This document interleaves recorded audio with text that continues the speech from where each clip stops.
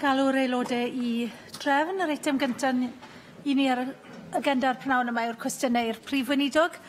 Dwi wedi cael gwybod o dan reol sefydlog 12.58 y bydd arweinydd y tŷ Julie James yn ateb cwestiynau ar ran y prif weinidog ac mae'r cwestiwn cyntaf gan Dai Lloyd. Diolch yn fawr, Llywydd. Am wnaeth arweinydd y tŷ ddatganiad am welliannau I wasanaethau cymdeithasol pobl hŷn yma yng Nghymru. Yes, older people with care and support needs deserve to have those needs fully met. That is why we've allocated an additional £10 million this winter to £10 million this winter to social services to drive service improvement and deliver better outcomes for older people across Wales. Diolch yn fawr am yr ateb yna. Nawr, yn naturiol, mae'n mynd i'r afael ag unigrwydd ac unigedd yn un o amcanion datganedig eich llywodraeth chi. Fodd bynnag, mae toriadau ariannol gan eich llywodraeth I awdurdodau lleol yn golygu bod cynghorau ar draws Cymru yn ei chael un fwy anodd diogelu gwasanaethau rheng flaen fel gwasanaethau cymdeithasol pobl hŷn. Da ni'n clywed am 2 canolfannau dydd, unigolion yn gwynebu taliadau uwch am wasanaethau, gostyngiadau yn y ddarpariaeth pryd ar glid a lleihad mewn gwasanaethau cyfeillio. Pryd mae'ch geiriau cynnes chi felly fel llywodraeth ar fynd i'r afael ag unigrwydd yn mynd I drosglwyddo I ymrwymiadau cadarn ar ffurf arian un llywodraeth leol? Yes, well, the member makes a very important point, and that is why next year local authority social care services will receive an additional £50 million. 20 million of that as part of the local government revenue support grant, and the remaining 30 million as a specific grant from the health and social services budget. Specifically as well, we've looked at digital inclusion issues around older people, and we've announced a £6 million programme specifically to look at healthcare service needs to ensure that we do get better digital skills amongst older people, as there is definitely a role to play for digitally enabled citizenry in that regard. Jonathan Saunders. Llywydd. Leader of the House, concerns of recent reports from Betsy Cadwallader Health Board that one of the key risks to the delivery of their winter resilience planning is the ability to secure a sufficient number of domiciliary care staff, particularly over the Christmas and New Year period, to support the delivery of their own contingency plan is very worrying indeed. Now, we all appreciate the health and social care staff who work tirelessly to care for our nation and for those who put their own family life on hold over the festive period to staff our services. However, considering there are already workforce pressures in these areas, it is likely that the existing workforce will experience even greater pressure, which could have a direct impact on the quality of care people receive and of those delivering the care. Now, it is vital that services are staffed safely to support our vulnerable people at home and to reduce avoidable hospital admissions. What work are you doing, or your government, exactly with the Betsy Cadwallader Health Board and our local authorities to ensure that there is resilience built in these areas to ensure services are safely staffed across the festive period and that we do not see anyone actually falling through the net at this particular time of year? Well, as I just said, despite the austerity budget that we've had, the 9th year of austerity so far, we have been able to put an additional £50 million in, 20 million through the local government revenue support grant and the remaining 30 million as a specific grant from Health and Social Services in order to ensure the sort of resilience that the member discusses. We also, recently, the Cabinet Secretary made a statement on winter resilience in this regard, and we do work very hard indeed to make sure that, given the austerity that we've been suffering all this time, we have sufficient resources put in. That's why we fund health and social care at a higher per capita rate than England does, for example, for exactly the reasons that she outlined. Rhiannon Passmore. Leader of the House, last week the Welsh Government announced an additional £15 million of funding to help increase joint working between local authorities and health boards to support adults with care needs in their homes. Leader of the House, what difference will this additional money make to avoiding unnecessary hospital admissions, returning patients back to their homes and to aid the quality of life for carers throughout Wales? Yes, the member's quite right. That's exactly what the additional money is for. Just to give you 2 examples, in Western Bay, a £5 million investment has supported a range of intermediate care services.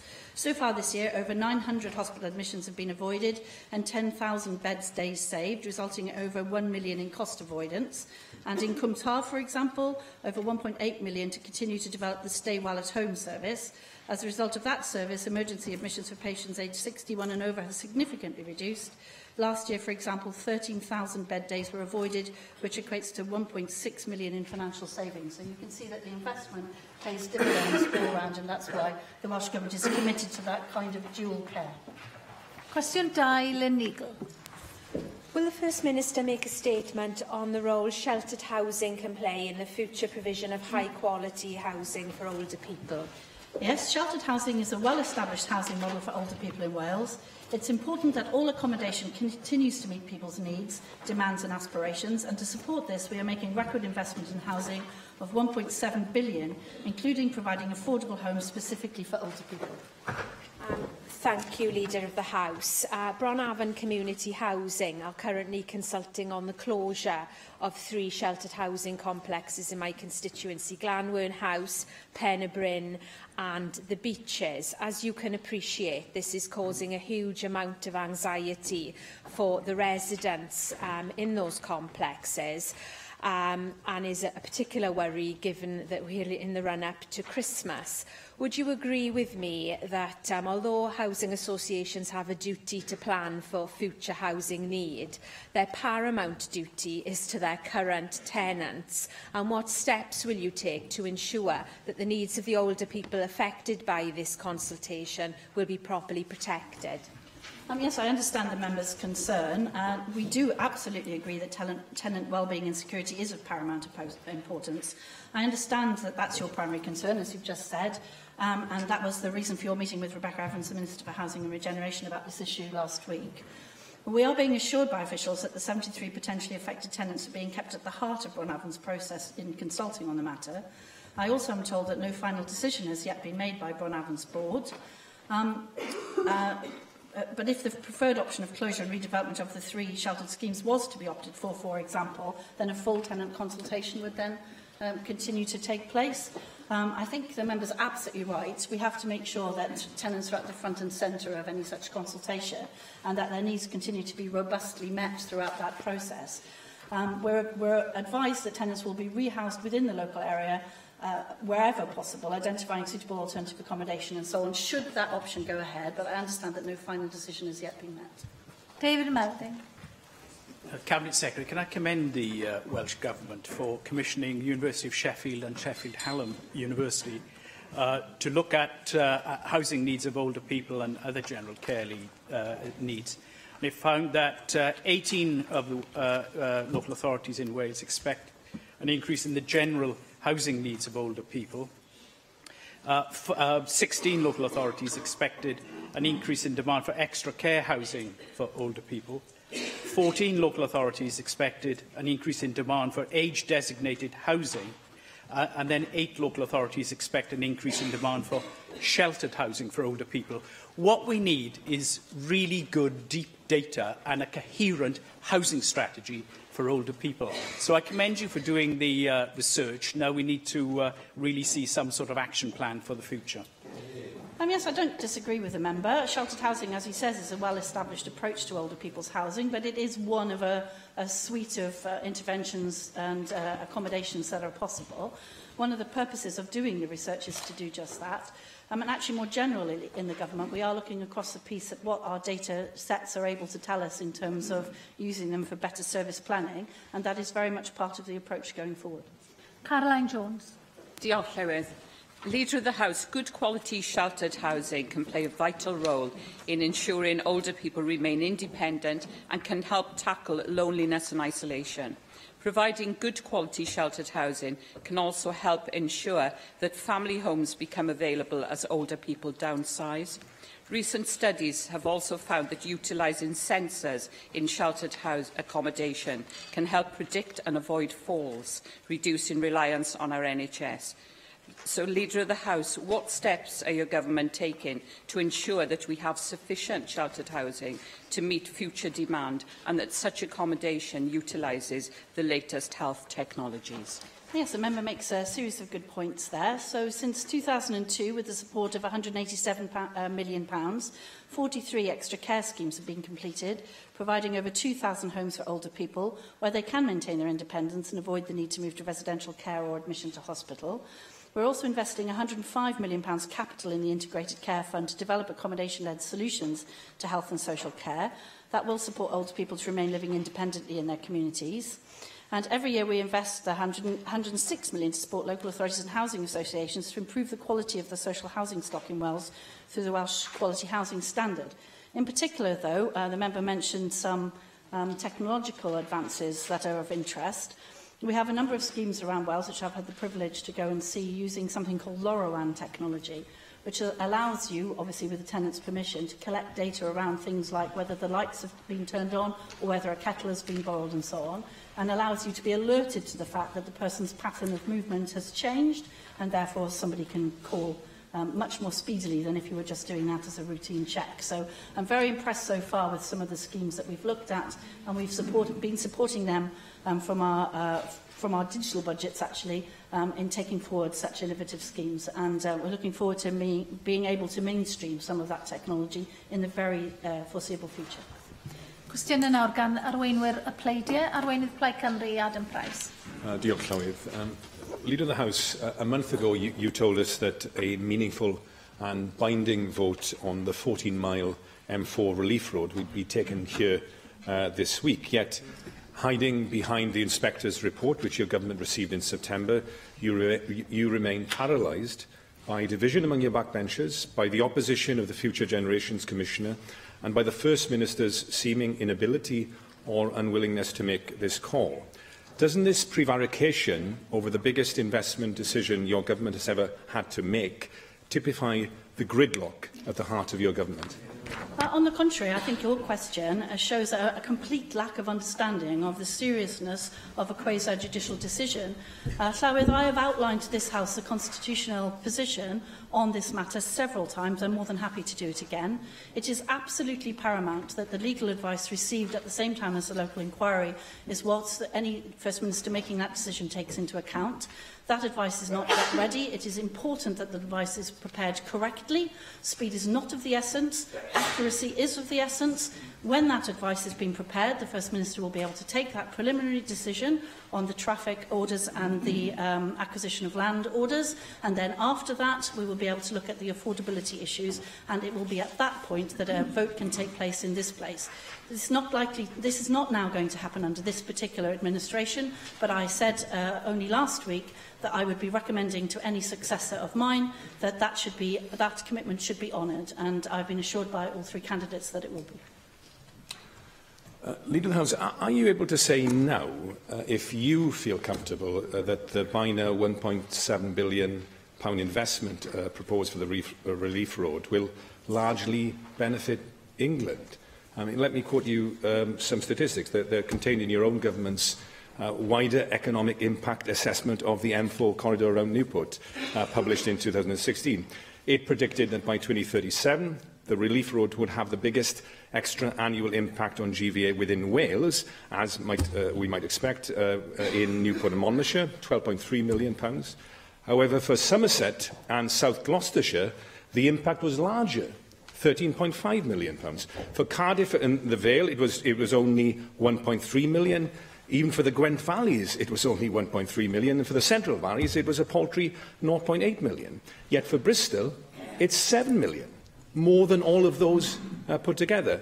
Are you proud that the biggest investment you will ever make, and for which Welsh taxpayers will be paying decades into the future for, by your own government's admission, will benefit England more than Wales? Well, as I said, this is not the point in time at which the Assembly should make any of its opinions known on those or any other issues. There is a process that needs to be gone through. There is a very strict statutory process for what can be taken into account in making the orders. I've outlined it, I think, ad nauseum, it's fair to say, Llywydd. I can do it again if you want me to. This is not the time to discuss the issues that the member raises. I don't know how I can make that any clearer. But, I mean, the decision that you're referring to is a planning decision. I was asking you simply whether you think it's right that we're saddling future generations in Wales, not just with a huge, massive negative legacy in terms of the environment, but whether we should actually be using our own money to give a competitive advantage to the nation next door. Now, Leader of the House, can I suggest a rather neat and exceedingly cheap solution to the whole problem? That's simply to partially close the Junction 26 High Cross interchange next to the Brynglas tunnels. This would mean closing the eastbound slip road and the westbound exit slip road. At one stroke, it's estimated this would reduce the traffic through the tunnels by as much as 40%. At the same time, we could use some of the money saved to help Newport become a less car-dependent city. Do you agree that an up-to-date study into this idea and indeed complementary changes to the road network south of Newport and, crucially, investment in our public transport network would be a good way out of the M4 impasse in which you are clearly stuck? So, again, I don't think we are at an impasse. We are at a particular point in a decision-making process which is extremely complex. The members pointing out some of the complexities. I have not seen the report of the local planning inspector.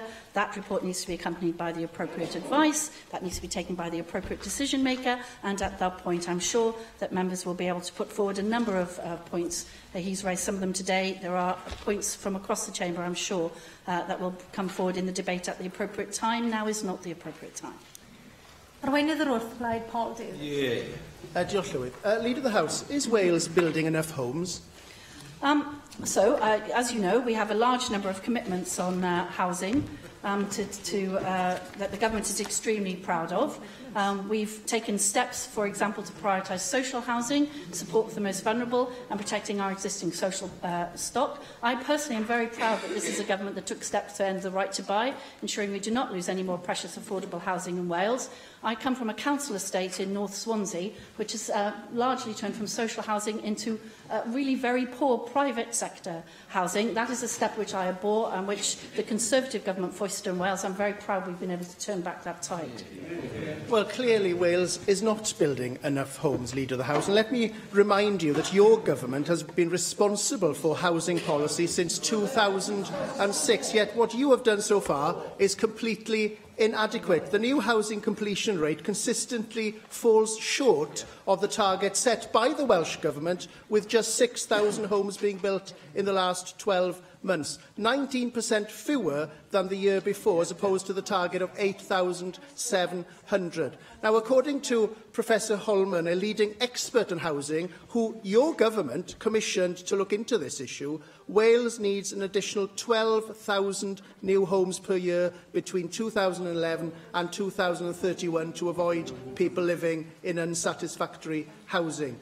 Now, in 2015, the Federation of Master Builders argued that Wales needs 14,000 more homes a year to keep up with demand. Whatever projection you take, it is quite clear that the Welsh Government is falling very, very far behind anything like an adequate rate of house building.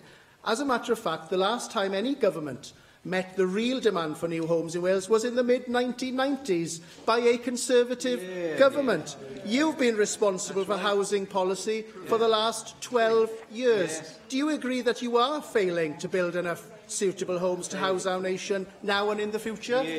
Well, I couldn't disagree with him more. We've been committed to deliver 20,000 affordable homes during this term of government, and we're confident this will be delivered in partnership with the housing sector. That investment includes our support for Help to Buy, through which our £460 million investment has thus far helped over 7,800 applicants to access home ownership. We recognise the potential of the SME sector to build more if they have access to the finance needed, and therefore the Development Bank of Wales provides £70 million for SMEs through our Property Development Fund and Stalled Sites Fund. I will say to him this, that if you think that the solution to building more homes is to have a bonfire of development control regulations across Wales, then I could not disagree with you more. And it's very obvious, if you look at the evidence, that your Tory colleagues on local planning authorities also agree with me and not you. Leader of the House, you're not just failing on home building, your anti-aspirational policy to scrap the right to buy has removed a vital rung from the property ladder for many families here in Wales. Even for first-time buyers, very few will actually benefit from your land transaction tax relief policy, because the average house price in Wales now is higher than the £180,000 threshold. You have failed to bring into use Wales's 27,000 or more empty homes, 4,057 of which are social homes, and you are failing to unlock the potential of Wales's small and medium-sized construction firms, with just 5 companies in Wales building 80% of our new homes. Now, yesterday, my colleague David Melding put forward an ambitious plan for home building here in Wales, to see 100,000 homes built over the next 10 years in Wales, to give the housing crisis the priority it needs by creating a Cabinet Secretary for Housing and Planning, and to scrap the land transaction tax for first-time buyers on properties up to £250,000. Leader of the House, will you now endorse these proposals and work with us to truly reignite house building and home ownership here in Wales? I read with interest the proposals. They seem to me to... The red tape that was mentioned therein is, of course, the precious protection for our green belts around our cities and our protection for our beautiful countryside. I do not think that scrapping planning and development control is the way forward. I do think, as I said, that maximising the number of homes that can be built through investment means access to decent finance, which your government at the UK level has singularly failed to be able to deliver through any of the means that they've tried. I do also think that it didn't mention anything about social or affordable housing, no surprises there. I can tell you now that the large majority of people who bought their own homes, certainly in the area I come from, are now in the hands of private rented landlords. That is not a route onto the housing ladder. That is a route down into poor housing, poor quality housing, which this government has fought very hard to maintain throughout the sectors. And I don't think you're on good grounds here, because a government at UK level that failed to say that houses should be fit for human habitation is not a good look on any party. Arweinydd Grŵp UKIP, Gareth Bennett. Diolch, Llywydd. A few weeks ago, I tasked the First Minister with some questions on the issue of working from home. I think it's a valid issue for us to be talking about here in the Assembly, because there is the ever-increasing problem of congested roads, which of course was part of what Adam was talking about earlier. So we do have to look at ways of getting traffic off the roads. Now, you have a personal input into this, Leader of the House, in your role overseeing the digital broadband rollout across Wales, although of course you're here in a different capacity today, I understand that. But thinking about those things, are you optimistic that your digital broadband rollout could lead to much greater numbers of people being able to work from home in the near future? Yes, absolutely. We've got super-fast broadband to over 733 premises across Wales. That's broadband over 24 megabits a second for around 60,000 of those, and over 30 megabits a second for the vast majority. The average speed in that rollout is around 80.5 for fibre to the cabinet, and up in the 300s for fibre to the premises. Wales now has the largest penetration of fibre to the premises properties anywhere in Western Europe. We have a good strategy for getting out to the remainder of those, the remaining properties, including our excellent community strategies, one of which has just won a pan-European award for the community effort that they've put in, backed by the Welsh Government's ultra-fast voucher scheme. So a simple answer to his question is yes, I'm very pleased that the broadband rollout is happening. It needs to be accompanied with rather more than just the infrastructure, though, and we follow it with a business exploitation programme, which has been hugely successful in getting SMEs to exploit the connectivity that we've provided to them. And a recent report by a well-known university of ours shows SMEs very starkly the difference in their bottom line if they take full advantage of that new access, and if they don't. And we have a business exploitation programme specifically to allow that. We've also been pushing via the Fair Work Commission a series of 21st century working practices based on outputs and not hours worked, and those will all contribute to people being able to work more frequently from home. There are a range of other measures that can be put in place to assist people to work from home. I think the Llywydd is going to be impatient with me if I start to enumerate them here, so it would take me about an hour. Well, that sounds encouraging. I may give you another opportunity. Now, obviously, as the point you made was, of course, not just infrastructure. So I was glad to hear about your business exploitation programme. Now, thinking specifically about the issue of getting companies to encourage more flexible working, and particularly working from home, are there ways in which you believe the Welsh Government could be offering incentives, such as financial incentives, for instance, to companies in Wales to encourage more working from home? Could the Government set targets for this and offer incentives to companies to reach those targets? Yes, we've explored all of those options for 21st century working as part of our economic action plan underneath our Prosperity for All overarching strategy. We're in close communication with a large number of our anchor and regionally important companies around different working practices. I have to say I've seen some excellent examples of that around Wales, and we have some real flag wavers for that kind of practice. We also have a scheme for the Welsh Government of distributed offices and working from home. We've invested a considerable amount of money in modern IT kit to enable that, and I'm very pleased that in this we're a very serious role model.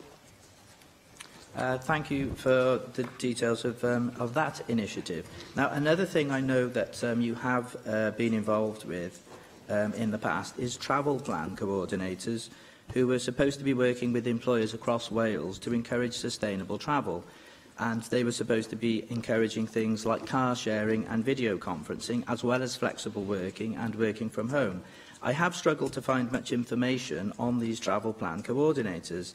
There does seem to be a lack of information in the public domain on the success or otherwise of this scheme so far. So could you do anything to enlighten us on this either today or, failing that, perhaps on a date in the near future? Yes, we're looking at regional coordinators across Wales to work with clusters of companies to make sure that we get the best economic impact for Welsh Government spending and indeed for the spending that the companies themselves put in place. And that has a range of items associated with it, including, for example, for some tourist industries, sharing back office functions, because it's clear that an HR function is very difficult to sustain in a lifestyle company. So we've had extensive conversations around Wales with different clusters of companies about taking forward 21st century working practices. I'm happy to provide the member with more. If he wants to write in and tell me exactly what he wants, I'm happy to provide him with more information. But there are a very large range of initiatives in place. Question 3, Mark Reckless. Will the First Minister make a statement on the timetable for making a decision on the M4 relief road?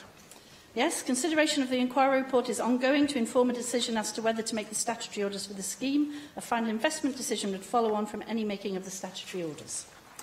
But consideration isn't ongoing by the First Minister. You refer to his following a strict statutory process, but where in that statutory process does it say that the inspector's report should be intercepted by lawyers and officials in Welsh Government and withheld from the First Minister for a period now of 2 to 3 months? Doesn't that suggest there is something wrong with this process? The statute requires the First Minister to take the decision and to do so on the basis of the inspector's report. Why has he not done so? Because, as I've said ad nauseum in this chamber, we are awaiting on the legal advice to go with that to ensure that we get that process accurate. Timing is not of the essence here, accuracy is. I really don't know how I can make this any clearer. I've repeated it until, well, I can't believe that anybody hasn't heard me saying it. So there is a process we're in. We need the legal advice to go with the inspector's report. When that legal advice is correct and accurate to the satisfaction of the lawyers giving it, it will be put to the decision maker to take the decision, taking into account relevant considerations and not taking into account irrelevant decisions. I've said this. I don't, Llywydd, know any other way of making it any plainer. Rhina Biorwerth. O ystyried eich bod chi'n teimlo nad oes lle gan y Llywodraeth ar hyn o bryd i wneud unrhyw sylw ynglyn â yr oedi, ydych chi'n gallu gwneud sylw ynglyn ag unrhyw waith mae'ch swyddogion chi'n gallu gwneud y tu ôl i'r llenni fel petai tra ma'n oedi mwyn edrych ar atebion amgen? Well, I don't think there is a delay. I think they are going through the process. When the process is complete, the process is what it is. People can use all kinds of emotive language around it, but in the end, we're in a very quasi-judicial process. It inexorably takes its time to get there. I just do not know what else I can say to make that more plain. Question 4, Mick Antonin. Will the First Minister make a statement on the regeneration of Pontypridd Town Centre? Yes, the First Minister recently visited Pontypridd and witnessed the significant progress being made in regenerating the town. These are important town centre schemes which continue to benefit from Welsh Government support and investment. Well, thank you for that answer. I mean, over the past few years, Welsh Government resources to enable the Taffrog precinct to be purchased, support for the business bid in Pontypridd Town Centre to allow the regeneration of businesses and give them a greater say in the operation of the town. The work with the European funding, the Lido, the pedestrianisation, the bypass, and crucially, I think, the decision to move Transport for Wales in there. The town is now regenerating at a pace, and there are further plans for that regeneration. Now, it seems this is partly based on the actual partnership of Welsh Government, the local council and local representatives working together for regeneration. Now, bearing in mind the issue around the regeneration of our town centres, what lessons do you think there are that can be learned from the way in which Pontypridd is now regenerating, beginning to become a very vibrant modern town with all sorts of new businesses and opportunities for other towns in Wales? Yes, I think it's an excellent example. I had the privilege of being there when the first bulldozer arrived on site with the member himself, and we had one of those delightful photographs, Llywelyn, where we're all wearing unsuitable PPE for the purposes of the photograph. The member, I'm sure, looked lovely in it. It's not a good look for myself.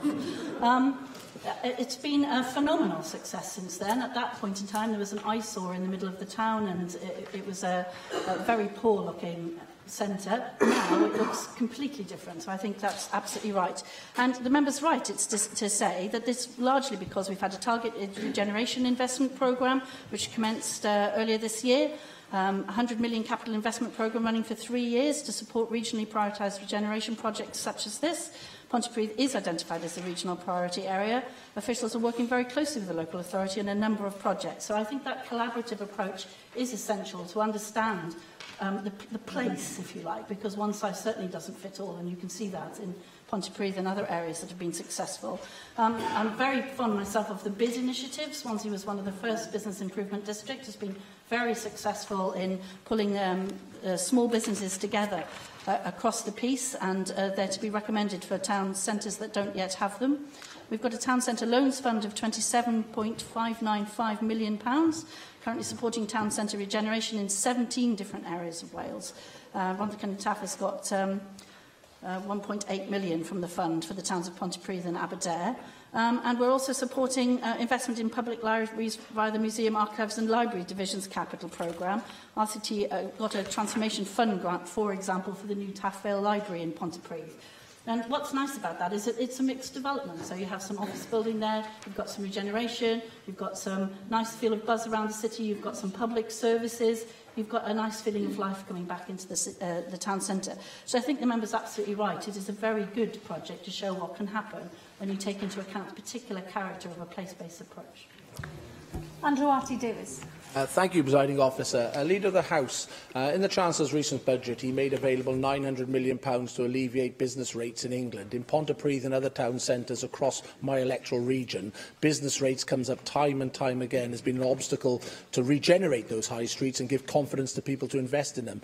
The Chancellor's initiative of £900 million will see businesses with a rateable value up to £51,000 benefit from this money over 2 years.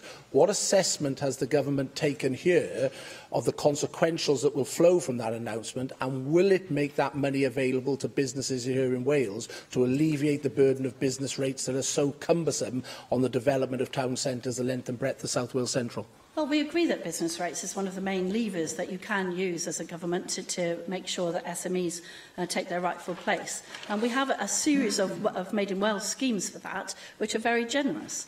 And I don't think that one size fits all. So what we need to do is look in Wales, as I say, at a place-based approach. And we need to give local authorities the discretion to ensure that the rateable regime in their area fits the place that they're looking at. So, for example, what might be okay in the centre of Cardiff or Swansea will certainly not be okay in Taff Vale or Pontypridd, just to use two examples. And so I'm very keen that we look to see what discretion we can have in the rate system in order to build the place-based approach that we know works.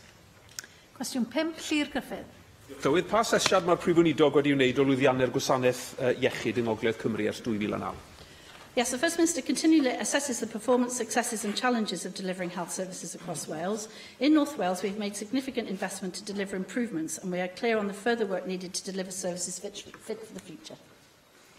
Wel, gobeithio'ch bod chi'n glir ynglyn â'r hyn sydd angen ei wneud, oherwydd mae'r gwasanaeth mewn mesur arbennig yn diwy, ers be ryw dair mlynedd a hanner erbyn hyn, o dan reolaeth uniongyrchol yr ysgrifennydd cabinet. Yn y cyfnod yna, ni wedi gweld sgandal tawel fan ar gwasanaethau iechyd meddwl yn y gogledd. Ni wedi gweld sgandal C. difficile a nifer o bobl yn marw ar cyflwr hwnnw yn ystod y cyfnod. Ni wedi gweld ysbytai cymunedol yn cael. Ni wedi gweld y gwasanaeth argyfwng ar ei luniau ar draws y gogledd. Ni wedi gweld argyfwng hefyd mewn gwasanaethau meddygon teulu, ac ni wedi gweld y Llywodraeth yn tîn droi am ry hir o lawer pan mae'n dod i hyfforddi rhagor o ddoctoried a nyrsys. Felly gyda record fel yna, pam dyle bobl Gogledd Cymru gael hyder yng ngallu'r Llywodraeth yma i gynllunio'r gwasanaeth yma nhw'n ei heiddi?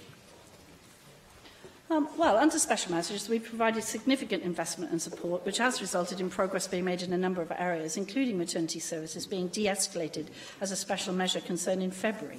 There's been continued investment to ensure improved access and healthcare for people across North Wales.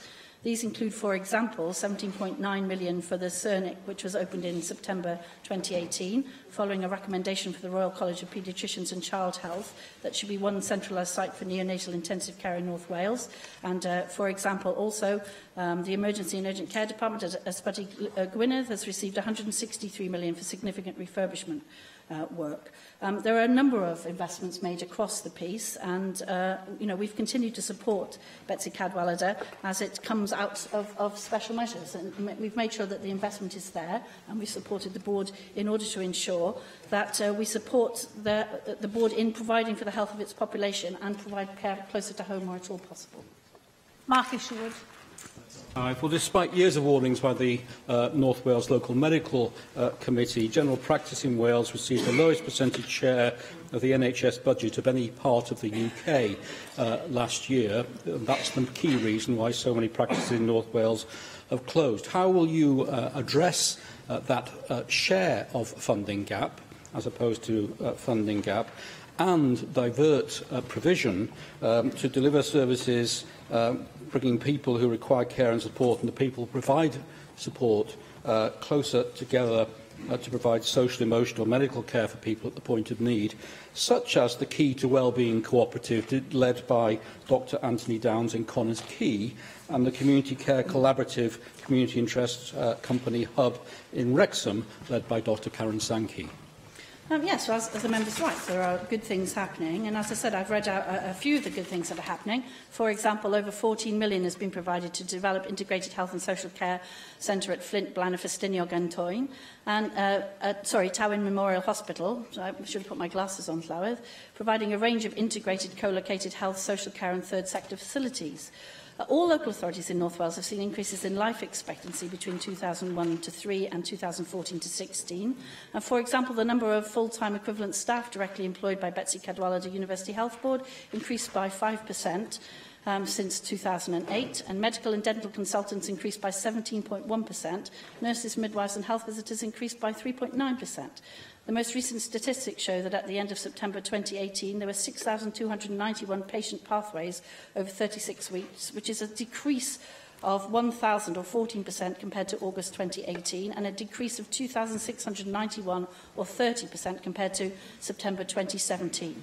So we're headed in the right direction, and the support is clearly making a significant difference.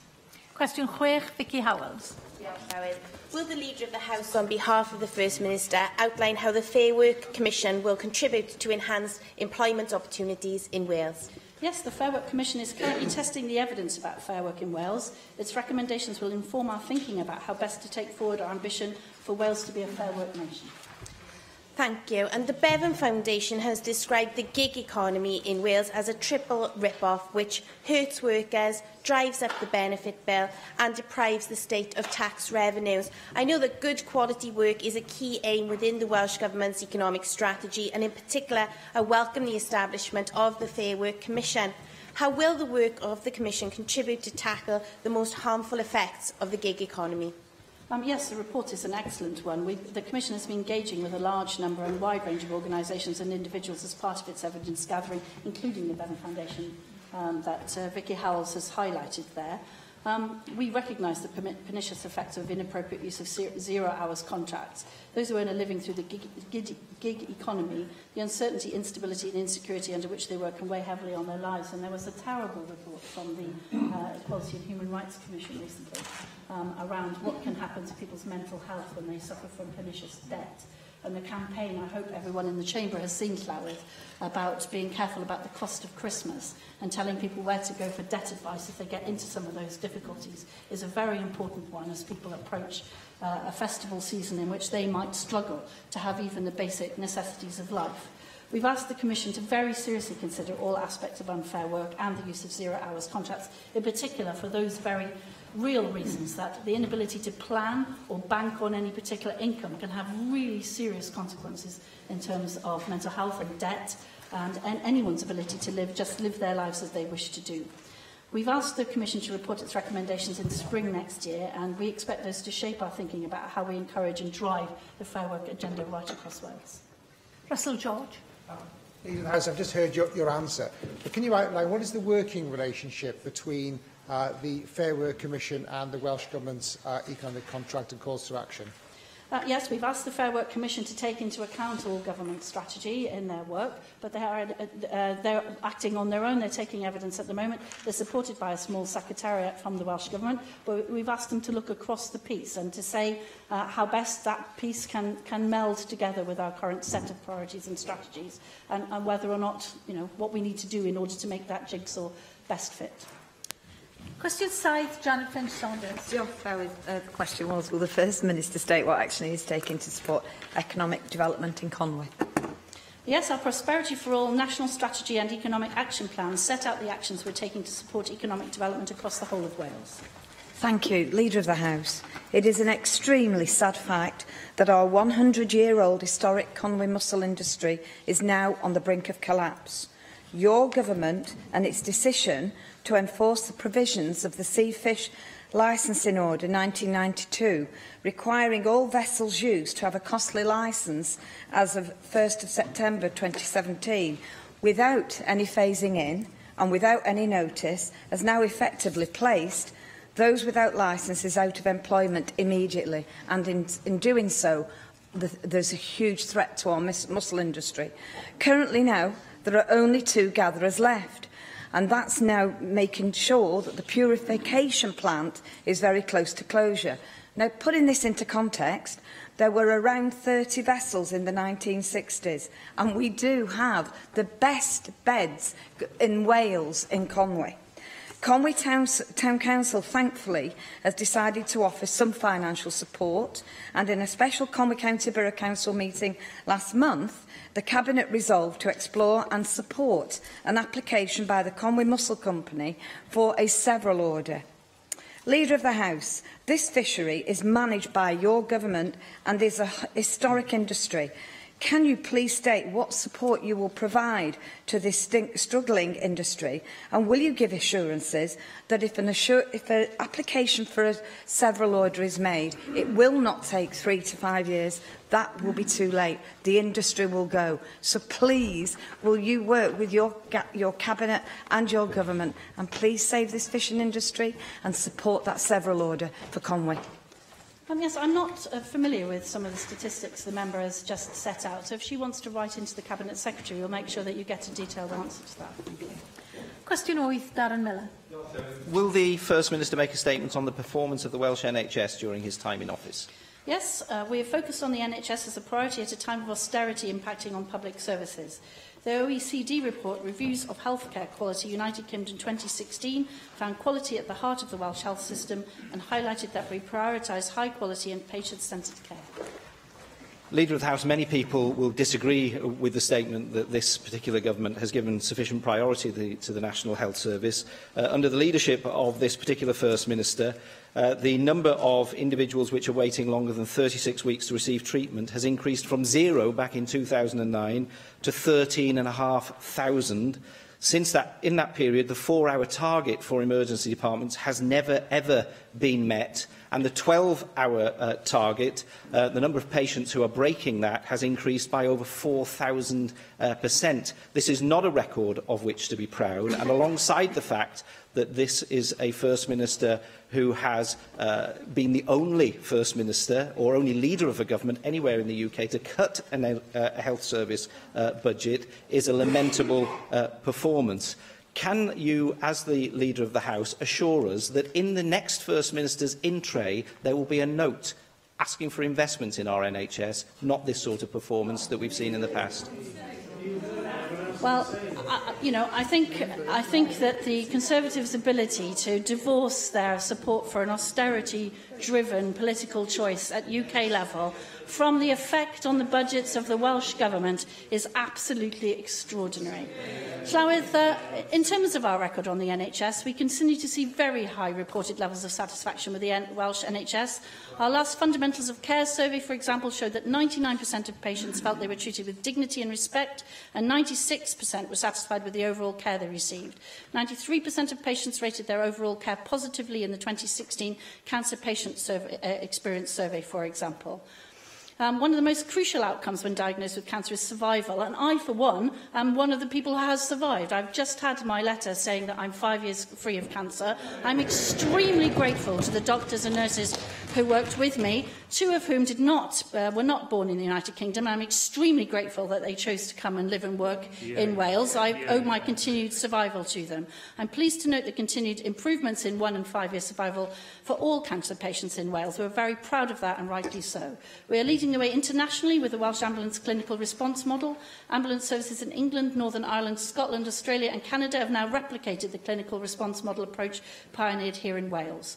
More people are starting the treatment they need within the target time. Over 86% of patients have been waiting less than 26 weeks for treatment in September 2018, 3.2 percentage points higher than September 2017, for example. The number of patients waiting over 36 weeks on an RTT pathway is 31% lower in September 2018 compared to September 2017 and 52% lower than the high of August 2015. On its own measures, England is reporting its worst waiting time on record. 18-week performance in England in September 2018 was the worst on record. Over the last 3 years, we've invested an additional £130 million to significantly cut waiting times across the country. We continue to lower our DTOC figures, lower than the historical levels ever seen in Wales. We've prioritised health spending to ensure the NHS in Wales and the wider care system have the resources necessary while planning for a long-term and sustainable future. Investment in the NHS Llywydd in Wales is at a record high. We spend more per head on health in England, with more staff than ever before, providing high-quality health care across all parts of the NHS. Over the last year, more than 1 million patients attended A&E departments across Wales. Despite pressures, in October, 8 out of 10 patients had access, treated and discharged from A&E departments within 4 hours, with a typical waiting time in October 2 hours and 18 minutes from arrival until admission, transfer or discharge. So I think we have every right to be very proud of both of our First Minister's record and as our record as a Welsh Labour government here in the last 9 years, and I look forward to the future government with great pleasure. Dai Lloyd.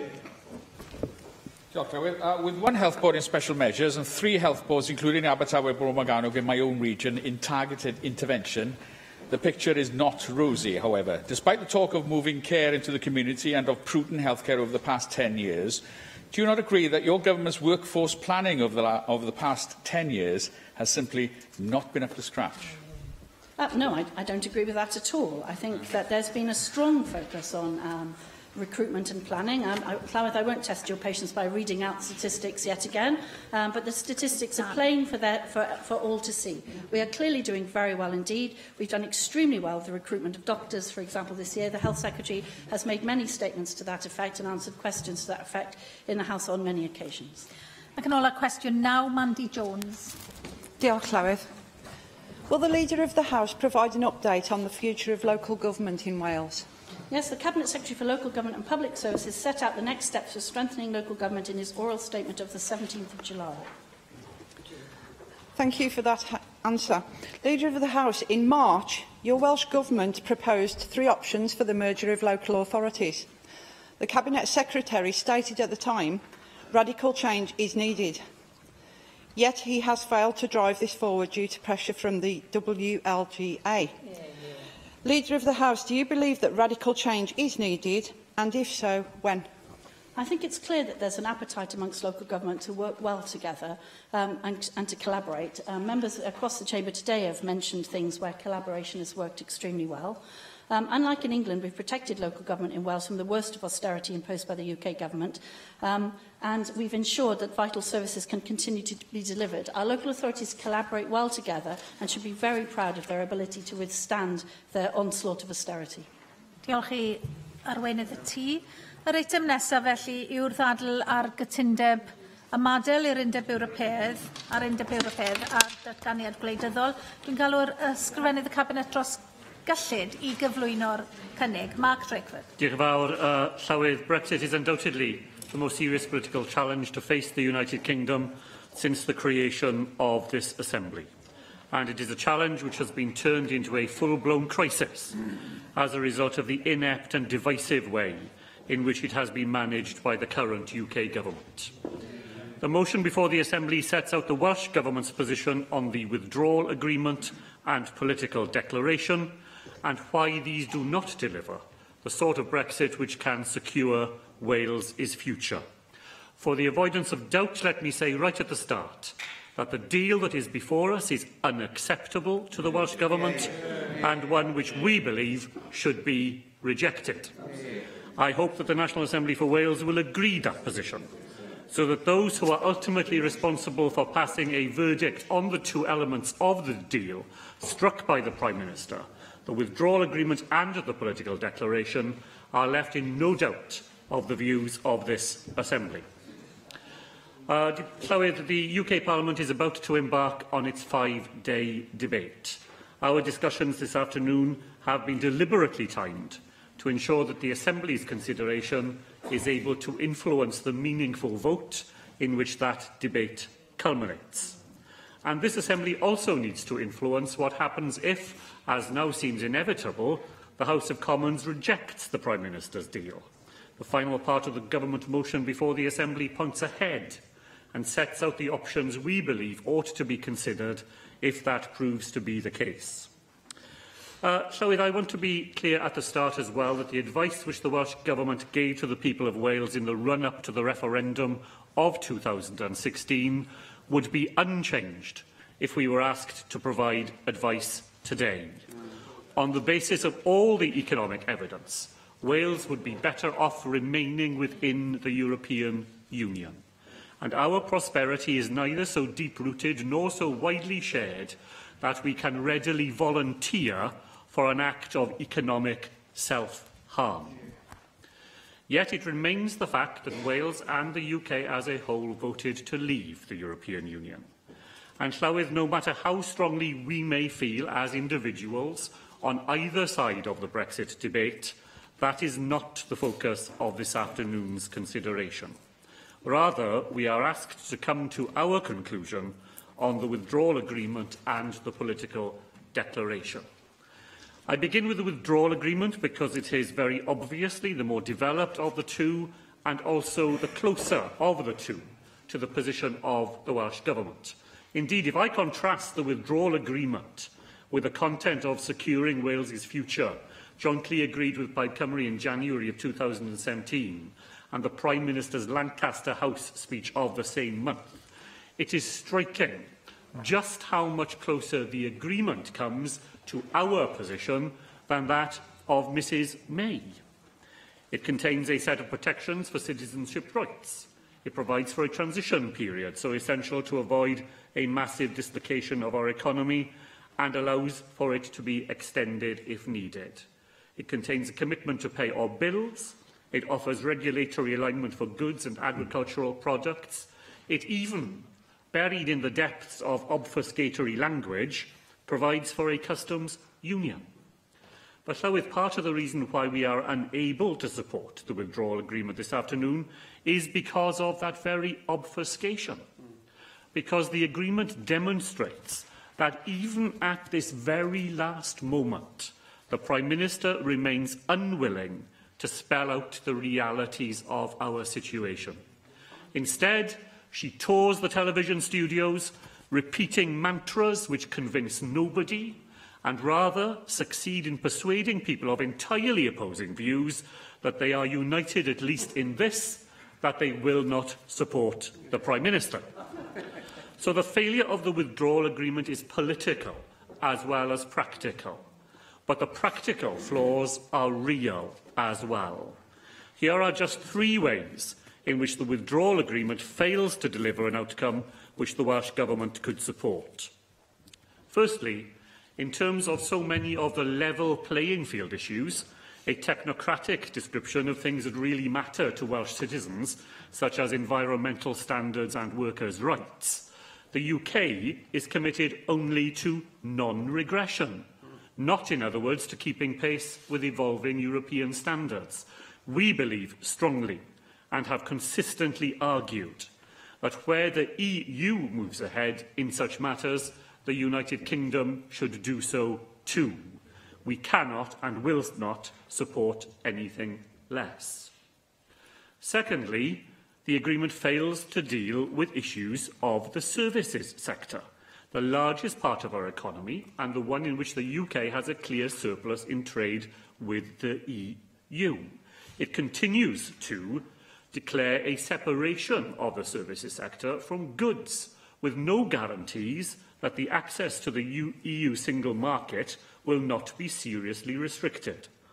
The withdrawal agreement perpetuates an unworkable distinction between goods and services that will damage Welsh businesses, and we cannot support it.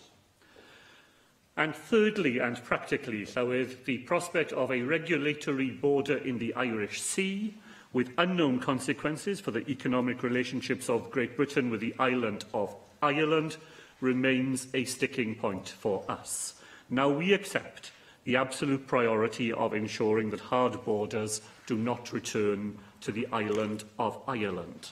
But the backstop, as it has been constructed, remains worrying and potentially injurious to Wales.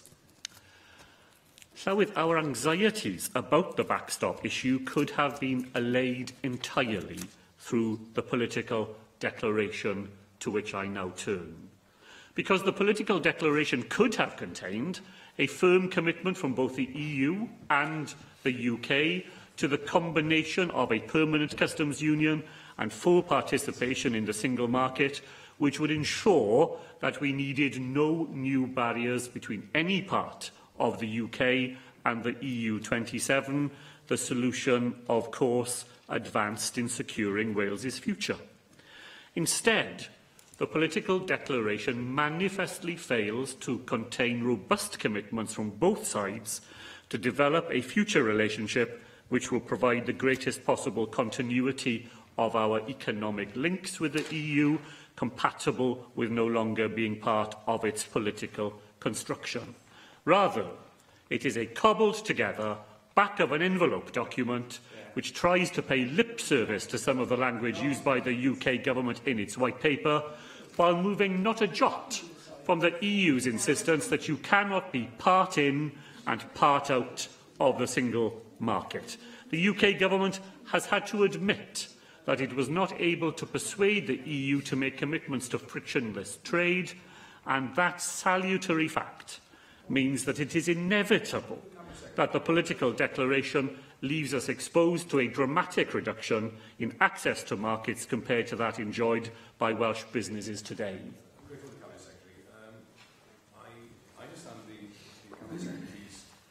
Favoured means out of the current impasse would be a vote of no confidence passing and a general election following. If that general election happens, will the Labour Party be committing to offering a people's vote? So I plan to return to those set of issues at the end of what I say, and I'll do my best to respond to some of the points the members made at that point in what I have to say. Will the Cabinet Secretary...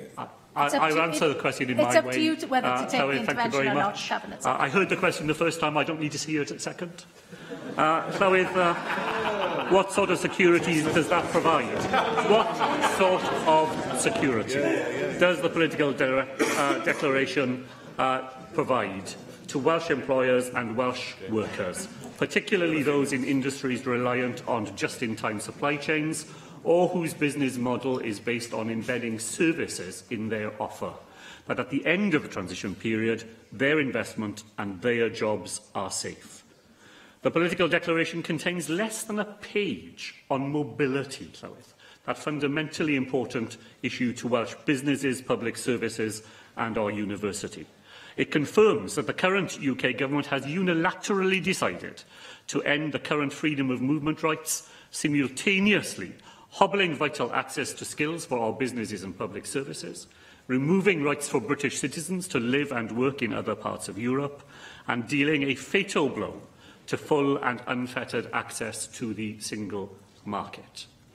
So if the withdrawal agreement has serious flaws, the political declaration would need to be rewritten wholesale if we as a government were to consider supporting its approval. Instead, the motion we have put in front of the Assembly this afternoon responds carefully and clearly to the rapidly changing circumstances in which we find ourselves. The second amendment, tabled by Plaid Cymru, basically covers the same ground as our own. There is little in it with which we might take issue, and we will not oppose it this afternoon. Let me turn now to what should happen if, as we believe it should, the House of Commons votes down the Prime Minister's deal. First of all, we entirely reject the Prime Minister's view that it is her deal or no deal. In our view, there are at least three credible ways in which such a position can be resolved.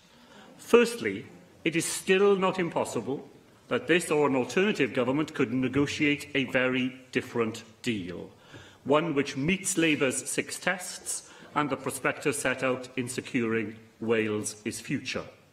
Then, like others, from Nicola Sturgeon to Arlene Foster, we would consider lending our support to a renegotiated deal, based clearly on full participation in the single market and a customs union. This is a form of Brexit, known today in the shorthand as Norway Plus, which would provide the long-term certainty our businesses and people need. Secondly, Llywydd, there remains the prospect of a general election, as Adam Price said. A general election would give a new government a clear mandate to renegotiate, to stage a second public vote, or, if today's opinion of the EU's Advocate General is confirmed, to withdraw the Article 50 notification. And thirdly, of course, there is a new public vote itself. I want to repeat the First Minister's clear assurance that this government would campaign vigorously for such a vote, should there be neither a general election nor a renegotiation, and that such a vote must have the option of remaining within the European Union on the ballot paper. But, Llywydd, we cannot support the third amendment in front of the Assembly, which seems to demand a people's vote in any circumstances, and which implies that it is the only future possibility, when plainly it is not. So, Llywydd, to conclude, I hope this National Assembly will send a clear message this afternoon that the deal which has been negotiated by the Prime Minister is unacceptable. It fails to meet the fundamental interests of Wales and the United Kingdom as a whole, and it should be rejected. Rwyf wedi dethol y 3 gwelliant i'r cynnig. Os derbyni'r gwelliant 1, caiff gwelliannau 2 a 3 i dad ddethol. Galwaf Neil Hamilton i gynnig gwelliant 1 a gyflwynwyd yn enw Gareth Bennett. Neil Hamilton. I agree but from a completely different perspective with much of what the Cabinet Secretary has just said. But we need to understand that the background to this is the result of the referendum, which was held 2.5 years ago. And without any kind of qualification, the people voted to leave the EU. They didn't vote to give the UK government a mandate to negotiate, nor indeed to bring back to them the terms of the results of that negotiation.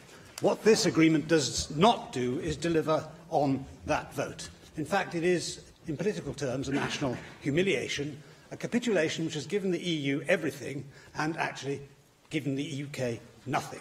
It doesn't take back control of our laws, take back control of our money, or take back control of our borders. As I've said previously, there is no rational explanation to what Theresa May has achieved, except some kind of deliberate sabotage strategy on her part, whereby in the 2 years allowed under Article 50 to negotiate a deal with the EU, we do absolutely nothing to prepare for the failure of those negotiations, the result of which is we now have a dog's breakfast of an agreement, so-called, with the EU, and a gun placed at our head saying, take it or leave it. And the take it proposal basically means that we don't leave the EU in anything other than a formal sense. Everything that the EU wanted out of these negotiations, it's got in the withdrawal agreement, which is legally binding. Everything that the UK might want is in the political declaration, which is not. And the transition period, which has been agreed under Article 32, keeps us in the EU for an indefinite period, because Article 32 says, in effect, that this agreement shall terminate in the year 2000XX. So there's no means by which we can extricate ourselves from this agreement without the EU's approval. It leaves us with no voice, no vote, and no veto in the EU. Theresa May has achieved what I think anybody would have thought at the start of this process was the impossible of producing an outcome which is even worse than staying in the EU itself. It consigns the United Kingdom to a period of purgatory when we will have to try and expiate our anti-federalist sins at the EU's behest, whilst actually achieving nothing in practical terms from leaving the EU. This negotiation has been completely bungled, and the best outcome now that we can expect is that on the 29th of March next year, I hope that this agreement will be rejected by the House of Commons. We leave the European Union, not without a deal, but on the same terms on which we deal with the rest of the World Trade Organization's terms. Once the protocol to this agreement is in force, it is quite clear that the UK cannot leave except by a joint decision of the UK and the EU. And why would the EU want to put us in a position where we can leave at that point? Because they will have locked us into a permanent arrangement with them, whereby they have free access to our markets, and of course reciprocal is that we have free access to theirs, but the imbalance in trade is £95 billion a year in the EU's favour. But on the other hand, we give up our right to negotiate trade agreements with the rest of the world, which is one of the great advantages of Brexit in the first place. 85% of the global economy is outside the European Union, and it's the rest of the world which is growing, whilst the EU is sclerotic, and with another euro crisis in prospect in the course of the next year or so, then the problems of the European economy are going to become even greater. All that the European Union has agreed to in these negotiations is to use its best endeavours to negotiate a permanent trade agreement with us. But why would they want to do so? The transition agreement provides that any permanent trade arrangement that we have with the EU shall be based upon the existing single customs territory. So that even if we were able to arrange a deal with the EU, that would in itself preclude us from doing deals with the rest of the world, because an essential element in any free trade agreement is that it provides for free trade between goods which are made, produced in the two contracting parties' countries. And then there are rules of origin rules which are to apply to avoid third-party countries getting around trade agreements by routing their goods through a territory and that they are entering without the normal restrictions if there isn't one. So the consequence will be that, as Article 24 of the GATT agreements requires rules of origin arrangements where information is collected about the origin of the goods that are passing through, then we won't be able to satisfy any other country in the world about the origins of the goods which we are selling to them. And that undermines the very principle upon which free trade agreements are based. So, if there's a dispute that arises about the meaning of the agreements that the government proposes. How is that going to be decided? Well, there's going to be an arbitration panel that is set up, but under Article 174 of the withdrawal agreement, the disputes are ultimately settled not by the arbitration panel itself, but by the European Court of Justice. And the consequence of that is, in effect, that the control of our laws will continue to be at the behest of the European Court of Justice. And Karl Baudenbacher, who was the president of the Court of Justice of the European Free Trade Association, EFTA, says that this is not a real arbitration tribunal. Behind it, the ECJ decides everything, and this is taken from the Ukraine agreement. It's absolutely unbelievable that a country like the UK, which was the first country to accept independent courts, would subject itself to this. So this is vassalage in its true sense, whereby we have to take the rules and regulations which are decided by the European Union, and we just have to abide by them. We have no voice or vote in how they are made. And I didn't argue. No, I said I argued for a free and independent sovereign Britain whereby our own elected representatives, like we are in this place, should make our laws. And we don't just become rule takers by the EU, which is not only able to direct the terms upon which we trade with them, but also the rules under which we trade with the rest of the world. That is the reverse of Brexit. That is the reverse of what the people voted for in June 2016. When we went into the common market back in 1973, it was presented as purely a trade deal. It was not presented as part of a journey to a federal, centralised European superstate, which is the journey that we are still on. Angela Merkel was talking only 2 weeks ago about a European army, and that's, of course, a very dangerous prospect indeed. And there is significant opposition within the Federalists to NATO as an institution. They want to become a big player themselves on the world stage. That is something which could never be acceptable, in my view, to the United Kingdom government, but ultimately, we would have no control over it.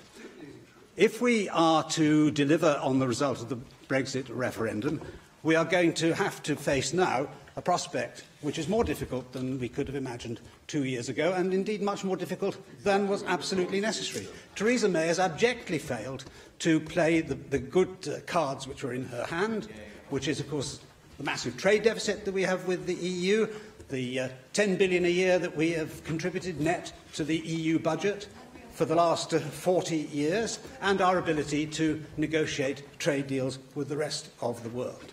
If she were a bridge player, then she's deliberately chosen to be the dummy in these negotiations, laying out her cards on the table for others to see, whilst the EU has played its cards close to its chest. What she has done in this trade agreement is not to throw out the baby with the bathwater, but actually to throw out the baby and keep the bathwater. Galwaf ar Steffan Lewis I gynnig gwestiynau 2 a 3 a gyflwynwyd yn enw Rhun ap Iorwerth. Steffan Lewis. Diolch, Llywydd, and I only wish that the Cabinet Secretary's rhetoric in his opening remarks were reflected in the motion, because Plaid Cymru had hoped today to be in a position where it could support a government motion on the withdrawal agreement and the political declaration. But I'm disappointed, therefore, that the consensus between our two parties from the time of the publication of Securing Wales's Future has not endured. Securing Wales's Future set out Wales's terms and conditions, if you like, in terms of what a future withdrawal agreement would have to contain to be acceptable. And, of course, it set out in great detail a vision for a future relationship between Wales, the UK and the European Union. It called for continued participation in the EU single market and customs union, and robust guarantees in respect of workers' rights, human rights, equalities legislation and citizens' rights. Theresa May's deal falls far short of these in every respect. I'm especially disappointed, though, that the government motion as presented does little more than note recent developments rather than suggests a particular view that the Assembly should take on those developments themselves. The motion makes 3 statements: that the withdrawal agreement and political declaration exist, that a transition period forms a part of the deal and that this will prevent a no-deal scenario, and that the Assembly will in future decide on whether to give our final consent to the withdrawal agreement bill. But the government claims that the transition period prevents a no-deal scenario is simply inaccurate. It's not true. What avoids a no-deal scenario is a deal, or remaining in the European Union. I wonder, was the motion meant to say that the transition period avoids a cliff edge exit, which of course would be true? But can the Cabinet Secretary please clarify what the government's thinking is on this point, because it's not clear to me anyway. The government is also incorrect to note that there will be, for certain, another opportunity further down the line for the Assembly to vote on the withdrawal agreement. Whether or not there is an LCM depends on the nature of the withdrawal agreement bill. So there's nothing for certain, nothing to say for certain, that this won't be our one and only opportunity today, this afternoon, to vote and to take a firm view one way or another on the withdrawal agreement. And that is why I urge members today to do more than simply note the existence of the withdrawal agreement and to say flatly that this National Assembly rejects it. Otherwise, Wales risks becoming the only legislature in the whole of the UK to offer implicit support to the withdrawal agreement, even though, as the Welsh Government motion explicitly points out, Wales is not mentioned once in the 585-page document. The Welsh Government motion then goes on to state that the political declaration falls short of the model future relationship set out in securing Wales's future. Although it's not clear, it appears to me from the wording that the government would be willing, under some circumstances, to consent to the withdrawal agreement if changes are made to the political declaration. But again, that didn't seem to tally with what the Cabinet Secretary said in his opening statements. So can he clarify whether, again, I've misread the motion, or whether there's been a change of view, or what exactly the position is? Are there circumstances where the withdrawal agreement would have the support of this government, provided the political declaration is changed? There is no change, as far as Plaid Cymru is concerned, that can be made to the political declaration, which would make the withdrawal agreement any more acceptable. The withdrawal agreement is what it is. It takes Wales out of the single market. It takes Wales out of the customs union. It takes Wales out of EU programmes. It doesn't guarantee workers' rights, and it has the potential to be hugely damaging to the Welsh economy. Llywydd Plaid Cymru's first amendment replaces the observance of facts or perceived facts and in their place provides for this Assembly an opportunity to take a clear position if it chooses to do so. It rejects both the political declaration and the withdrawal agreement because they fail to deliver on the commitments set out in securing Wales's future. It also calls on the UK Government to seek membership of the EU single market and EU customs union, and it calls for the extension of Article 50. Article 50 could be extended in order to negotiate a different Brexit arrangement whereby we stay in both the single market and customs union permanently, and if we were to do this, there would be no need to have a transition period where we'd be outside of the EU, needing to negotiate a new long-term relationship from the outside. I know that UK Labour's stance on the single market and customs union membership is that we should leave them both and negotiate a new deal, which of course is also the position of the Conservative Party. So I understand that some members may be unable to support our first amendment on that basis. But I hope members will seriously consider supporting our separate second amendment, which replaces point 6 of the government motion.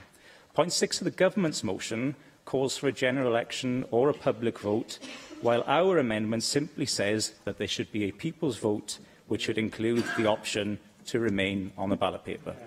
Last week, John McDonnell said that securing a general election would be very difficult, and I agree with him. It's impractical, and it wouldn't deliver a different outcome for people in Wales or across the United Kingdom, because both the leading parties in that general election would be campaigning for a UK withdrawal from the single market. So we still have the parliamentary impasse in Westminster that we have under this shoddy government now. There is now growing support across the political divide for a people's vote, and much of that is because Parliament simply cannot sort this out. Only a fresh referendum can end the political impasse. So I'm genuinely hoping an amendment for a people's vote will command a cross-party majority here today. Llywydd now and then, as parliamentarians, we are asked to search our consciences before casting votes on truly historic events and decisions. My conscience tells me that the deal on offer is so potentially damaging to the communities we are elected to represent that neither the withdrawal agreement or the political declaration deserve the support of this Parliament, and that they should not simply be noted, but they should be rejected by this Parliament. I honestly believe that allowing the people to decide the way forward from here is democratically sound and also essential if the political gridlock is to end in Westminster. So I ask members to support Plaid Cymru's amendments so that our Parliament actually expresses a position on these fundamental matters, and so that we can also clearly endorse the people's right to a final say. Paul Davis. Llywydd, the referendum on leaving the European Union saw passionate arguments and strongly held opinions on both sides. The decision to remain or leave saw families, communities, political parties, this chamber and indeed the country sharing opposing views.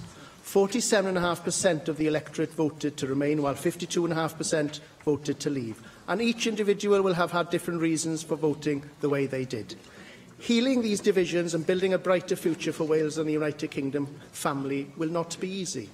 Reaching an outcome in negotiations which has the approval of 27 EU countries and which satisfies the conflicting demands of the 33 million voters who took part in the referendum is surely nigh on impossible. But Theresa May's job is not about satisfying both sides, leavers and remainers. It's about honouring the result of the referendum and securing the best possible deal for Wales and the UK as we embark on a new future outside the European Union. I believe the deal negotiated by the UK Government will honour the referendum result. It will bring back control over our borders and end free movement. It returns sovereignty to the parliaments of the United Kingdom. It will protect jobs, enable the UK to secure a free trade deal with the EU and enable the UK to strike trade deals with countries around the world. It will enable the governments of the UK to properly invest in our public services in the future, as we will no longer be sending significant contributions to the EU. We will be able to continue to maintain close cooperation with our EU neighbours on the fight against crime and terrorism, and it is a deal which not only protects the integrity of the UK, but strengthens it, with eventually more powers being transferred to the devolved governments, including here in Wales. Now, like all negotiations, it is a compromise, so I appreciate that it will not at the same time satisfy hardline Brexiteers and staunch Remainers. But I believe it is a deal that those who respect the referendum result can unite around. As a compromise, the deal may not be perfect, but surely it is better than the alternatives of no deal or no Brexit at all. If we fail to secure a deal with the EU, if we fail to secure a deal with the EU, we will crash out in March 2019, threatening chaos for our economy. Business leaders have already warned that the biggest barrier to economic growth right now is uncertainty due to Brexit. A no-deal scenario would only exacerbate that uncertainty, threatening investment, jobs and the household income of hard-working families. And it wouldn't be big business that would suffer most. It would be small and medium-sized businesses, the suppliers for larger firms, small manufacturers that export goods with skilled workers on average earnings. Their jobs could be put at risk.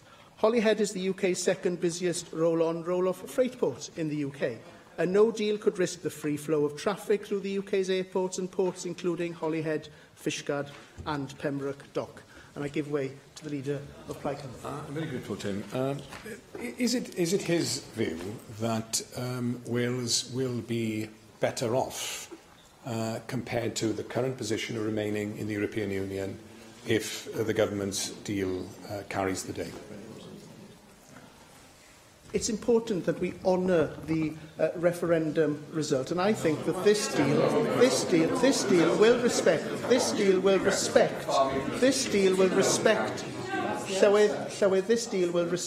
the referendum result, and at the same time it will enable our businesses to continue trading with the EU. Now, the Welsh economy is more dependent than other parts of the UK on exports to the EU. These businesses need certainty to plan for the future. Farmers too need certainty on the future of their industry once we leave the EU. John Davis, NFU Cymru President, said when he met the Prime Minister at the Royal Welsh Winter Fair, he said this: "I commended the fact that the deal she has agreed is as close as possible to the free and frictionless trade conditions for agricultural and food products that we have been lobbying for over the past couple of years." Unquote. Indeed, Glyn Roberts, President of the FUW, has also said, and I quote, "The withdrawal agreement agreed by the Cabinet and the EU contains more than 600 pages of details regarding what would happen during a 21-month period, and those pages contain many important assurances for agriculture and other industries." Unquote. It is therefore clear that the farming unions welcome this deal as a step forward in protecting our agricultural industry. The other alternative to this deal is no Brexit at all. Senior representatives of the EU have made it abundantly clear that this is the deal on the table and that no other agreement will be negotiated between now and the end of March next year. This is what the, no, I'm not. This is what the EU has said time and time again. And Brexit was in many ways a vote against the political establishment in Westminster and Cardiff Bay as much as in Brussels. For the establishment to respond to that vote by completely ignoring the will of the people would be a dangerous act. And as we get closer to the 29th of March 2019, the clock is ticking, and this is the only deal on the table. Will you take an intervention? No, I will not. The only two alternatives: either gamble with the jobs of the people we represent or ignore their decision to leave. Llywydd, this motion from the Welsh Government tells you all you need to know. You only really need to read the last 5 words: whether it wishes to remain. Wales was asked on the 23rd of June 2016 whether it wishes to remain, and the verdict of the people of Wales was clear. On a turnout of almost 72%, nearly double the turnout of past Assembly elections, over 850,000 Welsh voters voted to leave, the biggest popular vote for anything in over 20 years. 17 of the 22 Welsh council areas voted to leave, and apart from members representing Cardiff and the Vale of Glamorgan, every Labour Assembly member represents a constituency or region which voted to leave. Over half, the Plaid Cymru group represents an area which voted to leave. For our Liberal Democrat member, Powys voted to leave. Yet today, it seems to me that these members are trying to undermine democracy by seeking to overturn the referendums. I know you don't like it. The mandate. I can't hear the Leader of the Opposition. Oh, you're not missing much. You're not missing much. I want to hear the Leader. I want to hear the Leader of the Opposition. Thank you, Llywydd. The mandate for Brexit amongst the electorate is only surpassed by the Welsh popular vote for Tony Blair and New Labour in 1997. Of course, members will not be surprised that I was extremely disappointed by that election result in 1997, but I respected the mandate of over 800,000 voters in Wales, and certainly I did not call for that election to be rerun because I disagreed with the result. The irony, of course, is that Brexit has a greater legitimacy and a bigger mandate from the public than this Welsh Government, which it seems to me is trying to overturn it. Many Leave voters were motivated by a sense that they were being governed in part by a failing, distant, out-of-touch organisation that wasn't listening to them. Does that sound familiar to this Welsh Government? To seek another referendum to overturn the result of the first would only take us back to square one, but would betray the 17 million who voted to leave. It would ignore the will of voters in Blaenau Gwent, Bridgend, Carmarthenshire, the Rhondda, Wrexham, Newport and Swansea. And if a new referendum overturns the first, then should we have a best of 3 or even a best of 5 to make sure? The Welsh Government's motion also says that it should instead be focused on securing a long-term relationship which provides for participation in the single market and a customs union. But of course the Welsh Government knows full well that negotiating our future relationship with the EU will take place after March of next year. And extending the Article 50 period would harm our economy, bringing greater uncertainty and leaving businesses and employers in limbo. And to seek a general election now would be political self-indulgence at a time when our country needs its leadership to secure our country's future relationship with the rest of the world. Instead of trying to undermine the referendum result, the Welsh Government should be working with the UK Government to secure the best possible deal for Welsh farmers, to exploit potential investment and keep Wales at the forefront of research and development, and to maximise the opportunities for Welsh businesses to help make Wales a more prosperous country. Llywydd, the Brexit referendum was undoubtedly divisive. If this division and uncertainty goes on unchecked, it threatens our economy and public services. It risks distracting us from the bread and butter issues of public services which matter to the people that we represent. The people have spoken. The people of Wales voted to leave. It is time now for politicians to unite on that instruction, to honour the result of the referendum, to bring back powers from Brussels to Westminster and to Cardiff, and to deliver on the promise and the potential of Brexit. We need to bring an end to the division and uncertainty, and we need to carve out a new, brighter future for Wales and for the United Kingdom. Lynn Neal. Thank you, Llywydd. Can I be clear at the outset that I will be voting in favour of Amendment 3 in the name of Rhys ap Iorwerth and have received dispensation from the Labour Group to do so. Llywydd, I will not be voting to endorse in any way Mrs May's Brexit. Like many in this chamber, I represent some of the poorest people in Britain, and I won't vote for anything that makes them poorer, and that is what all of us know this or any other Brexit will do. It is an individual choice for every one of us, but at heart it is a fundamentally moral decision. I don't think anyone here, even people I disagree with about so many things, came into politics and public life to make people worse off. But if we vote to endorse Brexit, that is exactly what we will be doing. Some members may disagree, that is their right, and I respect them far more than anyone who says we have to vote for Brexit because of the previous referendum. No vote removes our moral culpability, and we should remember that and be brave, now more than ever. Llywydd, the debate on Brexit has been dominated by false choices. False choices which are too often exposed when it is too late to do anything about the falsehood on which they are founded. Falsehoods like we should vote for Brexit to bring £350 million a week to the NHS. Falsehoods like the claim that staying in the EU would put our borders on the edge of Syria and Iraq. Falsehoods like the idea that we held all the cards in the negotiations and that getting a good deal would be the easiest thing ever. All of those were empty claims made by people who should have, and in many cases did know better. Today we have another one, that we have to back the Prime Minister's deal or else we are staring into the abyss of a no-deal Brexit.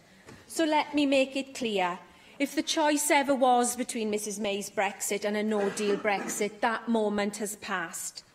The choice today is between whatever sort of miserable Brexit deal the UK Government, UKIP, the ERG, Ragtag and Bobtail managed to unite behind, and instead staying as full members of the European Union. Full members with all our rights, full members with a say, a vote and a veto, full members with the influence that a country like the United Kingdom can and should have, rather than being reduced to somewhere that has to beg for crumbs from Donald Trump's table. A people's vote is the way to settle this, and I believe it will come. Like a boulder that has been rolling down a great distance from the mountain top, we still cannot see it, but now everyone can hear its rumble.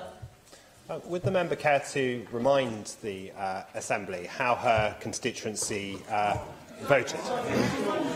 Yes, I'm absolutely well aware of that, but I'm also well aware that democracy is not a finite thing that freezes in time, and my constituents are worried about the future that is facing them with this deal. As a patriot, never afraid to be both Welsh and British and intensely proud of both, I will be arguing in the campaign to come for the only option that is right for our people, whether in the valleys of Gwent, the terraces of Cardiff or the farms of Ceredigion, to stay. To stay as a great country that is not afraid of its place in the world, to stay proud of our values of internationalism and openness, to stay true to our sense of self as a place where people matter more than ideology ever will. That is my Wales, my United Kingdom, and that is what I will be defending with my vote. I urge everyone in this chamber to join together to make a stand with the people against this Brexit mess. Adam Price. Diolch, Llywydd. I'm quite amazed by the way in which the leader of the Conservative Party is now dressing the clothes of his party up in the banners of the people. You know, this party that on almost every stage since the Reform Act of the 19th century voted against the extension of the vote is now apparently they voted against the extension of suffrage to women and indeed to adult men in 1918. Now they are claiming they are the People's Party. Well, I say the people certainly are not convinced by that any jot. Right? Look, when the Chartists march in favour of democracy, what was their sixth demand? The one that's never been met. It's for an annual parliament. Because they said the people have the right to change their mind. You know, to quote the economist John Maynard Keynes, when he was asked about changing his mind, when the facts change, I change my mind. What do? The people can see laid bare, right, the economic and social consequences that are going to come from your policy if your government is allowed to prevail. And I, for one, and others in this place, will not allow that to happen. And this is the call to this place now, isn't it? We're discussing moments ago in the excellent speech by Lynn Neagle, the call for us to make a stand. You know, parliaments are about binaries. You know, we have to plant our flag and decide where we are. At this point, one of the greatest decisions, one of the most significant decisions that is going to be made in these islands, that will cast its shadow for decades, calls for us to be clear and unequivocal. It calls for us to make a stand for the people and for them not to have this kind of economic dislocation thrust down their throats. What we're asking for is for democracy, is for the people to make the decision, because none of them voted for this policy that your government are now proposing. And I give way to the The people voted to leave the European Union. The member does not agree with what the people voted, so he's trying to reverse it. And unlike the Chartists, who expect that annual parliament to be installed before they were overturned, he wants to ignore what the people decided. I'm asking for the opposite of that. I'm asking for the people to cast their judgment on a policy which was never put before them, because there wasn't even a scintilla of information put in front of them in terms of what you're actually proposing. And what about those 16 and 17-year-olds then, that didn't have the vote, upon which this decision will cast a greater future, because it's their future that we're talking about? Don't they have a right to vote? Aren't they people as well? Will you deprive them of the opportunity to make their voice heard on the greatest decision that their generation has faced? Now, I will give way to the order. The member's making an eloquent case for having a second referendum, but was he in favour of the first referendum? And if we have a second referendum, why shouldn't we have a third, a fourth, a fifth, etc., on an annual basis? Well, look, you know, I've always been of the view that this should have been a two-stage process. I called within, I think, 36 hours for a second referendum. So I have been consistent about this, because it always should have been a two-stage process, because it was always going to be the case that the actual reality is not the unicorns of an impossible, undeliverable Brexit of fantasy, but the actual Brexit proposal that would never have been laid out in the first referendum. It wasn't. A whole host of different possibilities. Now we have a definite proposal, or whatever emerges from the mess that is Westminster at the moment, that should then be put to the people. And, you know, you yourself are against this deal as well. Well, surely the way out of the impasse is to go back to the people and ask for their final say. I appeal to members on the Labour benches. We need clarity at this moment. I mean, the problem with the government's position, to quote Jeremy Corbyn, this is a vague menu of options, not a plan for the future. It's commentary, not actually a policy. It's not enough to say, well, if not a general election, if not a renegotiation, then maybe a public vote. That's not what this moment is calling for. The government needs to rise to the level of events. We have a historic opportunity. It is in our hands. It's not enough to say either or. And I appeal to the Labour members on the backbenches because obviously not much hope. The government's position has been set in stone, unfortunately. We tried, by the way, to get a cross-party agreement. I've been trying at Westminster. That kind of approach is what will lay the foundations for success if we work together. That hasn't been possible here, and that's a great source of sadness. In the Scottish Parliament, the Scottish Government took a different approach. They went to the opposition parties. They managed to create a cross-party coalition around this issue, including the Liberal Democrats, the Labour Party and the Greens. That's the kind of approach which we need. That's the kind of approach we're trying to build at Westminster, a coalition against chaos. Unfortunately, we have a motion here which pleases no one. And unfortunately, we're not able to support the motion as it currently stands.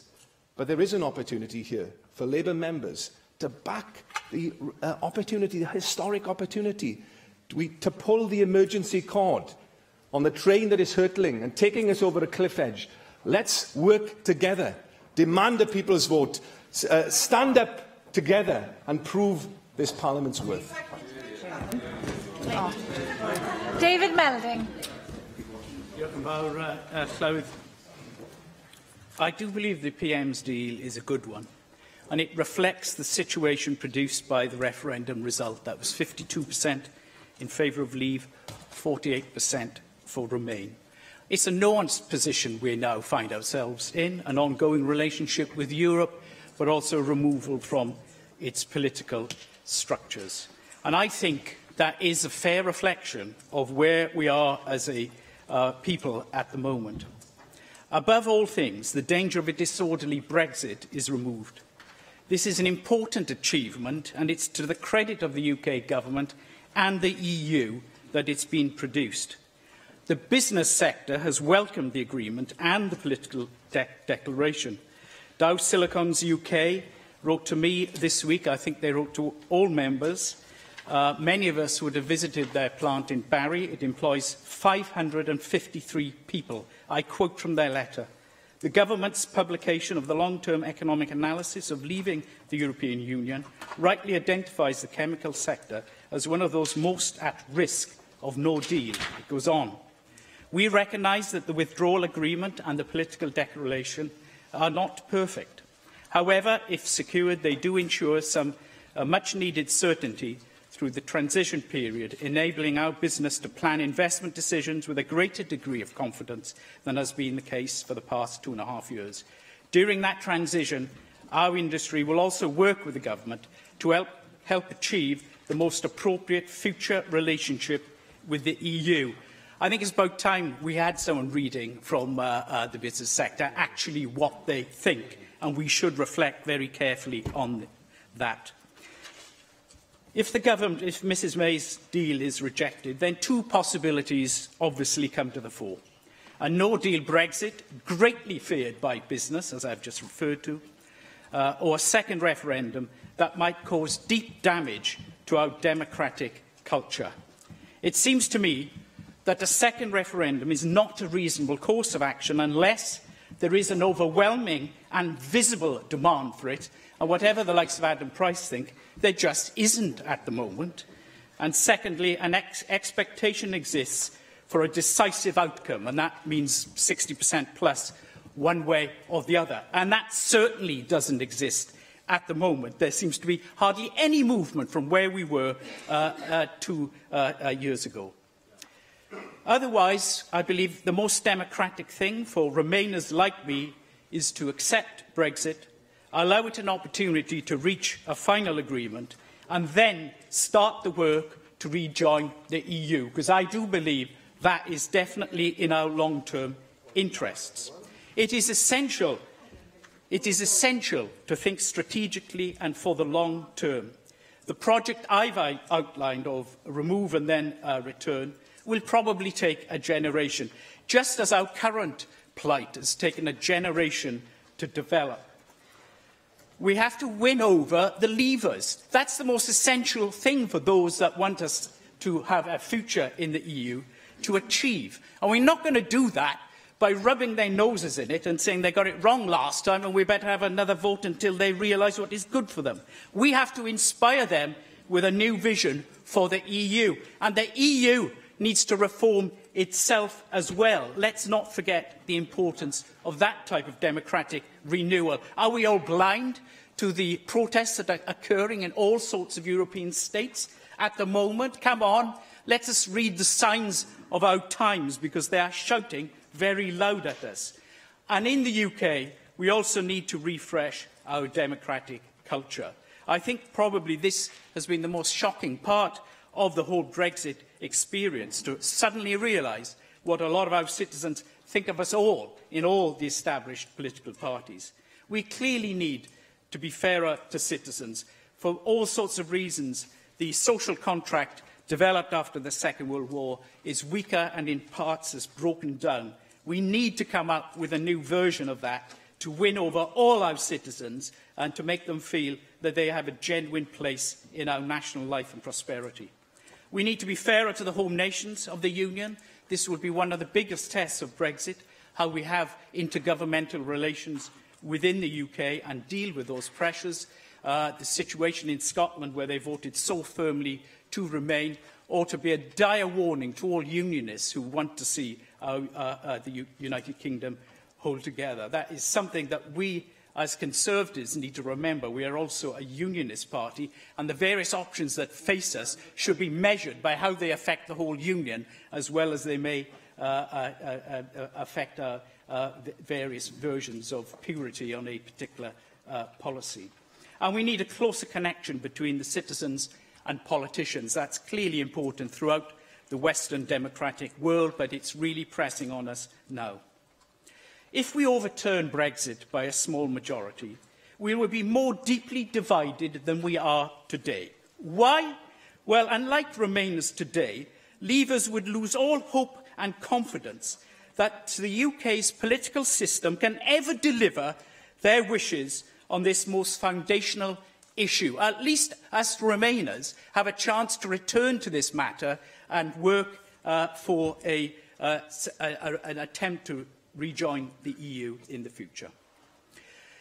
Even if the attempt to overturn the referendum result, even that attempt to overturn it, will shake the confidence many have in our democratic culture, I do warn Labour members that you risk an axial shift away from you in the valleys. If you go back to them, and I found Lynn's comments very powerful, but just look at the Liberal Party between 1918 and 1923 to see what can happen, how quickly it can happen. In many Western democracies, those who are most deprived vote for centre-right parties. They always have in great numbers in the Irish Republic. Look what's happened in Ohio, Pennsylvania, the states of the South. How many Democrats are elected for West Virginia at the moment? This is the sort of thing that you could be facing. And I say to fellow Conservatives who are not going to support Mrs May's deal, that we would risk losing support on the right if we force through another referendum. And we would probably see some form of strident English nationalism develop that would eat away at much of our core vote as well. I'm reaching the end of my... But I will take the... Well, very simple. Would you agree that you don't beat the far right by pandering to it? Well, you know, as a Liberal Conservative, I think that's been the mission of my life so far, so I certainly do agree with you. But I know that in a democracy, you've got to be able to accept a decision you profoundly, bitterly disagree with. That's what a democracy is all about. It's not about, you know, just having it easy all the time, or, you know, losing for 5 years, then your party gets back in, it alternates. It means sometimes you have to accept a decision that you profoundly disagree with. It's as simple as that. We had a vote. We knew the rules of the referendum. I believe they were quite flawed, but they had near unanimous support across all political parties, including the Liberal Democrats. Now is the time to accept the reality of our departure from the EU, however difficult it is for those of us who've seen Europe as so essential to our national prosperity. We need to move on, then we can get back in. Jane Hutt. Jo Clywyd, I'm pleased to take part in this debate as a member of the External Affairs and Additional Legislation Committee for the past year and chair of the Women in Europe Network Wales.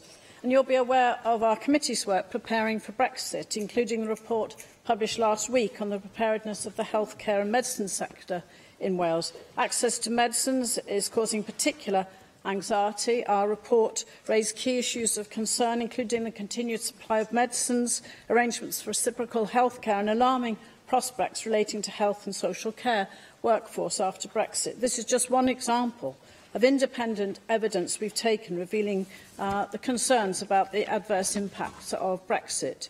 And as we recommended in the report, we need to maintain continued regulatory cooperation between the EU and UK in terms of access to medicines and clinical research after Brexit. Would this be delivered by the withdrawal agreement? Patients and healthcare professionals need to know. Cabinet Secretary, you've spoken about the economic impacts of all Brexit scenarios, as has HM, Treasury and Bank of England, making it quite clear all Brexit scenarios involve self-inflicted economic damage, with a no deal being a lot more damaging than others. And as Mark Carney has said, any form of Brexit is guaranteed to make the country poorer. I also received a letter, like David, from that major company in Barry with a large workforce, pointing to the sheer volume of activity, they're quoting from them, in terms of exports and imports, complexity of supply chains, multiple border crossings, with any disruption impacting on potential for future trade and investment. Well, I'm a strong backer of the Securing the Future Welsh Government White Paper, which makes it clear that we need full and unfettered access to the single market and participation in the customs union to protect companies like this one in my constituency, and it's not clear the withdrawal agreement would deliver this. The Cabinet Secretary knows I'm particularly concerned about the impact of the withdrawal agreement on equality and human rights.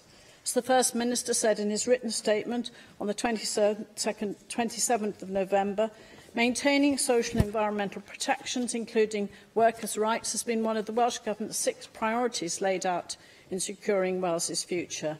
In his statement last week, the First Minister points to the failure to commit the UK to progressive alignment rather than just non-regressive arrangements with EU standards and rights, as the Cabinet Secretary said this afternoon, in terms of the environment and labour market. Non-regression obligations are not good enough. I know the Welsh Government believes strongly that the UK should commit to a dynamic relationship to progress, not stand still, rather than simply non-regression when it comes to equalities and human rights. So I fully support point 4 of the Welsh Government motion with the withdrawal agreement, which fails to offer robust guarantees in respect to future workers' rights, human rights and equality legislation. In the summer, I brought together a group of equality and women's organisations to discuss the impact of Brexit on women in Wales. It's been widely supported as an informal network for women who want their voices to be heard in decision-making around Brexit. That's why I continue to focus on equality impacts in the External Affairs Committee. Finally, Llywydd, our constituents do want to know where we stand today on Brexit. They know I voted to remain, I'm ready for a general election if the vote fails next week, and I'm also ready for a second referendum. It will be the biggest test of our political lives, but we would fail the people we represent if we don't stand up for them and with them now. And I do agree with Dave Melding. This is about a new vision that we would have to share and discuss with people on the doorstep. But I do believe that point 6 of our the Welsh Government motion does encompass this. Like other AMs, I've received a number of messages over the past few days. Many have raised their deep concerns about the future Brexit will bring, calling for a second referendum. A deeply worried constituent wrote that she was alarmed at the position of the country, a divided UK government and industry, and the whole of society in a state of uncertainty. Another, an 87-year-old grandmother, was profoundly alarmed at the prospect of the catastrophic future which Brexit will bring. Llywydd, the current agreement doesn't meet the 6 priorities of securing Wales's future. It doesn't go far enough, and I oppose it. The UK Government should embrace the future relationship with the EU as we laid out in securing Wales's future. And we must take responsibility in this Senedd as events unfold to play our part to safeguard Wales, our economy and our people. Guy Lloyd. Llywydd, at this crucial time in our history, we all here have a duty to show leadership. And from my point of view, when on these benches, that means to reject Theresa May's withdrawal agreement. It means to extend Article 50. It means to stay in the single market. It means to stay in the customs union. And it means to push for a people's vote, including the option of remaining in the European Union. That's what the Plaid Cymru amendments are about, and I exhort you all to vote for those. Because what a mess we're in. 2 years since the Brexit referendum. Now the reality of what Brexit actually means is starting to become clearer. Brexit means Brexit, or breakfast, notably, at one time. But actually Brexit means the economy taking a big hit. Brexit means businesses under pressure. Brexit means the future of key international business in Wales is in huge doubt. Brexit means prices on the high street are increasing. Brexit means stockpiling goods, stockpiling medicines. Brexit means what future for farming in Wales? Brexit means universities losing research funding. Brexit means students cannot access Erasmus, Horizon Plus, other innovative European learning. That's what Brexit means. And in addition, the Leave campaign is under investigation for potential illegality of funding constituting electoral fraud. The proposed deal is worse than being in the European Union. No deal is worse than being in the European Union. There are no sunlit Brexit uplands. People were lied to in 2016. There is no scenario where the economy is going to get better. There is no 300...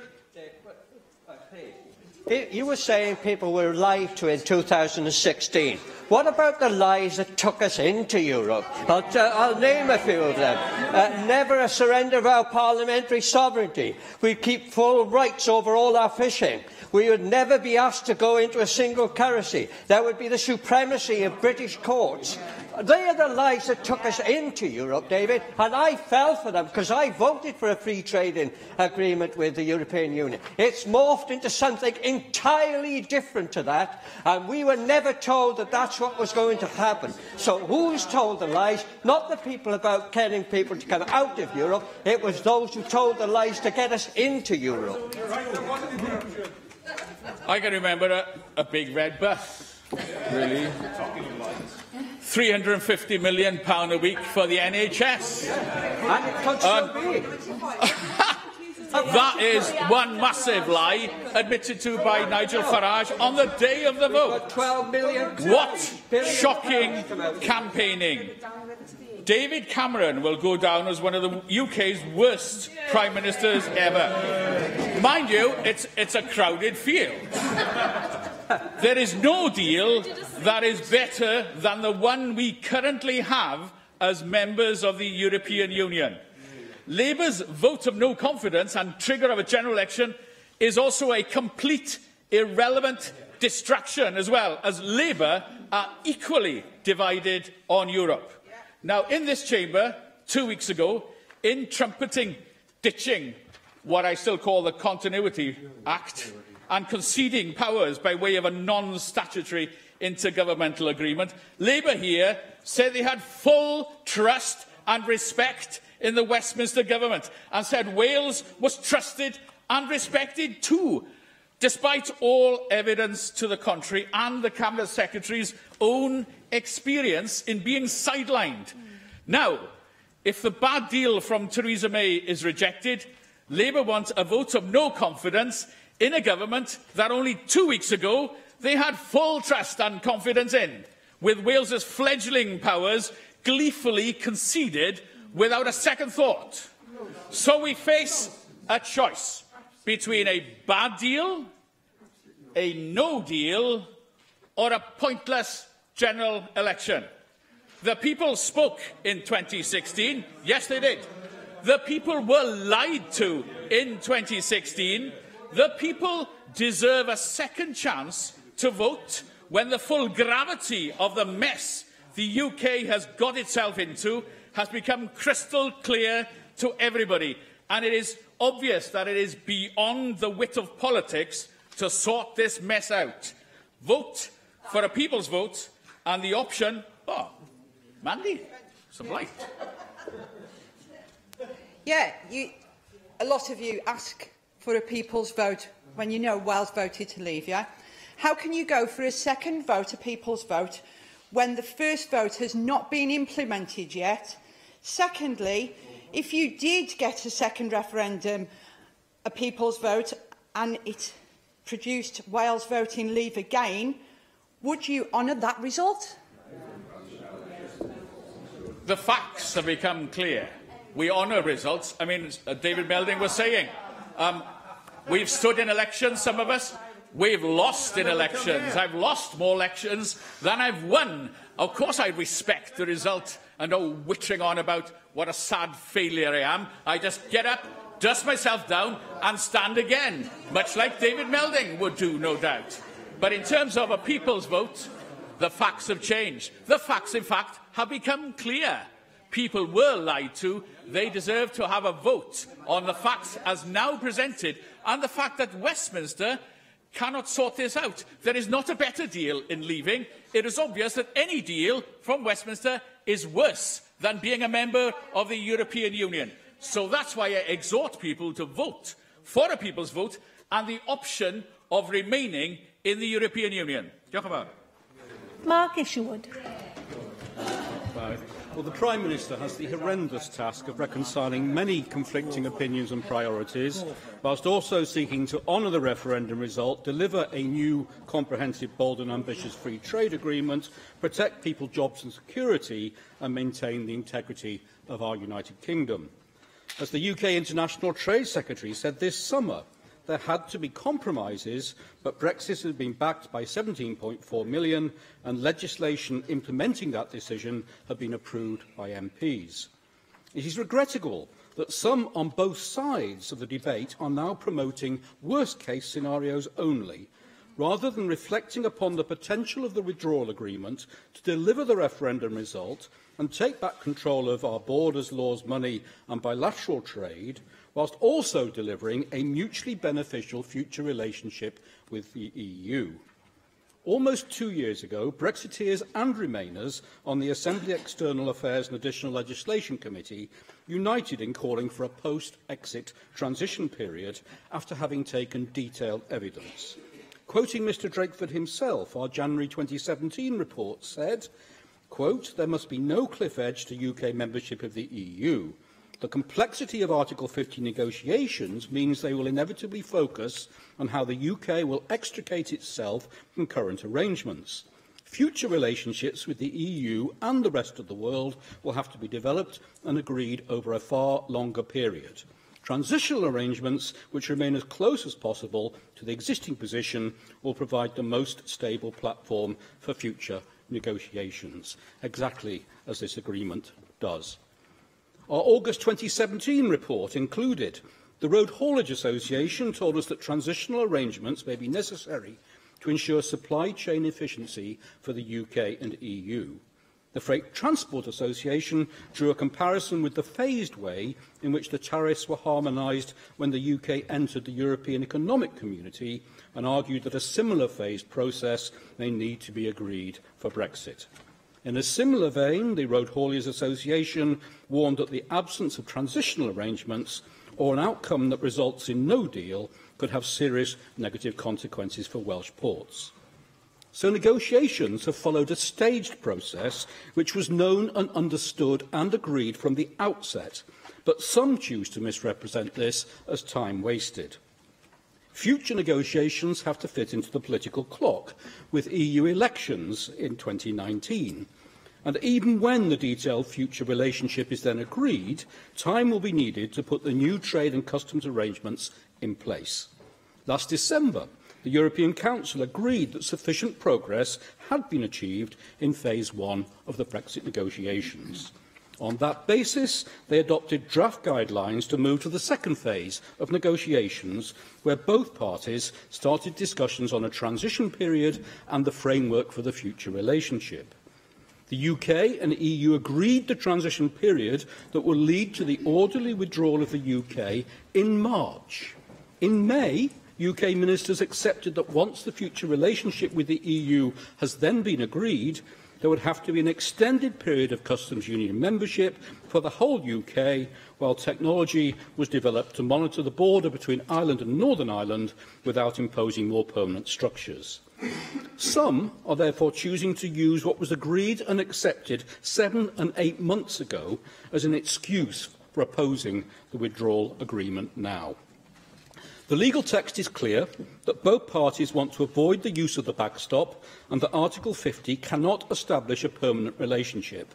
And the EU themselves have made it very clear that they do not want a post-Brexit UK to remain in extended customs union and single market membership.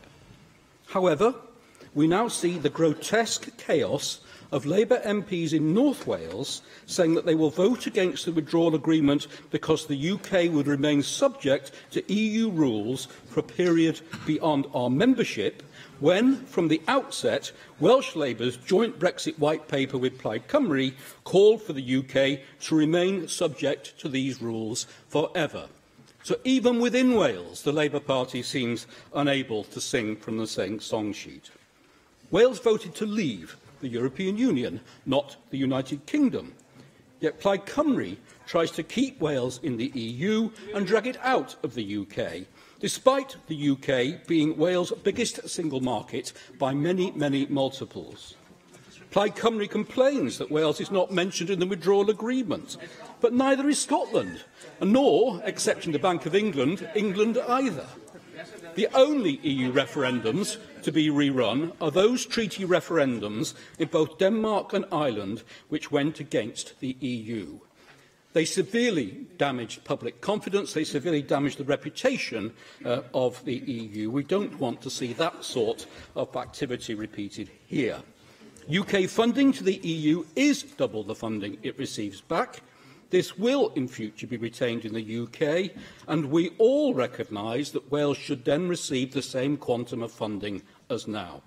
As Paul Davies said, when the NFU Cymru President met the Prime Minister at last week's Royal Welsh Show Winter Fair, during this positive meeting, I commended the fact that the deal she has agreed is as close as possible to the free and fictionless trade conditions for agriculture and food products that we've been lobbying for over the past couple of years.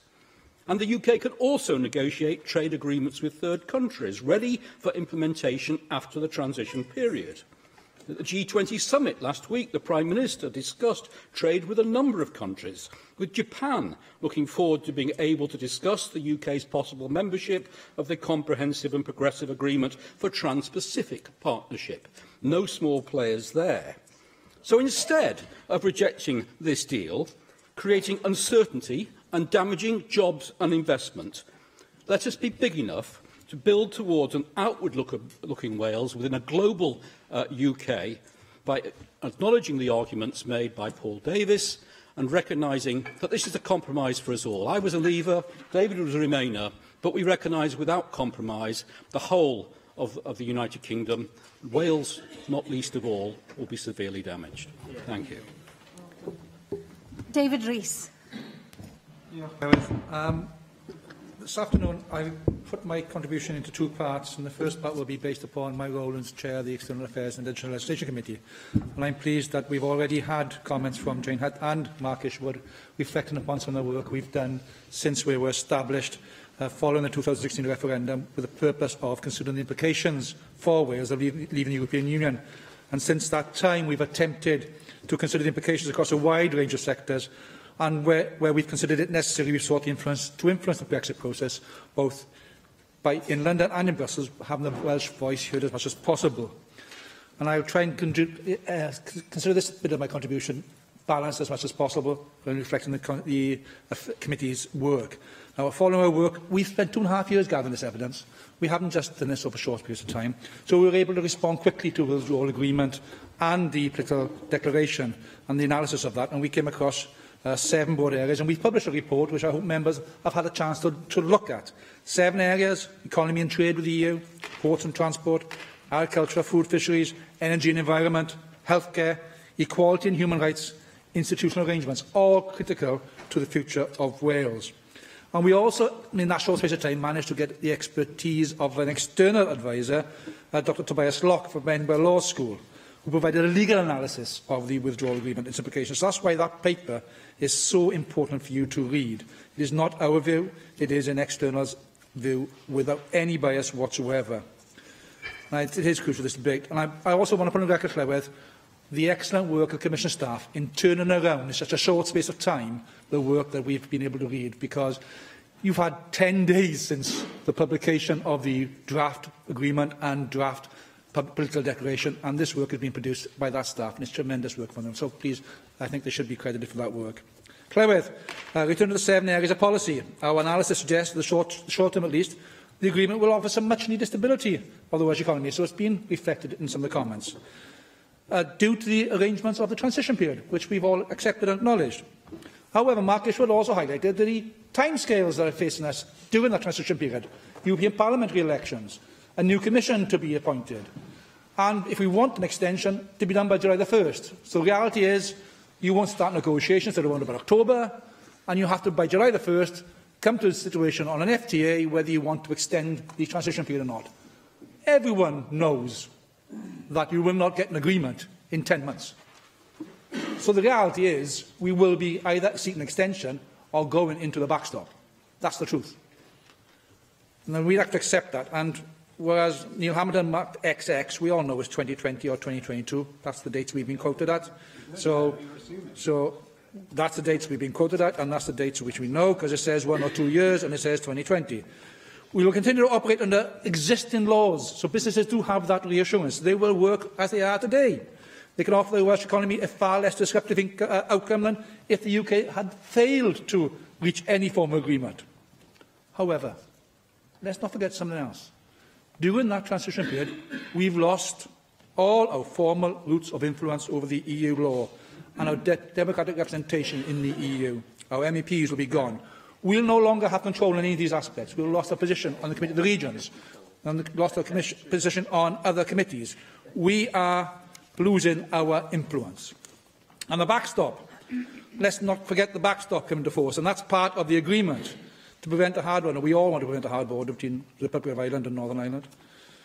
But it will possibly and probably come in if we can't get an agreement by 1st of January 2021.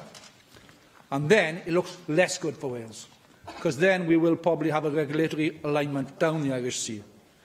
And we'll have to address that, and we've always highlighted the issues on ports and freight movement as a consequence of that. And the asymmetry of the devolution settlements will also become more pronounced, raising questions about the power dynamics between the nations of the UK when it comes to managing the UK common market. By the way, we've had no reference of the UK common market post-Brexit either, so where will our position be from the UK government? They've just focused on the political declaration of the EU. So what is the political declaration for the future of the UK and the nations within that? So moving on to the political declaration, it's clear the government aspires to a position where it will be outside the single market and customs union, but no certainty. You talk about certainty for 2020, for the transition period. There is no certainty post-2020. We do not know where we'll be. We do not know whether the cliff edge will actually occur on December 31st, 2020 or not. It's just disastrous. Llywydd, I did say I wanted to put up my backbencher's position on this because I think it's important I have an opportunity to speak not just as a chair but as a member of this Assembly. And my main contribution will be in that position. I respect the loyalty of Paul Davis, Mark Ishwood, David Meldon to their party. But we are in a position of debating a poor deal because this Tory UK government cannot agree on what it actually wants to achieve. It started with the term Brexit means Brexit. Anyone yet worked it out? I haven't. And it ends up with the shambolic position of Brexit means staying in the customs union with no voice. That's where we are. A total failure after 2 years of abysmal negotiating. Now, the Cabinet Secretary has actually voiced already the strong reflection on the withdrawal agreement, so I won't repeat that. But on the political declaration, it's also clear that this has actually been an afterthought. Mark Ishwood said, no, they were in a position back in December last year to start talking about the future, because they'd already agreed to certain parts. May come, they were in a position. Well, it's an afterthought. It is not a future relationship with the EU. The initial 6 pages was a wish list. It's been beefed up in a week to 26 pages. And it doesn't give us any confidence that it will insecure the economy or the future of businesses in Wales. And the Cabinet Secretary also highlighted the weaknesses to have equivalence in workers' rights. I use the word equivalence because the UK government likes the word equivalence a lot. Equivalence in workers' rights, equality legislation and human rights. It's not there. Just no regression. That's what it says. It doesn't say we will keep pace with what's going on with our colleagues in Europe. Therewith, I think it's important that, since we have a deal on the table, to reflect upon one thing. The PM has embarked on a charm offensive. She's going around the country trying to persuade the public to convince her rebellious MPs to support it. Well, if she wants the public to support it, she should go to the public. Simple as that. She should go to the public and ask the public whether they agree in this deal or not. Now, is that a people's vote? Is that a public vote? Go to the public. Is it a general election? Go to the public. Now, I actually acknowledge the wording of Amendment 3 by Plaid Cymru, but whilst that will delete point 6 of the government's motion, I think it offers the same principle. Go to the public one way or another, general election or people's vote. That's what it offers. And that's what we want to do. Of course, I was waiting for that one. Yes, respect the seriousness with which the member is approaching this issue. But would you not accept that the reason we're having this debate is we want to send a message to that other parliament who, in a matter of days, will be voting on a series of subject-specific amendments. The amendment that will be laid down will not say either a general election or a people's vote. There will be an amendment just on the people's vote. And it's not clear, based on the government's motion, what position this Parliament is taking unless it supports Plaid Cymru's amendment. Oh, I accept the point he's trying to make. Do you want to make a specific point, or do you want to actually say, well, actually, there's options available to get a public perception on this? And I think point 6 makes those options available. However, I am going to share colleagues' view that I doubt very much whether the Prime Minister will accept any of the options, because she knows that she will lose that as well. Llywydd, I'll finish by saying this. The deal is shoddy. It failed to protect the Welsh economy. It will see a decline in our economy of 3.9%, as even the UK government's figures say that. And that's if we do not consider the impact upon Wales worse because of our manufacturing and agricultural sectors, and doesn't give long-term assurance of business to our citizens. And we must leave all our MPs who will be making that vote clear that we do not accept this deal. Sian Gwenllian. Chymawr, ac mae'n bleser gen i siarad heddiw ar wellianna Plaid Cymru ac o blaid gwellianna Plaid Cymru wrth gwrs, a hynny ar ran etholaeth Arfon, un o'r etholaethau oedd mwyaf cadarn i chefnogaeth dros aros yn yr Undeb Ewropeaidd, gyda dros 60% wedi pleidleisio i aros. Ac yn ôl arolwg barn diweddar, mi fydda 71% o bobl Arfon erbyn hyn yn bwrw pleidlais dros aros, petai pleidlais arall. A'r unig ffordd allan o'r llanast yma ydy pleidlais arall, pleidlais y bobl. Does na ddim pwrpas cael etholiad cyffredinol. Fydda Jeremy Corbyn ddim yn ymgyrchu dros aros yn y farchnad sengl. Felly, mwy o lanast, mwy o ansicrwydd fyddai'n dilyn petai o yn ennill. Felly, da chi ar y meincio llafur sy'n gwybod hynny yn eich colonna, cefnogwch gwelliant 3 Plaid Cymru. Dyna pam da ni wedi gyflwyno fo yma heddiw yma. Mae pobl Arfon wedi dod i'r casgliad, mae aros yn y farchnad sengl a'r undebau tolla yw'r ateb gorau o bellffordd i bawb sydd yn byw yno. Ac felly, ar ei rhan nhw, pnawn yma, dwi yn datgan fy mod yn gwrthod cytundeb ymadael Theresa May. Mae'r ddadl economaidd yn glir. Mae'r sedd Arfon yn rhan o rambarth gorllewin Cymru a'r cymoedd. Mae cynnyrch domestig gros yn isel ac o'r herwydd mae'n derbyn arian o'r Undeb Ewropeaidd, yn debyg i dde Sbaen, Portugal a chynwledydd comunyddol Ewrop. Mae Arfon hefyd yn derbyn arian Interreg mwyn hyrwyddo cysylltiadau efo Gwiriniaeth Iwerddon, ac mae yna gryn bryder yn lleol am y diffyg manylder syfrdanol ynglŷn â beth ddaw yn lle'r ffynonella ariannol yna i'r dyfodol. Mae Prifysgol Bangor ac Ysbyty Gwynedd yn etholaeth Arfon, ac mae gan y ddau sefydliad nifer sylweddol o staff sydd o wledydd eraill yr Undeb Ewropeaidd a myfyrwyr hefyd ym Mangor wrth gwrs yn y Brifysgol. Un o gyflogwyr sector preifat mwyaf Arfon yw cwmni Almaeneg sy'n gweithio ym maes technoleg meddygol. Mae Arfon yn ganolfan cynhyrchu rhaglenni teledu sy'n cydweithio efo darlledwyr eraill yr Undeb Ewropeaidd. Ac Arfon yw un o'r ardaloedd lle mae'r iaith Gymraeg gryfa, gyda 85% o bobl ifanc wedi cael budd o ddarpariaeth addysgol dwyieithog. Mae siarad 2, 3, 4 iaith yn normal yn yr Undeb Ewropeaidd ar lefel swyddogol, cymdeithasol a diwylliannol, sy'n rhoi hyder i ni y bydd y Gymraeg yn goroesi o fewn y cyd-destun Ewropeaidd. Tu allan i'r undeb honno ac mae'r dyfodol yn llai gobeithiol. Dyna'n rhannol sy'n esbonio'r gefnogaeth sylweddol sydd yn Arfon dros aros. Mae cynnal hawliau pobl a chynnal deddfwriaeth cydraddoldeb yn allweddol i hynny hefyd. Dyma droi at ail ran fy sylwadau fi pnawn yma.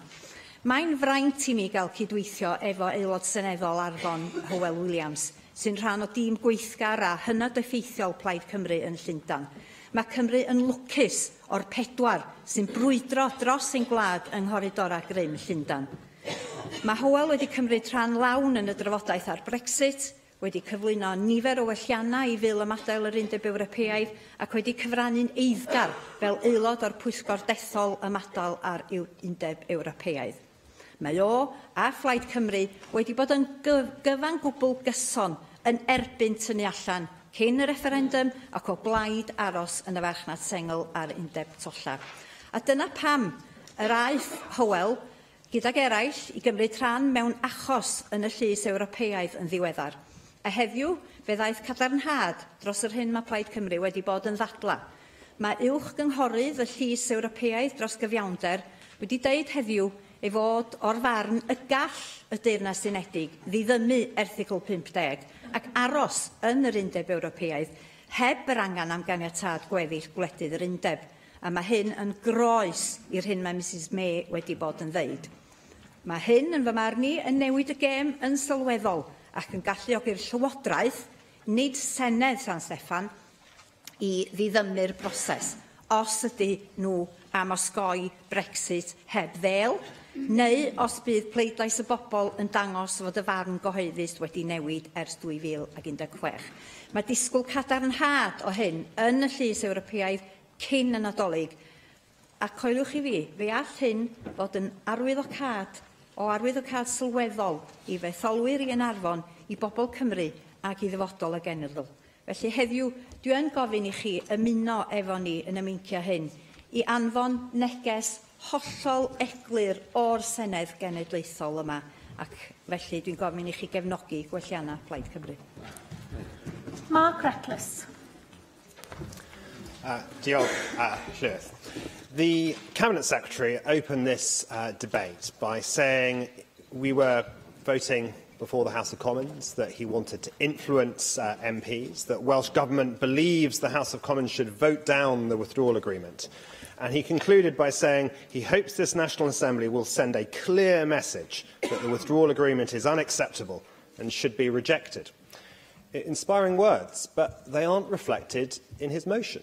And Stephen Lewis drew attention to this, and I must admit I'm equally perplexed. I just don't understand what you, Cabinet Secretary, or your team of Welsh ministers, or aside from sort of venting their fury with the electorate for not agreeing with them, what backbenchers on the Labour side want to achieve through this motion today. It merely takes note of the withdrawal agreement. It notes a couple of particular, less controversial sort of parts of it. It then notes that we'll have a further opportunity to debate the withdrawal agreement, apparently when we're to give legislative consent to the withdrawal agreement bill. Yet the Cabinet Secretary then goes on to say that it's inevitable that the House of Commons is going to vote down the withdrawal agreement. And I think we all know in this debate, which makes it slightly surreal, that the House of Commons is going to vote down this withdrawal agreement and is going to do so by a very substantial majority. So what next? And it seems that for the Labour Party, and I think for Welsh Government, there is a sort of gamble that by voting against the withdrawal agreement, at least in the House of Commons, while we really take note of it here, that will somehow lead to a general election or to a so-called people's vote, notwithstanding that we've had a people's vote that they don't want to implement. What I don't see is how that's going to happen. I mean, John McDonnell says that there's not going to be a general election and that isn't going to work. And then how are they going to get this so-called people's vote? You need legislation for a referendum, and legislation needs A, government time, and B, a money motion, which only the government can put down. So how, given they're not going to get this general election, how are they then going to get this so-called people's vote? And I don't know the answer to that. I mean, it may be that Jeremy Corbyn is happy to take that gamble because he is content to leave the European Union without a deal. That may well be. I first met Jeremy Corbyn in the No lobby. We were one of 13 MPs voting against the establishment of the European External Action Service, and I met him on numerous occasions thereafter on various EU matters where we were of the same view, and I hope he still is of the same view. Because I think once this withdrawal agreement is voted down in the Commons, I don't accept that the alternative is no deal. Yes, there will be WTO trade rules, but I wouldn't put an overemphasis on that. I accept they don't fully allow for frictionless trade, and there are some problems and issues with them, but putting a hard border in Northern Ireland is not one of them. But what there will be is a series of sectoral deals to sort of mitigate particular issues that arise and to smooth our exit from the European Union in the interests of both sides. They may not be called withdrawal agreements if it's not clear that they can pass the vote in the House of Commons, but there will be agreements of some sort, and we will, I trust, then leave the European Union. Now, I think in some areas of this withdrawal agreement, and I don't want to take a different approach than the relatively consensual debate we've had, at least on these benches so far, and I have huge respect for the position articulated by David Melding, who spoke with great passion in favour of the European Union, but understands that when you have a referendum and when you promise to implement the result, when the vast majority of MPs, including the vast majority of Labour MPs, voted to trigger Article 50, and neither that motion nor the referendum itself said, subject to there being a particular deal that we later like with the European Union, then what you have to do is you have to implement that result. And it's all very well to say you have another election, but before you have another election, the people who are elected at that election go to the legislature and legislate for a term.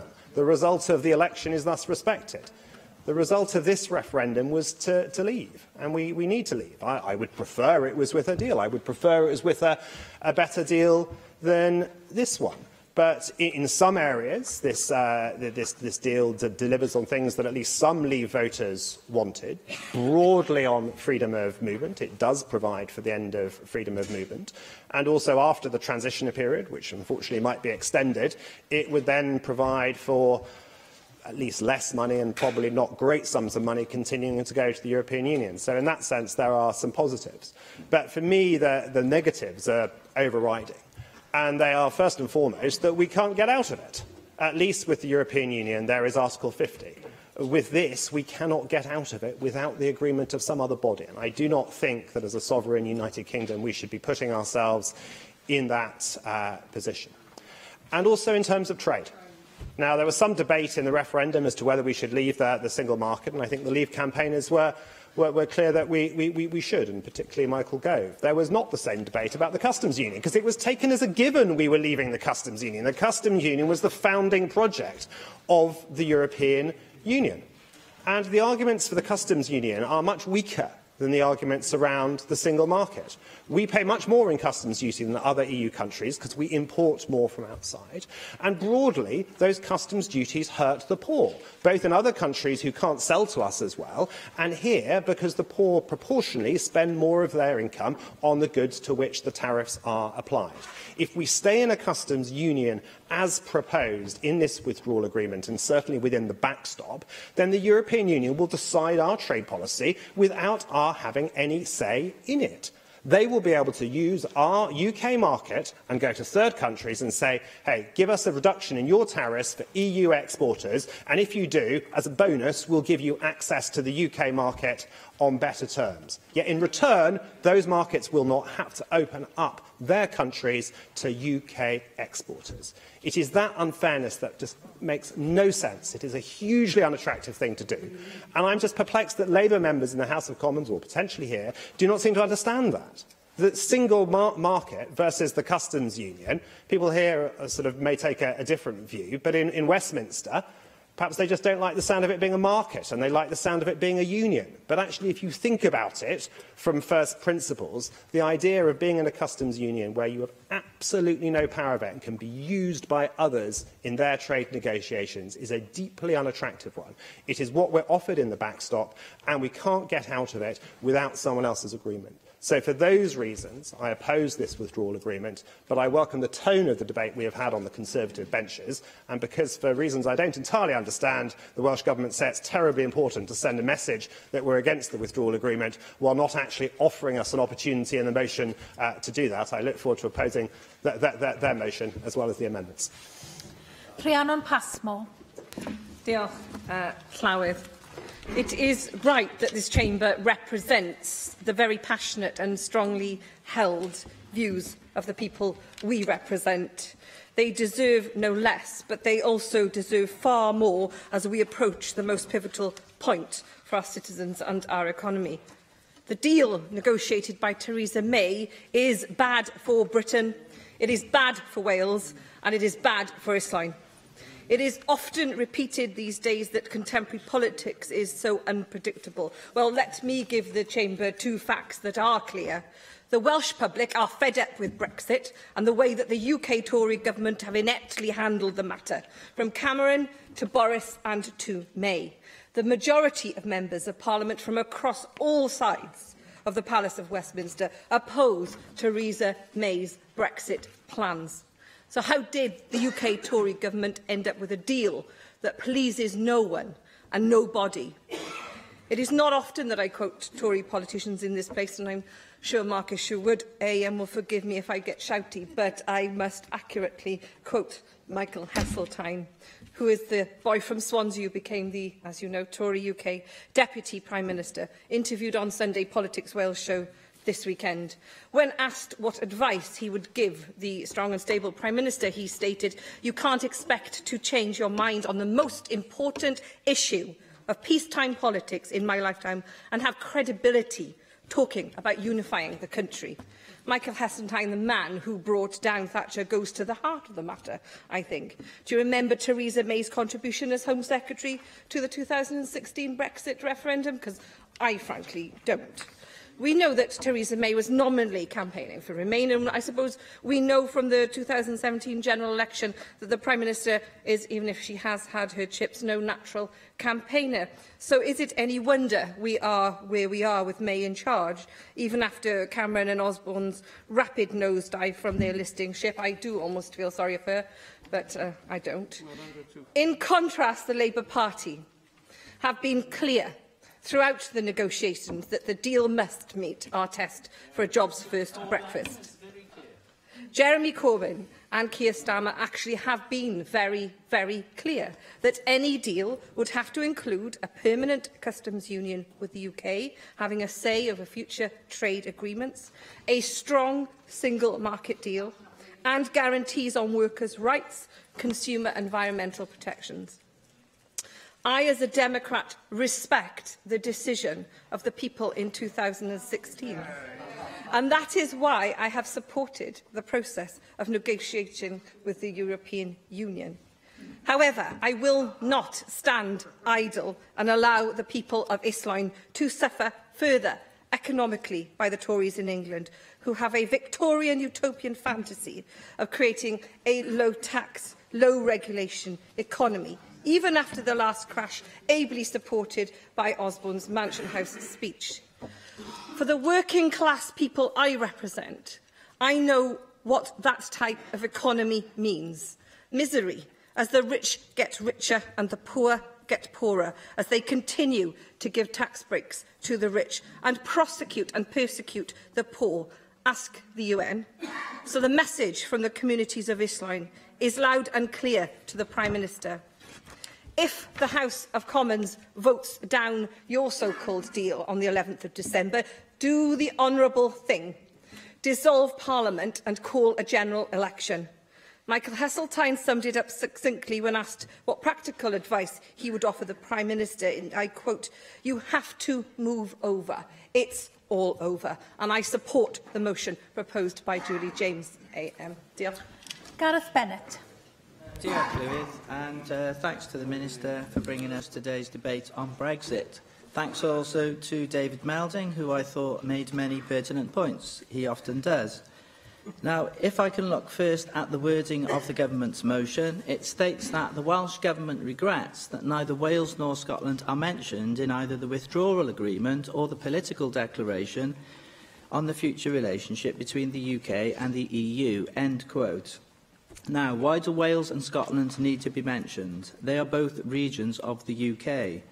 The vote was a vote of the UK as a whole, and as we know, the UK voted to leave. Whatever we think about the proposed Brexit deal, surely we can agree that it is the UK, which is the nation-state, which has rightfully negotiated in these circumstances. Foreign policy is not a devolved matter. In constitutional terms, therefore, Brexit is nothing to do with Wales or Scotland. In any event, if the government really wants to... If the government really wants to push this point, then it is faced by the rather large, inconvenient fact that Wales voted to leave, the same as the UK as a whole did. The government motion then talks about citizens' rights, by which what is largely meant is EU citizens' rights. I would pose the following question. Is the UK government running the UK for the benefit of British citizens or for the benefit of non-British EU citizens? Obviously, the rights of the British people are paramount here. The rights of foreigners are well down the list, and the vote to leave was itself, in part, a declaration of that very fact by the British people. Now, can I look at the issue of workers' rights? By leaving the EU without a deal and at the same time ending the free movement of cheap labour from the EU into the UK, you would actually strike the biggest blow in favour of workers' rights in Wales for 30 years. So you would expect Labour to be in favour of that. But no, Welsh Labour want to allow big business to continue to flood the job market with imported cheap labour from the EU. The overall effect of this is to push down wages, to lower working conditions and to disincentivise industry from investing in workers' training and development. This would increase productivity, because the real problem of British industry lies in the productivity gap. which could be at least partially addressed by ending the free movement of people. But of course, the Welsh Labour government have wedded themselves to big business and to cheap foreign labour. And still Welsh Labour, or should I call them cheap Labour, has the audacity to talk in this useless motion today about workers' rights. Message to the cheap Labour Party from the Welsh working class: get real. A final phrase from Labour's motion: either a general election or a public vote. A general election, fought on what basis? What did the UK Labour manifesto say last time we had a general election? It was in favour of respecting the referendum result and leaving the European Union. Has the UK Labour Party policy changed since then? Well, who can say? Of course, the tragicomical element in all this is that we have a First Minister here, although he's not here today, who berates the Leavers for having no plan, and he suggests that he does, but his own party leader in Westminster, Jeremy Corbyn, has a policy position on Brexit that nobody even understands. What is Corbyn's position? Has it changed? Nobody knows. What an absolute joke Labour is on Brexit. Now, what do Plaid say in their amendments? Well, they explicitly called for a people's vote. That strange phrase, the people's vote, what does it mean? What do they think we had in 2016? A monkey's vote? What's the point of having another people's vote, so-called, if you aren't going to take a blind bit of notice of what happened in the first one? So can we just take Plaid's amendments and put them where they belong, which is also in the bin? What motivates Plaid here is their own sectarian... All right, Mark, go on. I wonder if he might also just address his own amendment, which says that the UK will effectively stay in the single market. It isn't actually Northern Ireland that would happen to. And he then says that the UK government has frustrated Brexit. Actually, to date, we're to leave on the 29th of March, and I hope and believe that will still happen. And doesn't he agree with that? I find it... Thank you, Mark, and thanks for your contribution earlier. But I find it difficult to agree that the government is preparing to leave when we don't any longer have a leave date. We have December the 29th, 20XX. We have no leave date at all now. We're in an even worse position than when we started. I'm sorry. No, you've had your chance now. Thank you. Can we just take... Right, I've done that bit. Lost my place now. What motivates Plaid here is their own sectarian objectives. Plaid want Welsh independence. I was using your joke from 2 weeks ago. Plaid want Welsh independence within the comfort blanket of the EU. So the UK leaving the EU does nothing to help their cause. There is no point in Labour and Plaid Cymru calling for another referendum because they don't want to respect the result of the first one. Paul Davis was right on this point. The people of the UK have spoken. The people of Wales have already spoken. Today, both Labour and Plaid Cymru are showing their utter contempt for democracy and their contempt for the intelligence of the British people. Diolch yn fawr iawn. Rhys ap Iorwerth. Diolch yn fawr iawn, Llywydd. Mae Caergybi yn agosach at ddilyn nag ydi o at Lerpwl. Dim ond rhyw hanner milltir sy'n ynddi hi, ond o'r nherma yn masnach ni mewn llawer pwysicach wrth gwrs. Ac mi ges i'n magu ac o'n i'n teimlo mod i'n cael yn magu mewn frontier Ewropeaidd. Dwi'n cofio picio draw I Dunleary am curry ar nos Sadwrn a penwythnosa lu draw yn Nilyn. Ond gymaint o hwyl ag oedd y cyswllt yna. Wrth gwrs, mae'r manteision o gael y cyswllt agos yna'n rhedeg yn llawer dyfnach na nosweithiau hynny draw yn yr Ynys Werdd.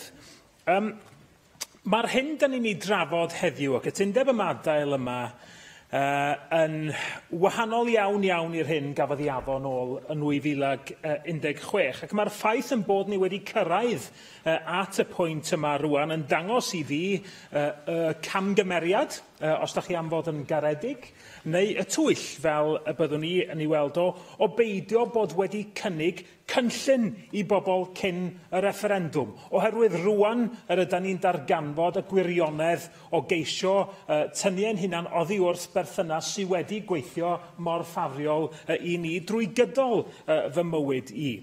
Dwi'n Ewropead balch, wastad wedi bod oherwydd fel cenedlaetholwr a rhyngwladolwr Cymreig, dwi eisiau i Gymru fod yn rhan o rwydweithiau ehangach. Felly dwi'n hapus iawn i gadarnhau'r hyn oedd Gareth Bennett yn ei ddweud. Mae gwledydd bach annibynnol fel Cymru yn elwa o fod yn rhan o rwydweithiau rhyngwladol, a dwi eisiau i Gymru annibynnol fod yn rhan o rwydweithiau Prydeinig ac Ewropeaidd yn y dyfodol ar gyfer yn plant i a'i plant nhw.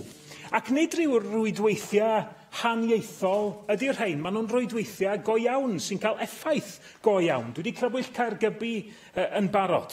Does dim angen i fi sôn am bwysigrwydd y porthladd hwnnw yng nghyd-destun economi Ynys Môn, ond wrth gwrs mae o'n groesiad cwbl hanfodol o ran y berthynas rhwng Prydain a'r Undeb Ewropeaidd, yr ail borthladd roll-on, roll-off prysura yn ynysoedd Prydain yn ail i Dover, ac mae traffig masnach drwy Gaergybi wedi cynyddu 694% ers i'r farchnad sengl Ewropeaidd gael ei chreu. Mae symudedd rhwydd masnach drwy Gaergybi yn gwbl hanfodol i iechyd economaidd y porthladd a'r dre honno, a does dim angen i ni ddychmygu yr effaith fyddai ymadawiad caled o'r Undeb Ewropeaidd yn ei gael, ac wrth gwrs does gennym ni ddim sicrwydd dan yr hyn sy'n cael ei gynnig yn y cytundeb ar hyn o bryd. Oes, mae yna sôn am gytundeb backstop, fydd na ddim llawer o newid am y tro ac yn y blaen, ond dwi ddim yn fodlon cymryd risg efo'r math yna o ansicrwydd. Da ni'n gwybod y bydda ffin galed yn niweidiol iawn, ond yn barod da ni'n gwybod bod na ferries go iawn, nid syniadau, nid bygythiadau, ond ferries go iawn yn cael eu adeiladu i wneud y croesiad yn uniongyrchol o Gaergybi i gyfandir Ewrop. Gadwch i fi droi at amaethyddiaeth. Mor bwysig i fôn yn economaidd, yn gymdeithasol, yn diwylliannol, yn ieithyddol. Da ni eisoes yn gweld effaith Brexit cyn i ni adael, a hynny yn ffurf yr ymgynghoriad Brexit a'n tir sy'n paratoi'r ffordd at gael gwared ardaliadau uniongyrchol i ffermydd teuluol, i ffermydd yn gyffredinol. Wedyn mae'r bygythiad i farchnadoedd yn ffermwyr ni sy'n dal yn gwbl ansicr. Ac ydy mae'r undeba amaethyddol yn deud falle bod y cytundeb yma yn well yna dim cytundeb ar ansicrwydd llwyr fydda hynny ni gynrychioli, ond mae yna le wrth gwrs i stopio'r holl broses, a dyna'r unig beth allai gynnig rhyw fath o sicrwydd i ffermwyr. Wedyn mae'r holl narratif Brexit yn dydy hi, nid dim ond tan seilio Ewrop ydy'r nod yn fan hyn. Does gen i ddim amheuaeth am hynny, ond Prydeineiddio a dad-Gymreigio. Mi welson ni be ddigwyddodd yn y sioe frenhinol. Bwyd Cymru'n cael ei frandio fel bwyd Prydeinig. Yr wythnos yma, mi weles i lyniau o gigoen Cymreig yn cael ei werthu efo label Jack yr Undeb yn archfarchnad Morrisons. Rhywbeth fydda ddim wedi cael ei wneud o'r blaen. Mae Prif Weithredwr Hybu Cig Cymru wedi cyfeirio at astudiaeth sy'n dangos bod y brand Cymreig yn llawer mwy effeithiol, yn gryfach brand na'r brand Prydeinig, pan yn gwerthu farchnadoedd Ffrainc, marchnadoedd fel yr Almaen hefyd a'r Eidal, dwi'n credu. A nid dim ond cig, dwi'n sôn amdano fo'n fan hyn, mae 97% o gregyn gleision o'r fennau yn mynd i farchnadoedd Undeb Ewropeaidd, a maen nhw'n gorfod cyrraedd o fewn oriau aer o fod wedi cael eu tynnu o'r môr. Dyna'r bygythiad iddyn nhw.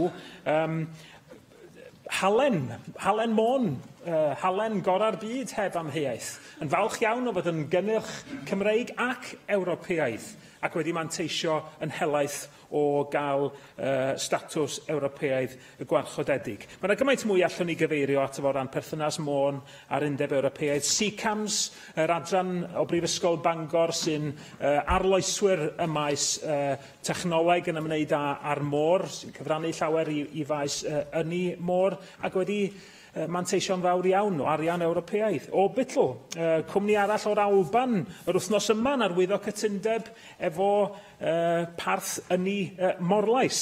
Ac Orbital wedi derbyn arian sylweddol dan gynllun Horizon 2020 yr Undeb Ewropeaidd. Mi aid dynnu at y terfyn, mae'r cloc yn mynd. Pobl ifanc Môn ydy'r garfan arall dwi'n bryderus yn eu cylch nhw. Yr cyfleon sy'n cael eu cau, cyfleon mewn addysg, y cyfleon i weithio, mae'r ymfalchio yma mewn cau symudedd rhydd o bobl unwaith ag am byth yn rhywbeth sydd yn wrthyn i fi fel tad i drio blant sy'n yn gweld y byd fel ei iard gefn ac yn gweld y cyfleon sy'n dod yn rhan o'r Undeb Ewropeaidd. A da chi'n gwybod be mae pobl ifanc yn dallt? Da ni'n gwybod gymaint o bobl ifanc, gymaint o 70% neu fwy o'r rhai rhwng 19 a 24 oed, nath bleidleisio i aros yn yr Undeb Ewropeaidd. A da ni'n fodlon aberthu i dyfodol nhw yn enw rhyw fath o ddemocratiaeth perverse, sy'n ymwrthod a rhoi pleidlais unwaith eto i bobl. Mae yna ddau reswm pam dwi'n cefnogi rhoi pleidlais i bobl eto. Un, onid ydy'n werth gwneud penderfyniad ar sail tystiolaeth go iawn, ac felly edrych ar be'n union ydy'r rhwysradol i'r Undeb Ewropeaidd, a dau, onid ydy'n bwysig bod democratiaeth yn rhywbeth sy'n mor gyfoes a phosib. Dyna pam bod etholiadau'n cael eu cynnal bob chydig o flynyddoedd. Oherwydd mae pobl yn newid i meddyliau. A'r rheswm maen nhw'n colli ffydd mewn un blaid wleidyddol neu mewn syniad y bosib ydy oherwydd bod nhw'n gweld tystiolaeth ac yn newid i meddwl. Mae'r dystiolaeth wedi newid. Mae'r dystiolaeth yn glir o'n blaenau ni.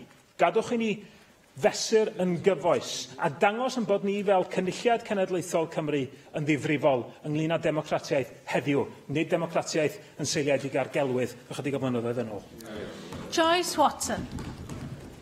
Diolch, Llywyd. And I rise to speak with a dispensation from members of my group and in recognition of my consistent call for a people's vote.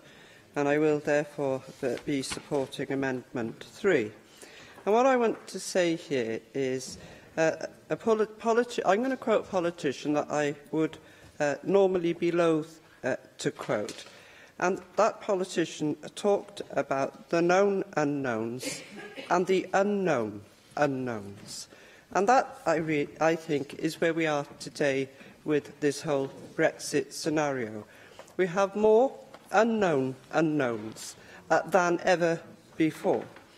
And we all know that the next few days and weeks are critical. But the legal, the political and the constitutional permutations are all unknown. So I think it's incumbent upon politicians to make known their views and their intentions and to be honest about what they believe is best for Britain and best for Wales. And that is why I will be supporting Amendment 3.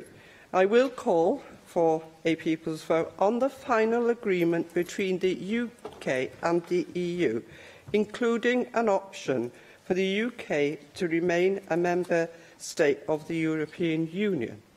I will also be supporting that on behalf of the young people who never had a chance to vote because they weren't yet of voting age, and yet they expressed their view and their wish for their futures to become secure without that power. I think, and I understand full well, and do respect the vote that was returned. But let's be absolutely clear about the vote that was returned. It was returned, first of all, we had a referendum. And this was supposed to be the referendum that was brought about by a party to actually quell and finally put to bed their internal argument about being members of the European Union.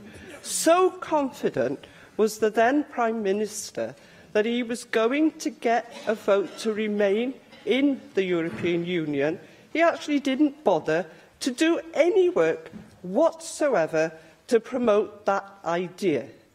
And when he finally woke up, it was too late. And when he lost the biggest gamble that this country has ever had, he left.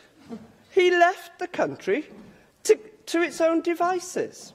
And when the lies that are now coming out persuaded people to vote to leave, exactly the same happened the other side. Farage has left the country. Where did he go? Germany. That's where he's gone. So let's be clear about what's happened here. Let's be clear about what people really thought they were voting for. And those buses. We all seen the lies emblazoned on those buses. None of them will be delivered. None of them will be delivered. So, when we know what it is that people have really voted for, when we know what that is, then let's go back to the people. If you've got such confidence, I can hear you shouting over there.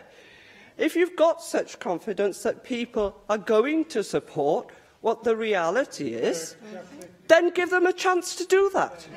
Because that is what people do. No, I will not give way. I've heard enough from you, because you were part of that process that led us to where we are today. Now, we're all going to be better off, are we? Well, you tell that to the young people who might not be able to take part in knowledge exchange of the future, to learn what is out there beyond the boundaries of the UK. You take that to the people that I was talking to, who are very proud, and Wales is extremely proud of being a leading partner in the innovation in medicines. But you tell that to the doctors that were pleading with me when I was at an event the other day, that we don't throw all that away. You tell that to the workers whose rights were not given to them in this country. I don't know how many of you actually understand that part-time workers had no entitlement whatsoever to paid holiday pay. I don't know how many of you know that, but I know one thing. My mother knew it until she managed to get that when the Labour government decided to implement that change here. So you need to wake up when you're talking about the rights. You need to wake up when you think about the consequences. And what about human rights? We hear it from the side over there. Don't let them have rights. But I tell you one thing now.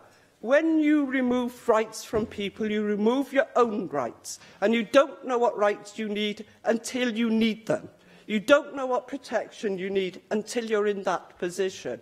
So I am a little bit fed up also about hearing about removing human rights as though you can somehow allow them for some people and not for others. And I hear it all the time.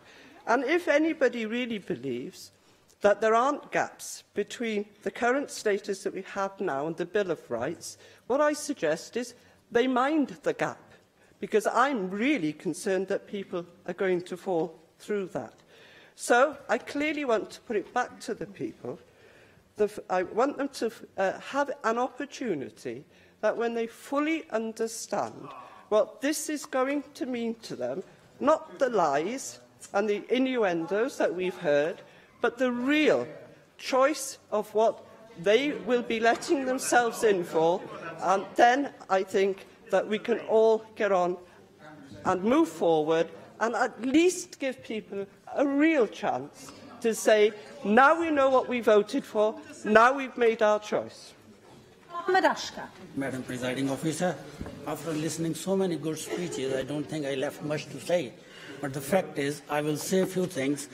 When first election happened, and for devolution for this chamber in 1997, there was only 6,721 majority while we are here, and the majority for the UK leave the Europe was 1,269,501.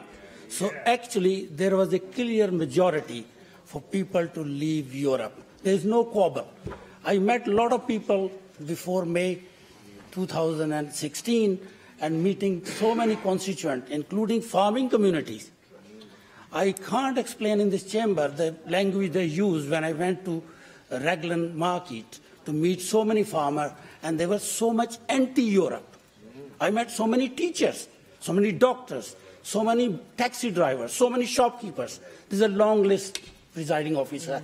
They were actually totally against Europe. I do not know why, but I can blame one or two people. One is that side of the chamber, and other is our media. You probably forgot what happened on BBC and ITV on the channels, which people watched, saw, and agreed upon. We are not talking about those areas where people was guided on a different direction. The Brexit means that referendum in 2016, that vote to bring our EU membership to an end and to create a new role of our country in the world. We need to deliver Brexit now that respects the decision of the British people, a Brexit that takes back control of our own borders, law, and our money. And Brexit that sets ourselves on course for a better future outside EU as a globally trading nation in charge of our own destiny and seizing the opportunity of trade with some of the fastest growing and most dynamic economies across the world. Don't underestimate Great Britain. No. We were, before 1973, without Europe, was a Great Britain. And we had a name all over. There are more than 200 countries around the globe, and 27th.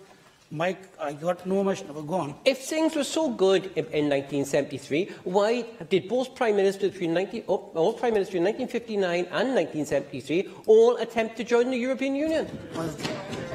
Well, probably, Mike, you forgot swinging 60s. Probably you didn't enjoy the time when that was Great Britain was actually on the lead in everything.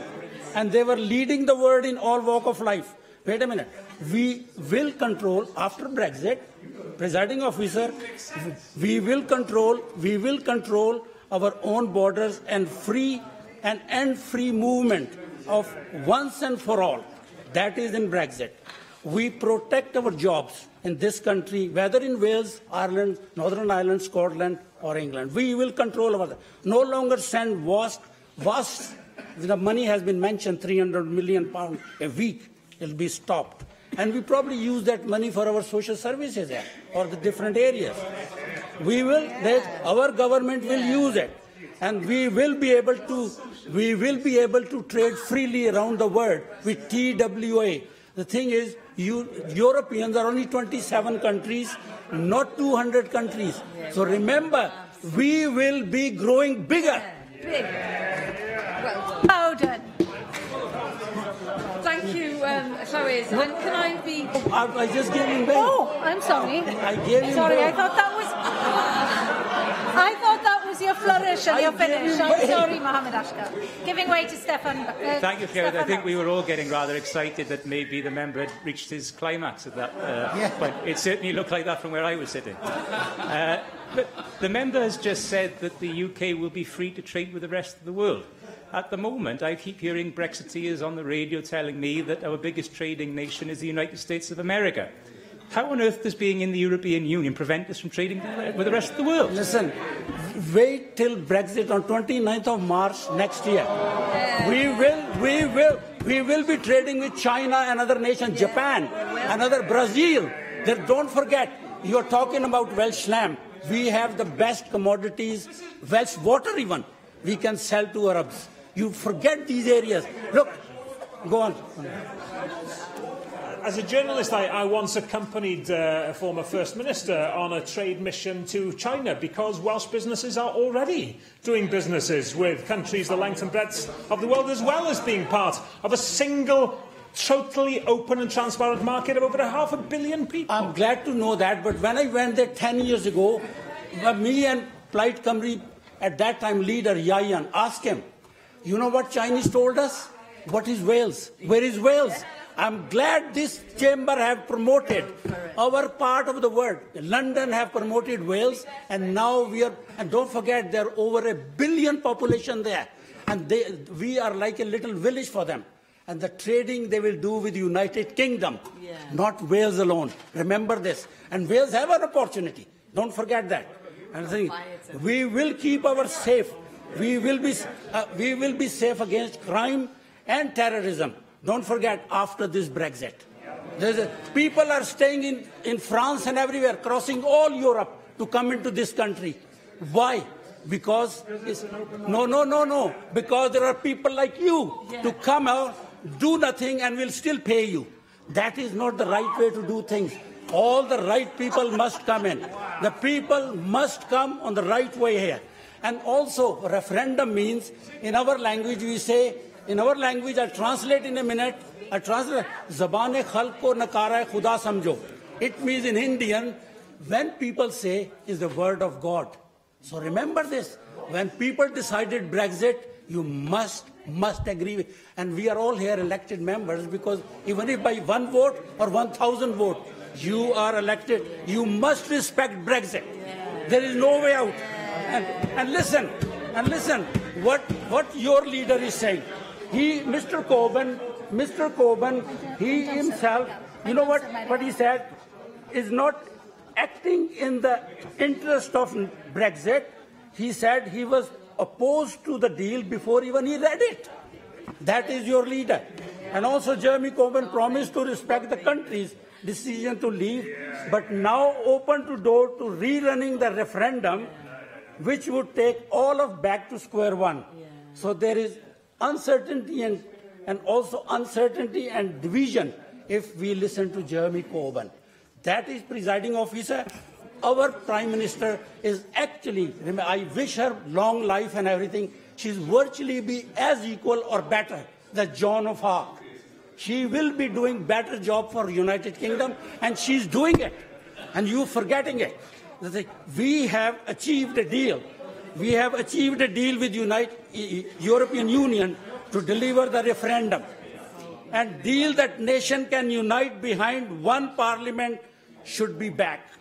Also, we will control our own everything, every political area and businesses, British will control. Economy, I'll come to this. We have delivered commitment to provide appropriate analysis to Parliament to robust, objective assessment how existing EU may affect economy to UK sector, nation and region in the long run. This analysis shows that our deal is the best deal available for jobs, our economy, while allowing us to honour the referendum and realise the opportunity of Brexit. So, presiding officer, our unemployment, our wages, our economy... No, the member is already out of time. He's not taking an intervention. I'm on the last few lines now. The thing is, this economy is going to grow. Brexit is only the answer. What Theresa May has put on black and white, please read. That is in the interest of the nation and the interest of our next generation. No. So, next generation, this people's vote, I think, is a nonsense and non-starters, because we already have one. So there is no need for them to have to endorse another one. It will never end. So I'll be grateful if we will be anyway opposing this whole lot. But thank you very much for listening. Dawn Bowden.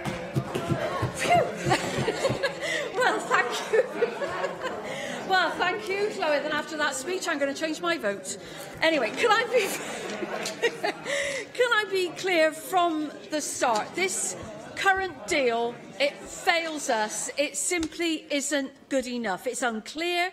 It risks our safety and security, and it puts our economy at risk. Now, I spent many years as a negotiator, and in that time I've seen lots of so-called final offers, but I always found that when members say that the final deal is not good enough, you go back and you talk some more, and we end up getting a final deal, don't we?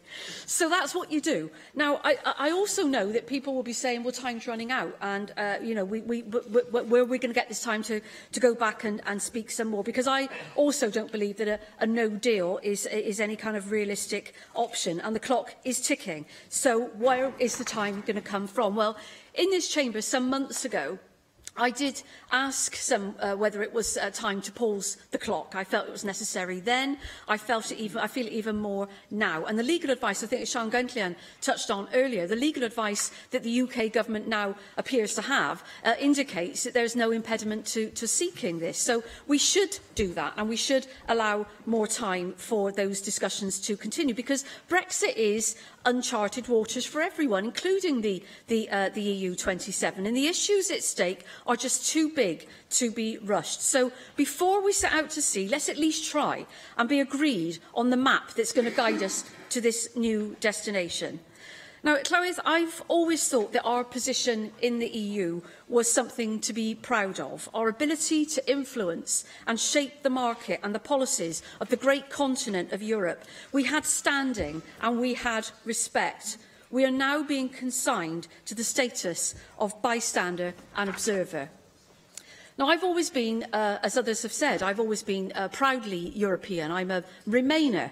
I'm proud to say that I campaigned vigorously for us to stay in the European Union because, as a socialist, for me, being part of the EU met my aspirations of active collectivism, pooling resources, working together, avoiding isolationism. And it's also why I am committed to a united kingdom, because I believe that we are always stronger together. But having heard what Neil Hamilton's contribution earlier and the wringing of his hands about where we are and the poor deal that we have in front of us being worse than actually staying in, I can't help but reflect on what brought us here, and I'm going to repeat some of the things that Joyce Watson has said. What brought us here were the political divisions over Europe that have been the Achilles heel of the Conservative Party for more than 40 years. That internal division led David Cameron putting the interests of the Tory party above the greater interests of this nation. It forced him to promise a referendum that we didn't need to appease the hardline Eurosceptics in the Tory party. It was that Tory self-interest that brought us to where we are now. No, he has to live with that for the rest of his life. And as Di Lloyd quite rightly said, David Cameron, as a result of this, will, without doubt, go down in history as the worst Prime Minister of our time. The man who put political interests of his own party before the future economic, social and political interests of an entire nation. Shame on him and shame on the Conservative Party for allowing it to happen. But despite all of my reservations, anger and sadness at what brought us here, I have sought to respect the outcome of this referendum. And even though I recall Nigel Farage saying that if the vote had been 52-48 the other way round, it was not over. Well, I'm telling you, comrades, this is not over. I had hoped beyond hope that the UK would be able to negotiate a deal that helps to avoid the disaster that I currently feel beyond any doubt is coming our way. But this withdrawal agreement is not such a deal. We've heard this before, and I know, but it's worth repeating. There are companies in my constituency that share my fears. Companies who have trading arrangements deeply embedded with the EU. Companies already disrupted by the uncertainty of Brexit. Companies dependent on tariff-free trade for their future business and retaining jobs in the local economy. They are not encouraged by anything that we have seen. And I genuinely fear that if we get this wrong, this will be the greatest act of self-harm that any nation has ever inflicted on itself. And it's our children who will have to live with the consequences of that, and it's the poorest in our society who will pay the biggest price for it. And as an elected representative, I can't vote for that outcome. As an elected representative, the easiest thing for me to do is to vote for the populist option. The hardest thing to do is to vote for the right option. Llywydd, for a moment, let me also reflect on an issue that's also always been very close to my heart, and that's workers' rights. workers' rights that we have established through the European Union over many years. Workers' rights underpinned by European legislation embodying that fine principle of an injury to one is an injury to all, which has mitigated some of the worst excesses of Tory attacks on workers' rights in this country. And no, Gareth Bennett, it is not EU migrant workers that drive down wages, it's unscrupulous employers. And it's our failure to deal with that that has been a national disgrace. So I've read with interest the information about labour standards in the withdrawal agreement, and guess what? It's inadequate in that regard too. It does not provide the certainty that is required to avoid what can best be described as a race to the bottom. Clearly, many will base their fears for the future around the loss of access to the single market, and that, without doubt, is a huge consideration in this debate, and one which concerns me greatly too for all the reasons I've already mentioned. But I have equal fears about losing our place amongst the social policies of the EU, for surely our aim is that economic stability and social progress are linked together. And I'm just going to quote from one trade union legal firm that might be familiar to one or two people in this chamber. And they've said, "It's therefore abundantly clear that the commitments of non-regression of labour standards and the compliance with International Labour Organisation and European Social Charter obligations will be ineffective." So there's no reassurance in this agreement around so many aspects of our lives that we rely on for our future prosperity and security, and there's a deafening silence in the political declaration about protecting workers' rights. For me, that does not meet the tests set either within the withdrawal agreement or the political declaration. So our role today is clear. Do we, as a National Assembly for Wales, give our agreement to the current withdrawal plan? And my answer is no. Now that we know the extent of this folly, people must have the opportunity to vote again and decide whether the deal on the table is now really what they voted for. And I have to say, Paul, contrary to what you were saying earlier on, all indications now are that Wales no longer supports the Brexit. Because now they know what it means. Now that they know what is actually on the table, they have changed their mind. Now, I hope that that's going to be done through a general election, because I don't just want us to change direction on the EU. I want us to change direction on a whole host of domestic policies. And the government motion contains that vital call for a general election, and that's why it will receive my support and why I can't support the limitations of the Plaid Amendment. But somehow, after the last catastrophic election miscalculation for the Tories, I don't think that they're going to be making that same mistake again. And I don't believe that these particular turkeys will vote for an early Christmas. But the people must have their say. So if the Tories run away from another general election, then there must be a public vote that decides our future. Thank you. Ysgrifennydd y Cabinet I ymateb i'r ddadl. Mark Drakeford. Diolch yn fawr, Llawydd, y gai ddweud garddiolch i pob un o'r aelodau sy'n wedi cyfrannu at y ddadl ac i ymryheiddio, ac os does dim digon o amser i fi i ymateb pob un, be dwi'n mynd i wneud i trial i tynnu'r themau mas o'r ddadl sy'n wedi bod yn eang, y difrifol, a fel ni wedi clywed, bywiog hefyd. Llawydd, there are 5 themes that I would like to just draw out of the debate this afternoon before turning to what individual parties have said. Can I begin by picking up a point that Paul Davis made very early on in the debate, and to which Rhys Iorwerth and Joyce Watson both returned, and it is a very serious point, which is about the divisiveness of the debate, the intergenerational tensions that it has thrown up in our country, and the obligation that any one of us in public life ought to feel about healing those divides and using language and an approach to this debate that has a chance of healing, rather than dividing the divisive fissures which this whole business has opened up. A second theme that I think you can hear in everything that has been said this afternoon is that of complexity. How quickly the promises that we were told in the beginning of how easy it all would be have evaporated, as every time you explore the process of separating from a relationship in which we have a 40-year stake, the complexity of doing that, and that's been a theme in many contributions this afternoon.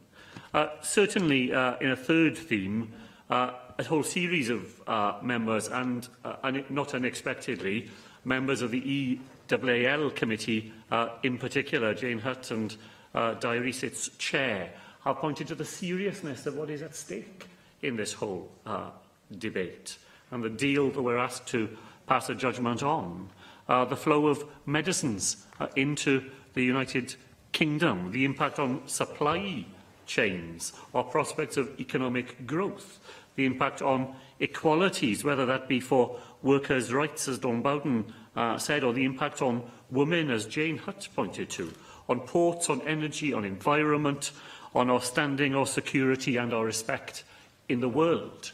All of those matters are at stake in this debate. And there's a wider context to it, beyond our direct membership and the deal that Sian Gwenllian pointed to.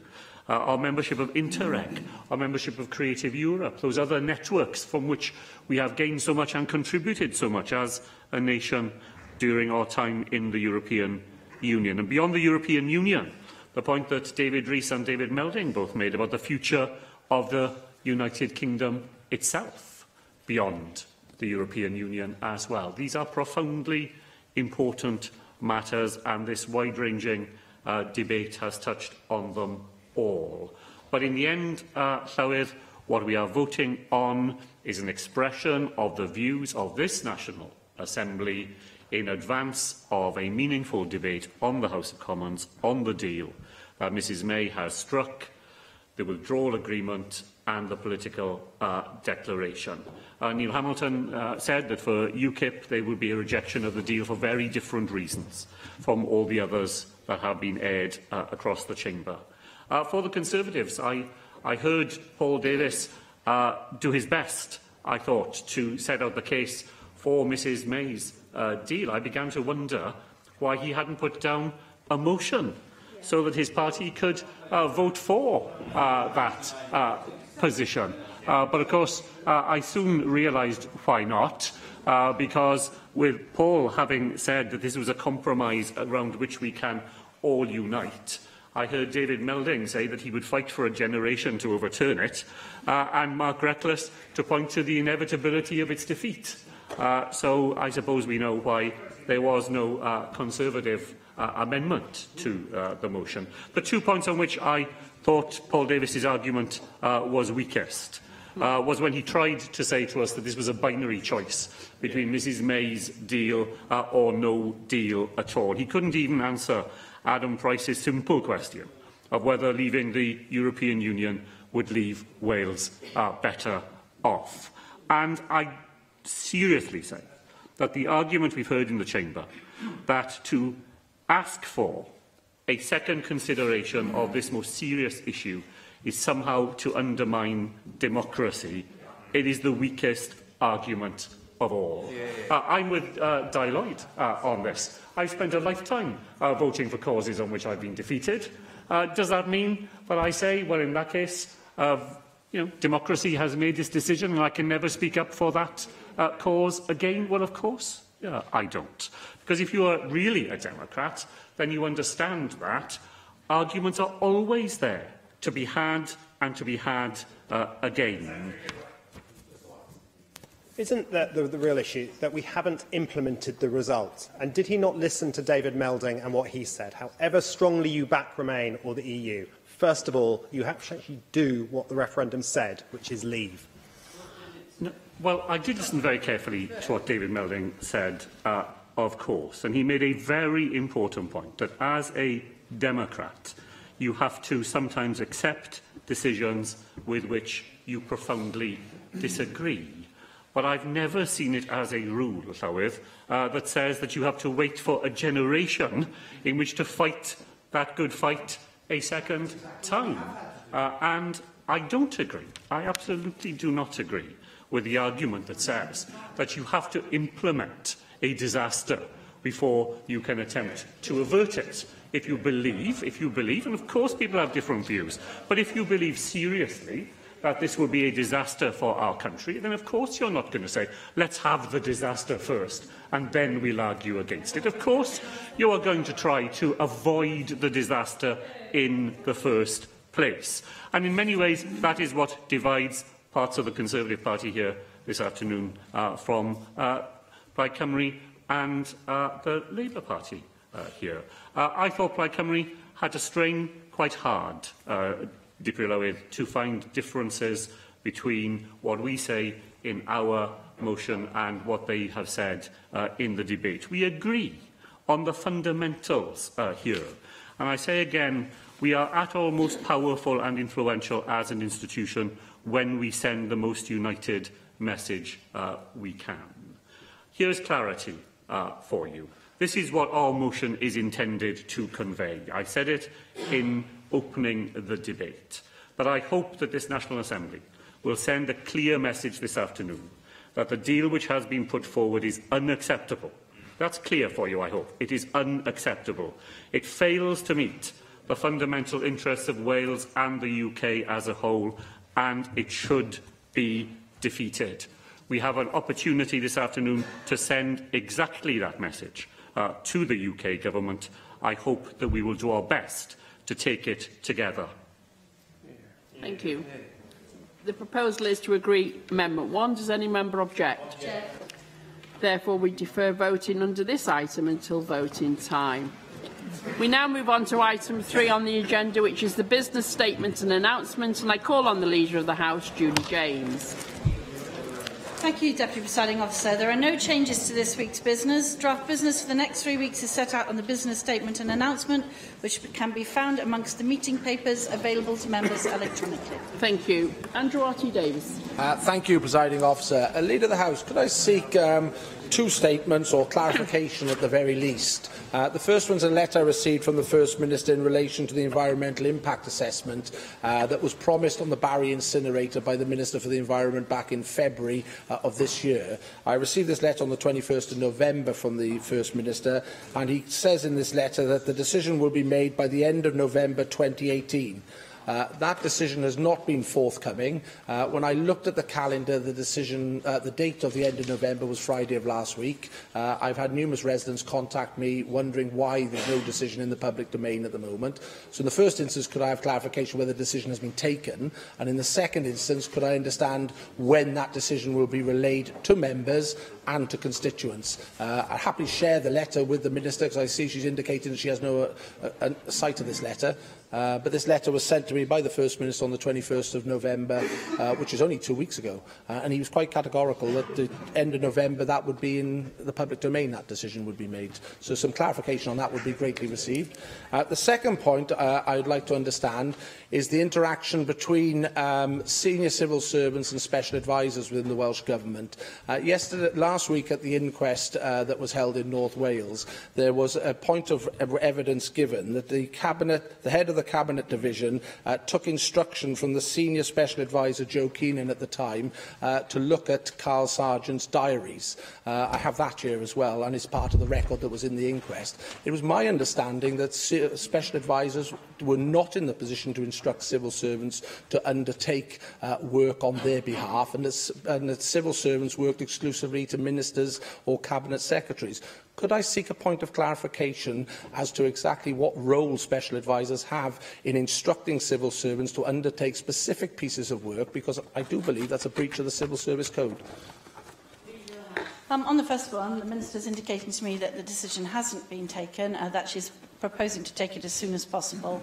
I'm sure it was sent to you in good faith. It turns out not to have been accurate. As soon as the Minister knows when she'll take the decision, I'll make sure that that information is conveyed as rapidly as possible.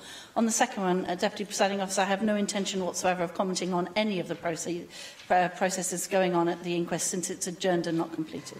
Thank you. Guy Lloyd. Ocê, Prylywydd. Arweinydd y tŷ, byddwch yn ymwybodol bod...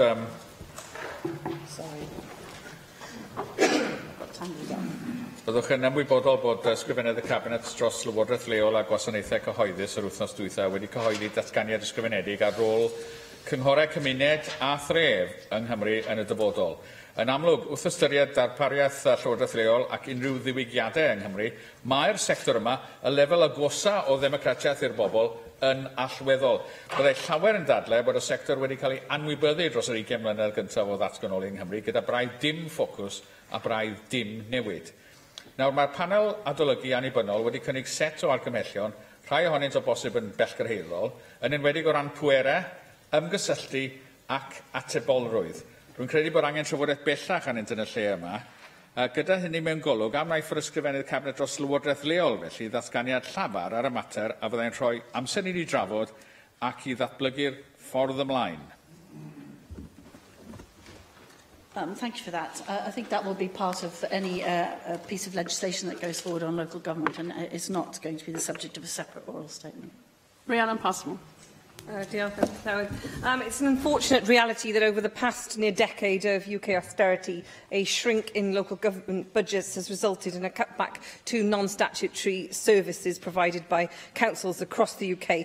I therefore would like to request a statement from the Welsh Government on the status and health of music support services across Wales. As members will be aware, this is an issue very close to my heart, and I do not envy the tough choices that our councils are forced to make, but I do firmly believe that access to music should be a right for our youth, not just a privilege for those who can afford it. And it is right that Wales considers as a national priority the development of a national strategy or plan in funding music support services. Therefore, I would request a statement that also includes an assessment of schools that are currently unable to access music support services and on the equality of access for our very poorest students to access music performance education in Wales. Yes, I commend the member for her constant, passionate support for music services in Wales. She will know that our ambition, we share the ambition to provide high-quality universal access to music education for learners in Wales, and she said in her remarks that she knows that local government has the direct responsibility for this, not the Welsh Government. I know she's aware that the Culture, Welsh Language and Communications Committee inquiry on funding for and access to music education, Hitting the Right Note, set out 16 recommendations focused on improving music service provision across Wales. We're currently taking forward work to address the recommendations made in the report Hitting the Right Note. That includes undertaking work to identify and assess options for delivery of music services and ensure any future plan is sustainable. Officials have met with key stakeholders very recently and are currently evaluating the feedback to plan the next steps. We recognise current pressures facing music services, as she's acknowledged, and the need to take action as soon as possible. That's why the Cabinet Secretary for Education has made additional funding of £3 million over 2018-19 and 2019-20 available for music provision across Wales. The grant for this year is due to be released, and that announcement will be made very shortly. Thank you. Mohammed Asghar. Deputy Presiding Officer, may I ask for a statement, Leader of the House, from the Welsh Government on what it is doing to promote the use of electric vehicles by public sector bodies? Last week, the Economy, Infrastructure and Skill Committee heard complaints that Welsh Minister had not given clear signals on that issue and that leadership was desperately needed. The view is reinforced when you consider all 72 vehicles owned by the Welsh Government, including 12 ministerial cars, all use diesel. The committee was told targets needed to be set by Welsh Government for public bodies to adopt electric vehicles to cut emissions. Please, can we have a statement on this important issue, please? Yes, the Welsh Government has been looking very carefully about accessibility for electric and hybrid cars in Wales, including across the public estate. We are already investing £2 million in electronic vehicle charging points to supplement existing capacity, but the member will know that there are issues around range and sustainability for electric vehicles. We are looking to invest further in the electric vehicle charging network. It's not helped by the fact that there is no common standard as yet for electric cars and their charging arrangements, which it would be very helpful, were we to stay in the European Union, for example, to have a European-wide ability to solve that problem. Clearly, investing in the wrong network would result in wasted investment. So we are looking carefully to see what the best way forward for that is. The member makes a fair point, but I think we're not yet at the point where the technology supports his argument. Thank you. Bethan Syed. I heard what you said to Andrew Marty-Davies earlier, but of course last week we did have the inquest into the death of Carl Sargent, and it was well publicised for good reason. We heard details, some of it hard to hear, regarding the events leading up to Carl's tragic and too early death. Given the strong public interest in this case and the clear question marks which have been raised again recently, will your government now finally publish the report from the leak inquiry in full, as we have requested previously, so that we can assess it and we can know exactly what that particular inquiry said? My second request is, we know that the Welsh Government has committed to HIW to investigate the Chris Wade scandal here in Wales. Health Inspectorate Wales has been conducting a report over the last year into what happened, talking to key stakeholders. They did promise that this would be able to be released before the end of this term. But what I wanted to raise here today was to ensure that we get access to that report before the end of term, which I mean by Tuesday or Wednesday next week, so that we can actually scrutinise the Health Secretary instead of him putting something out on a Friday. I don't doubt that he may have reasons to do so, but we would want to have access to that report before the end of term, so that we can scrutinise him here because of the severity of the situation. What I don't want is an opportunity missed for Assembly members to be able to hold the Welsh Government and the Health Inspectorate Wales to account by virtue of not having had access to that report. So that's my request to the Welsh Government. Well, I'm not going to comment on the inquest other than to say that everybody in the Assembly and its estate has been affected by the issues raised. Carl was a good friend and colleague of all of us, and we all share the sorrow and the opening wounds from the inquest. But I'm not going to comment on any of the processes there, since the inquest stands adjourned and is not yet complete, nor on any of the other peripheral points until the inquest reaches its proper legal conclusion. On the other matter, the Welsh Government welcomes scrutiny of that sort. I'm afraid I don't know, Deputy Presiding Officer, whether that report can be released in the very short timescale now available to us. If it can, I will make sure that it is. If not, then there will be opportunities to question whoever the Cabinet Secretary for Health is in the next term about any content of the report should it be released over the Christmas period. Thank you. Mike Hedges. Deputy Clywyd. I would like to make two requests for Welsh Government statements. First is one which the Leader of the House is quite used to me asking about, but I make no apology for continuing to do so, because it's hugely important to my and her constituents, and that is an update on Virgin Media job losses and the Welsh Government's support for those who are losing their jobs. And it's getting very close now to the time when everybody will be losing their jobs. The second is the Welsh Government statement of the Planning Inspectorate, including planning inspectors giving permission for HMOs against the wishes of the Council and local people. I'm sure that's something that the Leader of the House knows a great deal about. And if I say Bryn Mill, well, St Thomas and Port Kennett have now become the new Bryn Mills. As you know, I do not believe there's a role for the Planning Inspector in a democracy. Council should decide, and an unhappy applicant should go to judicial review. Someone coming in who knows nothing about the area, making decisions which have catastrophic effects upon the lives of individuals, I think is anti-democratic, and it certainly causes huge problems in my area, and as I know in the past it has in yours. Indeed, yes. Well, on that one, obviously we don't have any direct control over the Planning Inspectorate, which is a separate organisation to the Welsh Government acting on its behalf. However, we do from time to time issue guidance and policy documents around understanding the issues, and I've had conversations with the Cabinet Secretary about whether for university towns it's beneficial to do that.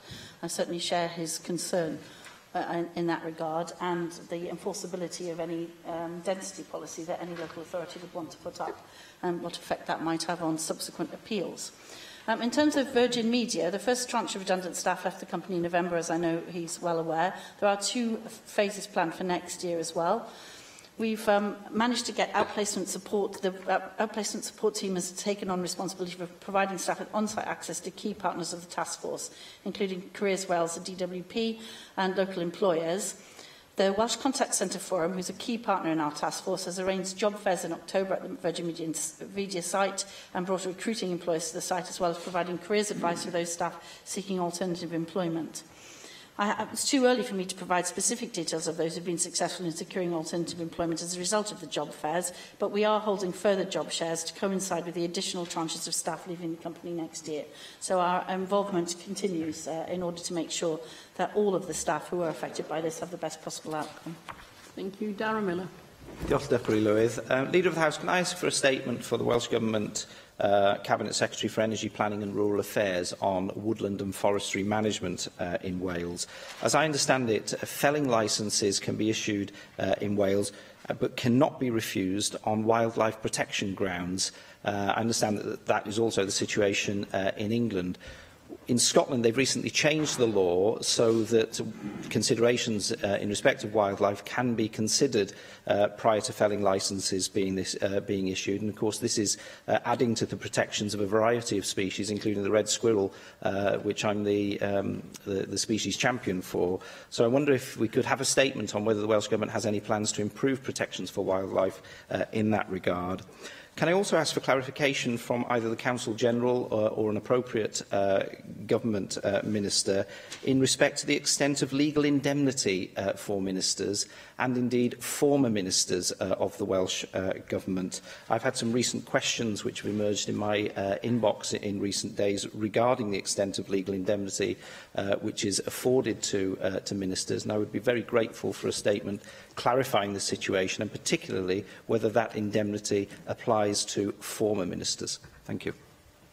Yes, on that last one, I think you need to write in with the details of that. Legal indemnity is a very wide-ranging piece and has lots of different, very specific ramifications, so we would need to understand the exact circumstances in which you're making the inquiry. So if you want to write into the Council General, we'll make sure that that gets an appropriate response.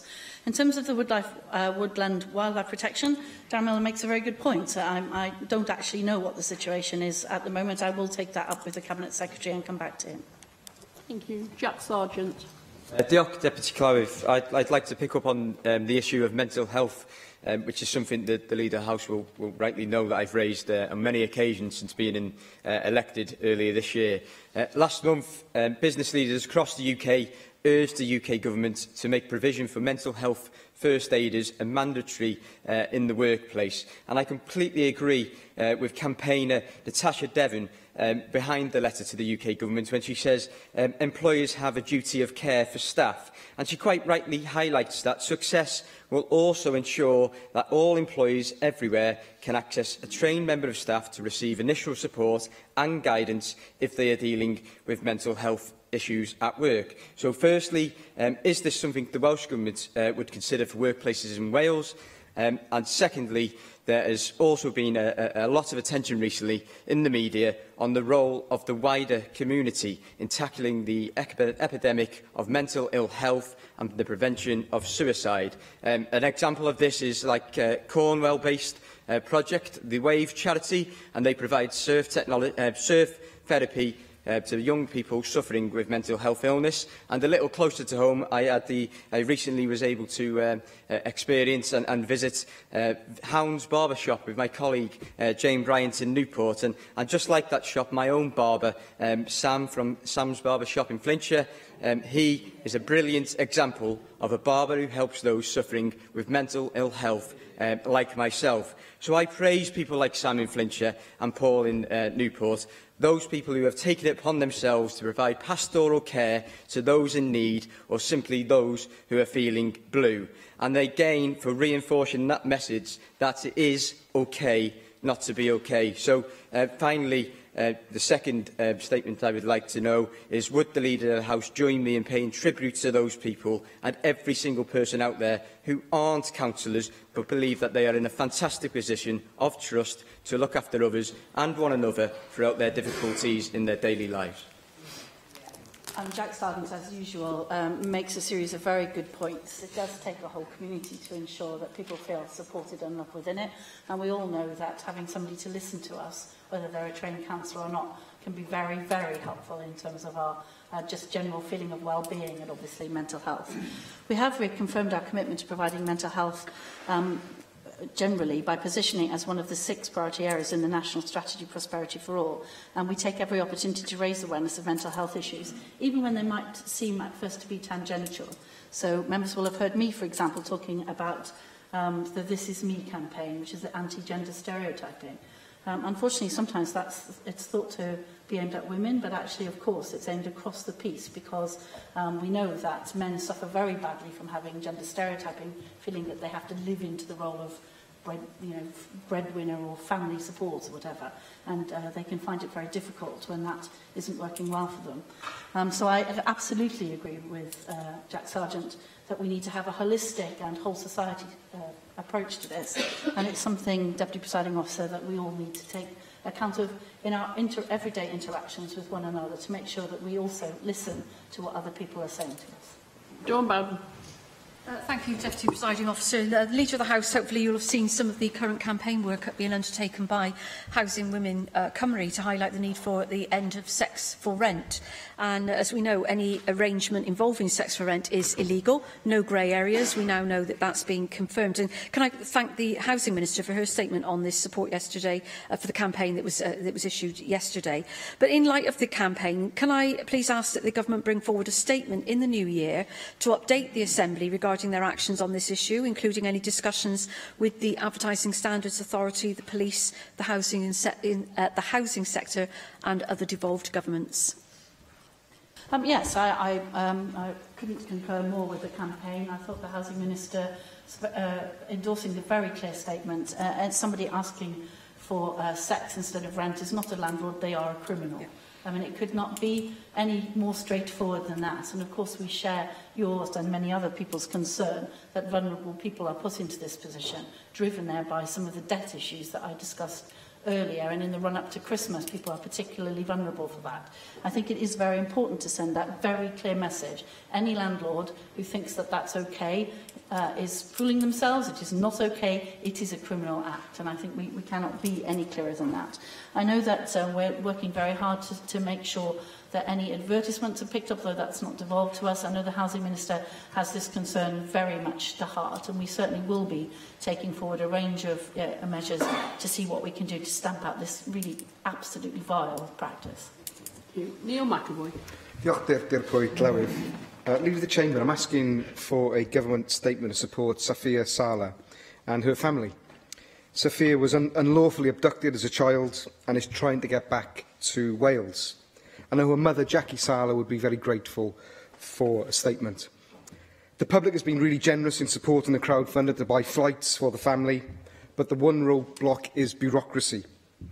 Safia is a UK citizen, she has a birth certificate, but she does not have a UK passport, and nobody seems able to help with this. The Home Office is not devolved, but communities are devolved. The distress caused by a Welsh girl from Ely stuck abroad is a matter for everybody in this Assembly. Will the Welsh Government speak up for Safia and her family in here now, but also outside, making representations in the corridors of power? Safia Saleh needs a passport to get here, and she's fully entitled to one. So how can you help? Yes, I'm very happy to say that the Welsh Government supports family reunification where at all possible in all of the circumstances where families are divided. It's amongst the worst and most pernicious effects of some of our more draconian immigration rules. If Neil McAvoy wants to write to me with the details and contact details for the family, I'm very happy to make representations to the Immigration Minister on behalf of the family. Thank you. And finally, Caroline Jones. Diolch, Dipper Llywydd. Leader of the House, could I ask that the Cabinet Secretary for Education makes an oral statement to the Chamber regarding your government's plans to tackle bullying? I am aware that the Welsh Government is consulting on draft guidance on bullying, but I would question whether guidance is sufficient, and I am not the only one. The coroner in the Bradley John inquest has queried whether we need a specific law on bullying. We have seen such terrible incidents of bullying in recent weeks, such as the Syrian refugee waterboarded by school bullies, or the incidents of racist bullying at a Cardiff primary school, which shocked Eston inspectors. In my own region, I'm currently dealing with a constituent who was knocked unconscious by school bullies. He is only 11 and he is now away from school and has ADHD. His mother has informed me that he does not sense any danger and he thinks that everyone is his friend. This little boy was beaten unconscious for reasons unknown, which causes anguish to all concerned, particularly his family. Thank you. Yes, the Cabinet Secretary is very, very firm that bullying is not to be tolerated of any sort in our schools. But we are particularly concerned about racist bullying, especially with the rise of hate crimes across the UK. We have, actually, we've got a group called EAST working very hard on a set of guidelines for schools, and we're currently looking at putting a new project into schools exactly on that point. As soon as those proposals are fit to be shared with members, and I will, or my successor in the Equalities portfolio, will bring forward a statement saying what we're doing. Thank you very much, Leader of the House.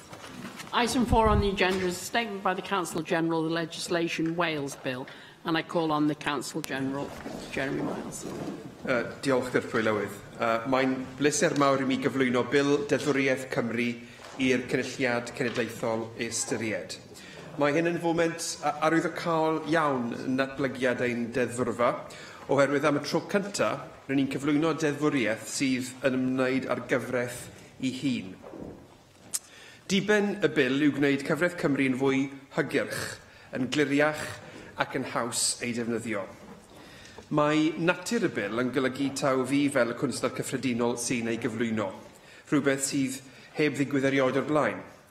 Mae hyn yn adeg amserol felly i mi dalu teyrnged i ddau o'm rhagflaenwyr, Theodore Huckle, ECF, a Mick Antonew, AEC, a oedd ill dau wedi chwarae rhan bwysig yn natblygiad y bil. Hoffwn ddiolch hefyd i eraill sydd wedi cyfrannu at y broses hyd yma, boed hynny drwy ymateb i ddau ymgynghoriad rydyn ni wedi cynnal fel Llywodraeth, neu drwy gyfrannu at waith blaenorol Comisiwn y Gyfraith. Mae adroddiad Comisiwn y Gyfraith a'r ffurf a hygyrchedd y gyfraith sy'n gymwys yng Nghymru yn darparu resymeg ar gyfer un rhan o'r bil, ac unwaith eto rwy'n ddiolchgar iawn iddyn nhw am eu gwaith. Mae rhan un o'r bil yn arloesol. Mae'n ceisio gosod seilwaith a fydd yn ymrwymo llywodraethau'r dyfodol i gadw hygyrchedd y gyfraith o dan adolygiad, ac i gymryd camau i'w gwneud yn fwy hygyrch. Mae pryderon wedi codi ers blynyddoedd lawer am gymhlethdod y gyfraith yn y Deyrnas Unedig ac anhrefn ein llyfr statud bler a helaeth. Mae llawer o'r cymhlethdod yn deillio o'r toreth o ddeddfwriaeth sydd wedi wneud dros y degawdau diwethaf yn y Deyrnas Unedig. Mae hyn yn golygu fod y llyfr statud bellach yn afreolus. Mae hyn yn ei dro yn golygu bod y rhan hynny o'r llyfr statud a etifeddwyd gennym yn anhygyrch yn yr un modd, ac efallai hyd yn oed yn fwy anhygyrch gan fod deddfe Senedd San Steffan yn cael ei diwygio'n rheolaidd mwyn gwneud darpariaethau gwahanol ar gyfer Cymru a Lloegr. Mae'r broblem hon yn dod yn fwy amlwg pan ystyriwn y cyd-destun ehangach o setliad datganoli cymleth a dir-ysymeg, y trefniant anomalaidd o rannu awdurdodaeth gyfreithiol Lloegr ac ein cyfrifoldeb i ddeddfu yn ein dwy iaith. Y nod tymor hir yw creu llyfr statud trefnus i Gymru sy'n categoreiddio'r gyfraith mewn i godau ar bynciau penodol. A hyn yn hytrach na dim ond cyfeirio at y dyddiad pan gwnaethpwyd y deddfwriaeth. Mae'r bil felly yn gosod dyletswyddau ar y Llywodraeth gan fod maint a natur y dasg yn golygu bod rhaid ymrwymo i'r gwaith yn systematig a dros y tymor hir. Mae hyn yn golygu fod yn rhaid i gydgrynhoi'r gyfraith a'r gwaith arall sy'n gysylltiedig â gwneud y gyfraith yn fwy hygyrch fod yn un o flaenoriaethau pob Llywodraeth. Bydd cyrraedd y nod o lyfr statut sydd wedi ei godeiddio yn cymryd cenhedlaeth a mwy. Felly, cyn dechrau ar yn taith, rhaid ni ddeall beth yw diben y siwrne. O ganlyniad, hefyd heddiw rydym yn cyhoeddi tacsonomeg drafft ar gyfer codau cyfreithiol Cymru. A hyn mwyn arddangos sut all y llyfr statut edrych yn y dyfodol. Taw dogfen weithio yw hon, rwy'n gobeithio serch hynny y bydd yn rhoi cipolwg defnyddiol o'n syniadau cychwynnol. Byddwn hefyd yn gweithio gyda'r archifau cenedlaethol i wella'r ffordd y cyhoeddi'r deddfwriaeth bresennol. Yn bennaf drwy drefnu'r hyn sydd gen i ni eisoes drwy gyfeirio at ei faes pwnc. Bydd hyn yn helpu i baratoi'r ffordd ar gyfer y broses o gydgrynhoi sydd ei hangen, yn ogystal â bod yn gymorth i ddefnyddwyr deddfwriaeth yn y cyfamser. Ar ôl i gwblhau, bydd y gwasanaeth hwn ar gael drwy wefan Cyfraith Cymru. Gwefan a fydd yn cael ei wella fel rhan arall o'r gwaith o wneud y gyfraith yn fwy hygyrch. While Part 1 of the bill is innovative, Part 2 of the bill follows a long tradition established by the UK Parliament in the 19th century, when it first passed an Interpretation Act. Statutory interpretation is the process of determining the meaning and effect of legislation and how it operates. This can be a complex process, so acts prescribing rules on how laws are to be interpreted are now a typical feature of legal jurisdictions across the common law world. Their purpose, essentially, is to shorten and simplify legislation and promote consistency in its language, form and operation. In the UK, there are currently 3 acts of this nature, one for the United Kingdom, one for Scotland and one for Northern Ireland. Welsh legislation is currently subject to the UK Act, something that we intend to change by making this bespoke provision for Wales. The proposals in the bill have been subject to a policy consultation exercise and the publication of a draft bill. Introduction of the bill, however, now marks the beginning of the most important part of the scrutiny process, and I am anxious to hear the views of members and to listen to any concerns that you may have. Like any other bill, it is, of course, subject to change, and I have no doubt that it could be improved. One particular issue that I would like members' views on is whether and how to make specific provision about the process for interpreting legislation that is made bilingually. At present, Section 156, subsection 1 of the Government of Wales Act 2006 provides that the English language and Welsh language texts of legislation have equal standing. This may be sufficient, subject perhaps to restating that provision in this bill. But it's an important issue that needs further analysis and thought. It's an issue that was aired in consultation, but I hope that the responsible committee will feel able to consider this issue carefully. Finally, it's important to bear in mind that this bill forms only one part of a wider initiative. Although it is intended to underpin much of our future activity, Part 1 of the bill will not of itself deliver the reform that we desire. That depends on the detailed and painstaking work of consolidating the law, rationalising it into a structure of codes. We will in future, therefore, start to see the production of bills designed not to reform the law, but to bring order to it, by remaking existing legislation afresh for Wales in a modern, bilingual and accessible form. Once enacted, these laws will then need protection from any future political desire to make law that does not fit structurally within the new established codes. While clearly there is no desire to impinge upon the content and effect of the law and the instinct to reform the law, we have a collective responsibility to constrain how that is done so that the impact upon the accessibility of the statute book is always taken into account. The wider initiative also involves us, both the Welsh Legislature and Government, taking more responsibility for our laws. It involves accelerating the process of developing a body of bilingual Welsh law, a body of law which is identified as such, rather than being intertwined with laws that have effect also outside Wales. This bill, as well as facilitating that process, will contain rules about how that law works and how it is to be interpreted. Regardless of where we end up in relation to the question of a legal jurisdiction for Wales, the bill will, I hope, form an important part of our legal infrastructure in Wales for many years to come.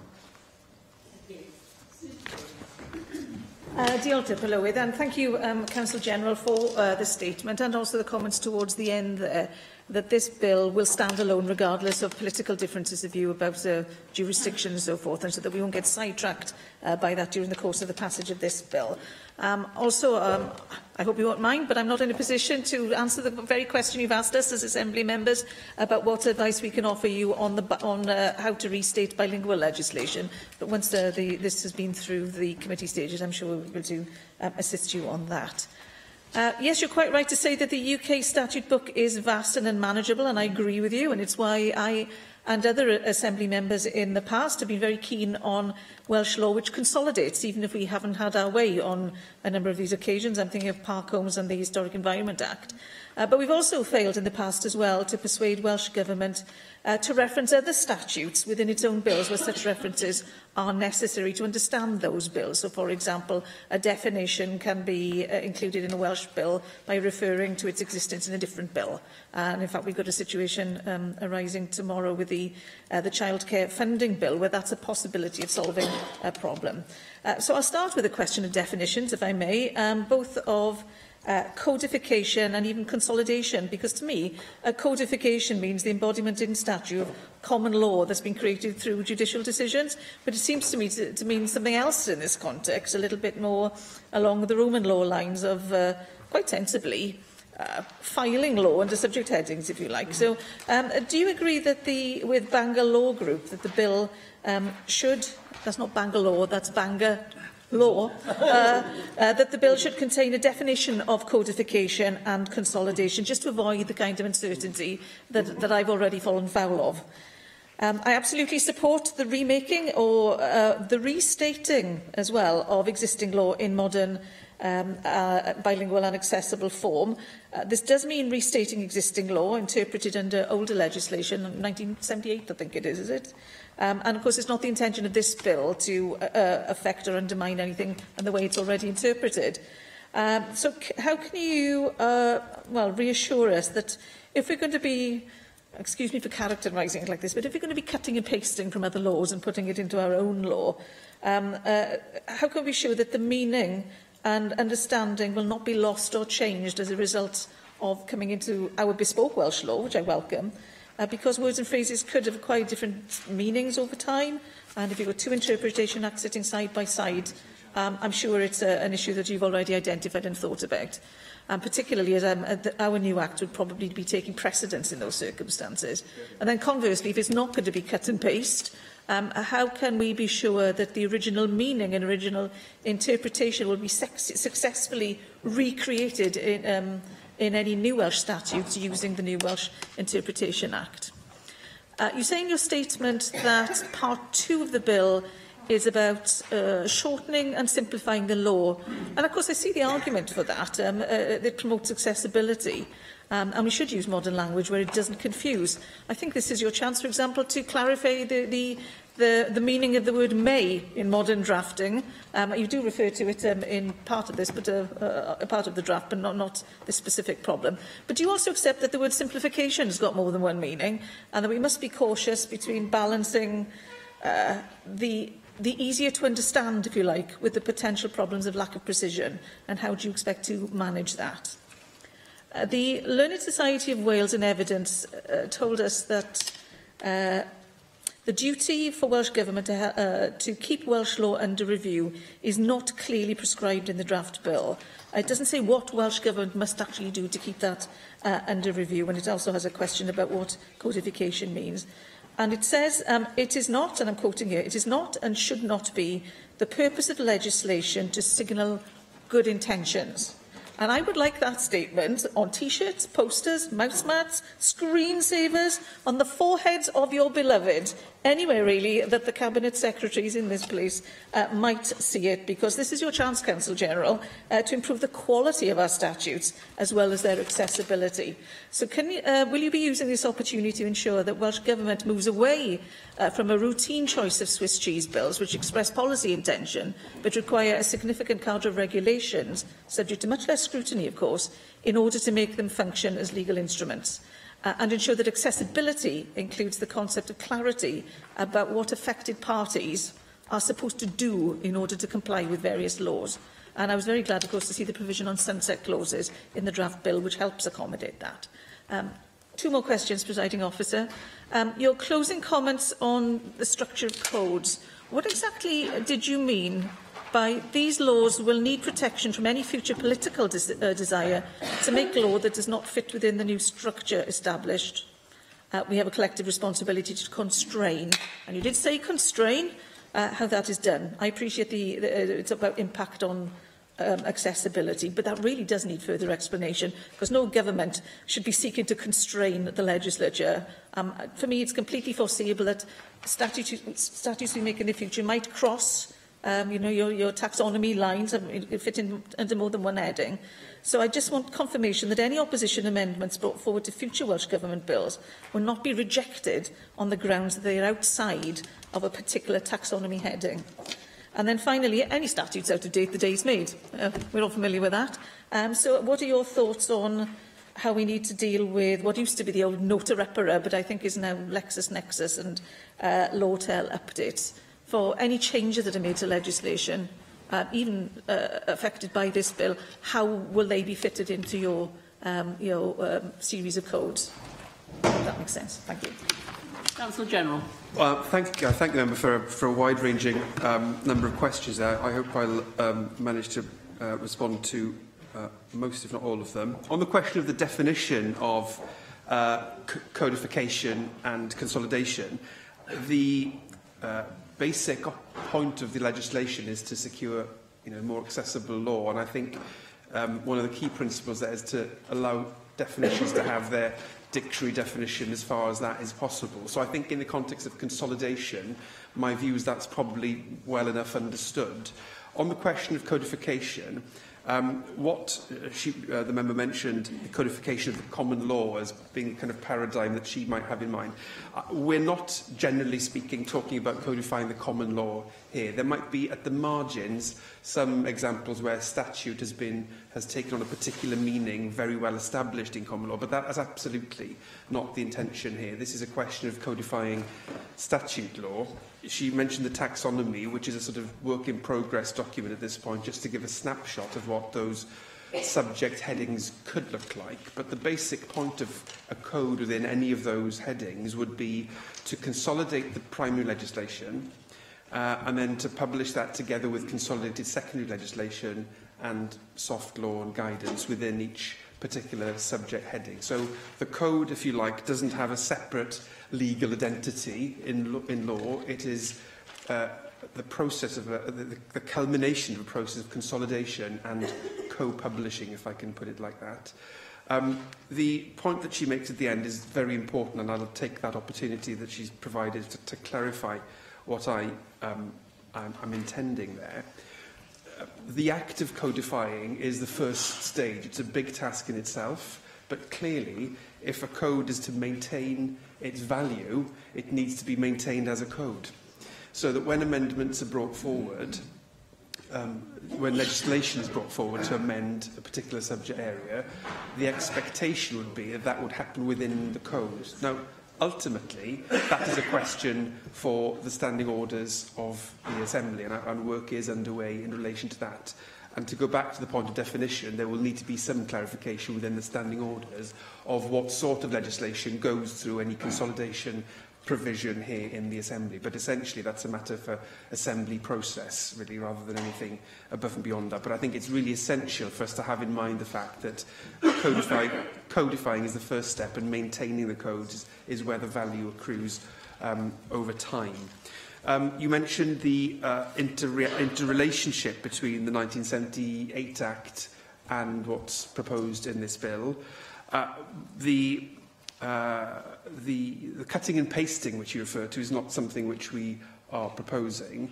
I hope we will be able to secure a point in time for the second part of the bill to become law, which is easy to remember, so members and users of legislation in the future will know clearly that Assembly Acts passed after that date are subject to the new interpretation provisions, and ones passed before that date are subject to the 1978 Interpretation Act. So it should be very clear which of the two acts applies. I think that's important from an accessibility point of view. She talked about the Learned Society's points in relation to the duty to keep Welsh law and the accessibility of it under review. There are two duties, of course, in this bill, and the interrelationship between the two is the important thing. There's a broad duty on the Council General to keep Welsh law under review, and that will provide opportunities to embed that in the process of developing legislation, developing policy within the government as legislation is being brought forward. But then the second duty, which is a much broader application, applies both to the Council General and to Welsh Ministers, and that's where the meat of the duty lies, in bringing forward a programme in each Assembly term to take specific steps to consolidate, codify and make law more accessible. So I hope that the interrelationship of those two duties together provide the meat on the bones, if I can use that term. She spoke about legislation being more than good intentions.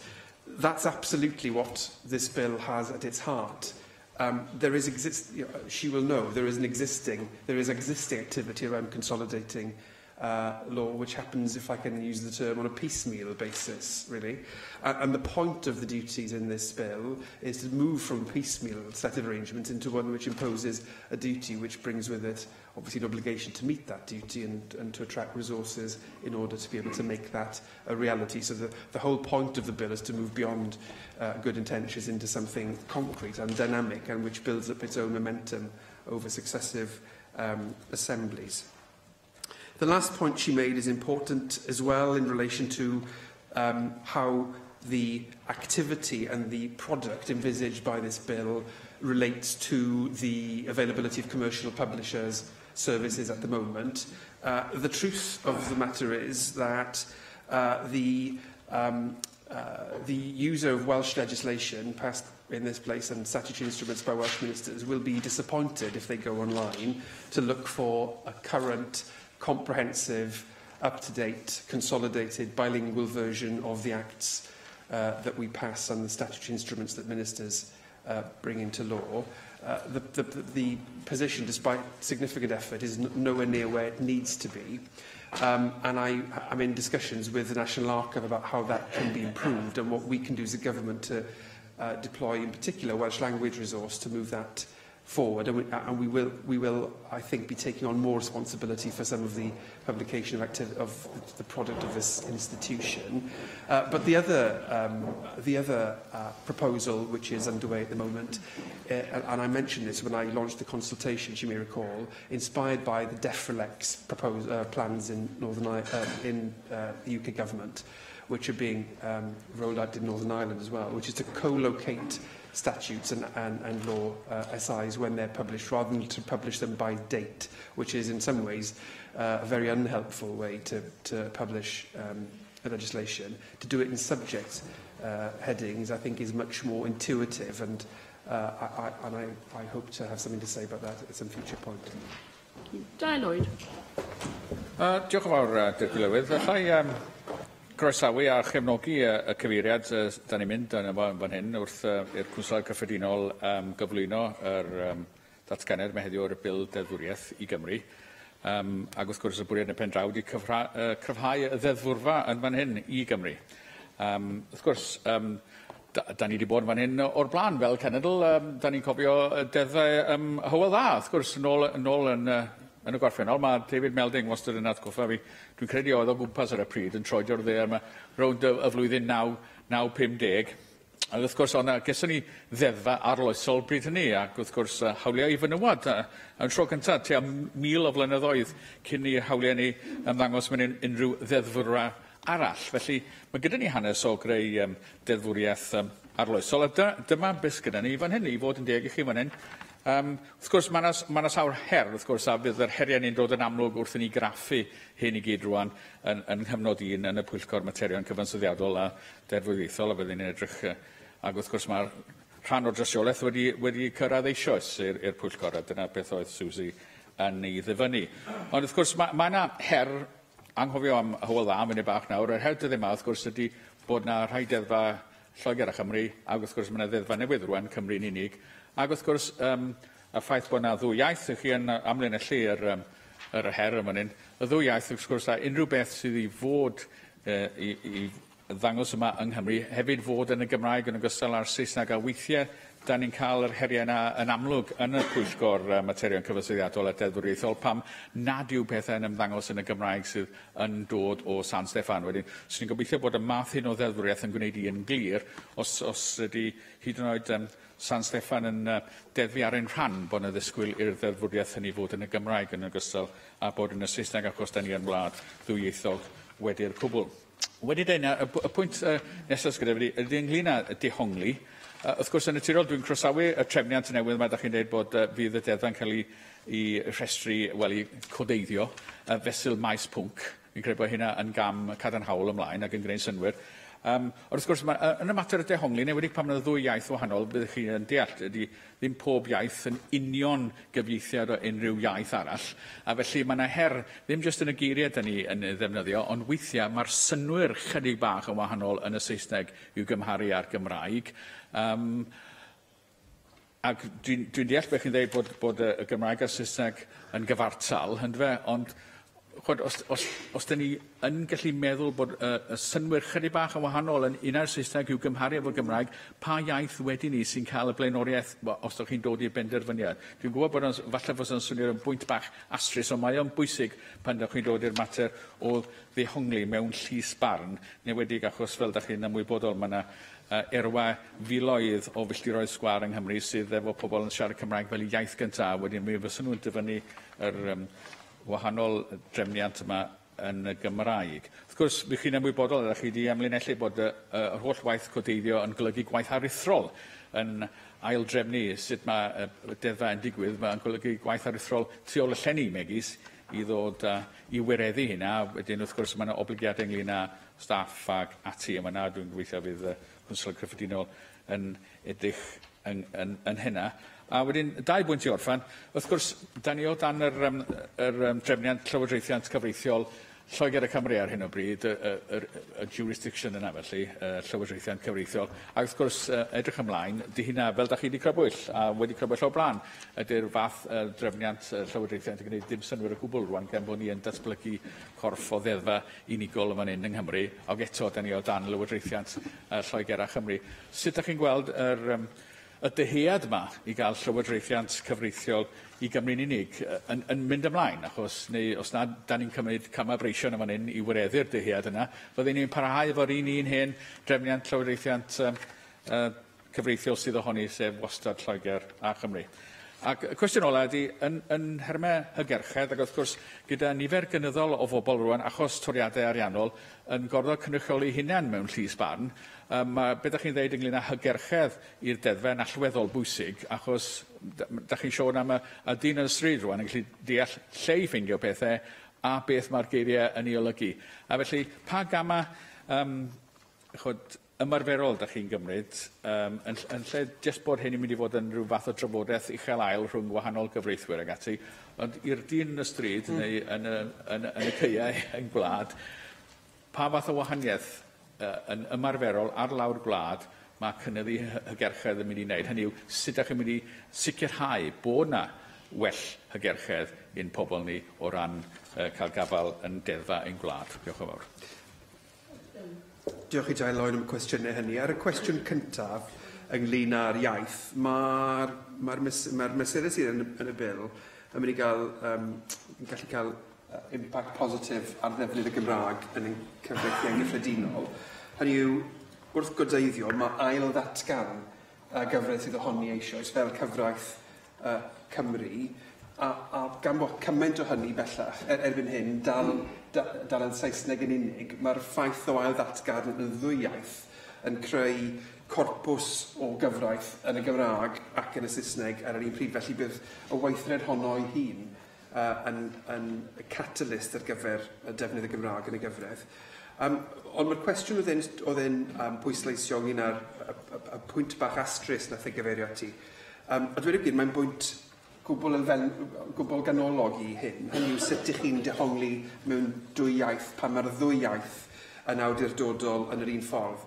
Mae'r sialens hon yn sialens sydd ddim yn benodol i Gymru. Wrth gwrs mae hynny'n wir hefyd mewn llefydd fel Canada, yr Undeb Ewropeaidd ac ati. Felly mae amryw o gomfensiynau neu sut mae hyn yn gweithio yn gwaith Comisiwn y Gyfraith. Mae penod lawn ar y testyn hwn os oes gyda ddiddordeb i edrych yno fe. Ond dyna'r union math o drafodaeth yn gobeithio cael gyda'r pwyllgor ynglyn â sut i sicrhau a oes angen wneud mwy na jyst erbyn yr hyn sydd yn deddfe datganoli ynglyn â hyn ar hyn o bryd, os angen cymryd camau pellach. Felly mae gyda fi ddiddordeb trafod hynny mellach gyda'r pwyllgor. Nath ei gyfeirio at bwysigrwydd adnoddau, wel, yn amlwg yn cytuno gyda'i am hynny, a'r pwynt o gael cyfrifoldeb yn y mesur, yn y ddeddf, yw sicrhau bod adnoddau hynny yn haws i canfod yn y dyfodol a bod y adnoddau yna ar gael dros tymor hir sydd yn hanfodol wrth gwrs i allu gwireddu uchelgais y bil. O ran awdurdodaeth ar wahân i Gymru, wel, mae hynny yn un o'r pethau mae Comisiwn Cyfiawnder yn edrych arni ar hyn o bryd. Bydd yr aelod yn ymwybodol o dystiolaeth mae Llywodraeth Cymru wedi cynnig i'r Comisiwn. Wy eisiau pwysleisio bod y mesurau sydd y bil hwn yn y gwestiwn annibynnol i'r cwestiwn hynny. Nes i gyfeiriod hynny yn fy araith ar y dechrau. Mae'r ffaith bod chi'n datgan cyfraith Gymreig yn berthnasol i'r ddadl ehangach ynglyn â hynny. Wrth gwrs, ac yn olaf nath e sôn am hygyrchedd. Wel, hygyrchedd sydd wrth raidd yr holl beth sydd gan y bil yma mewn golwg. A mae'r bil mewn ffordd yn gwestiwn o gyfiawnder cymdeithasol ynghyd â atebolrwydd democrataidd.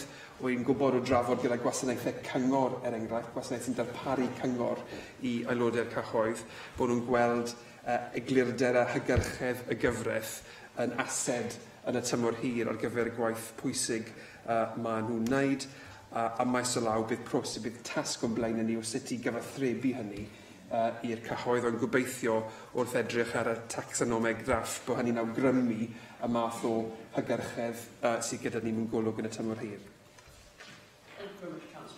Thank you. Item 5, the Carbon Accounting Wales Regulations, and then Climate Change Carbon Budgets Wales Regulations 2018, the Climate Change Interim Emissions Targets Wales Regulations 2018, the Climate Change International Aviation and International Shipping Wales Regulations 2018, and the Climate Change Net Welsh Emissions Account Credit Limit Wales Regulations of 2018. Unless any member objects, I propose, in accordance with Standing Order 12.24, that the following 5 motions I've just read out will be grouped for debate. Good. Therefore, I call on the Cabinet Secretary for Energy, Planning and Rural Affairs to move the motions. Leslie Griffiths. Thank you, Deputy Presiding Officer. Climate change is one of the greatest global challenges we face. The regulations which have been laid before the Assembly for consideration today are the Climate Change Wales Regulations 2018. They are a set of 5 regulations which establish an emissions reduction framework and trajectory towards the 2050 target contained in the Environment Act 2016. These regulations are being introduced under powers contained in the Act, and they show the world we are playing our part in this global challenge. The Act established the Committee on Climate Change as our independent advisory body, and in developing these regulations we've obtained and accepted advice from the Committee. In preparing its advice, the Committee ran 2 calls of evidence, and we hosted joint events attended by stakeholders from many different sectors, including industry, business, the public sector, third sector, academia and civil society. I'm grateful to the Committee and stakeholders for their contribution to these regulations. The Interim Emissions Targets regulations create targets for 2020 at 27%, 2030 at 45%, and 2040 at 67%. The Carbon Budgets regulations set our first 2 carbon budgets for 2016 to 2020 at an average of 23% reduction, and 2021 to 2025 at an average of 33% reduction. Taken together, targets and budgets map out our decarbonisation pathway towards 2050. Due to the makeup of our communities, our trajectory is different from others. The key is to ensure we transition to a low-carbon economy and society at the right scale and rate to ensure we can maximise the benefits to Wales. In terms of our accounting framework, we've decided to take a different approach from the UK Government and will be accounting for all emissions in Wales with no complicated reporting process, as we believe it's the most transparent way. The International Aviation and Shipping regulations include the Welsh share of these emissions in the Net Welsh Emissions Account. The carbon accounting regulations define what type of carbon unit or offset credit may be used in the Net Welsh Emissions Account and how they will be administered. We've gone for those which are considered robust and recognised by international reporting guidelines. Whilst our focus is on our domestic action, the credit limit regulations place a limit on how many carbon units or offset credits may be used to meet the first carbon budget. As recognised by the Committee on Climate Change, Wales's emissions are vulnerable to yearly changes due to the dominance of our industrial sector. The 10% limit provides sufficient flexibility.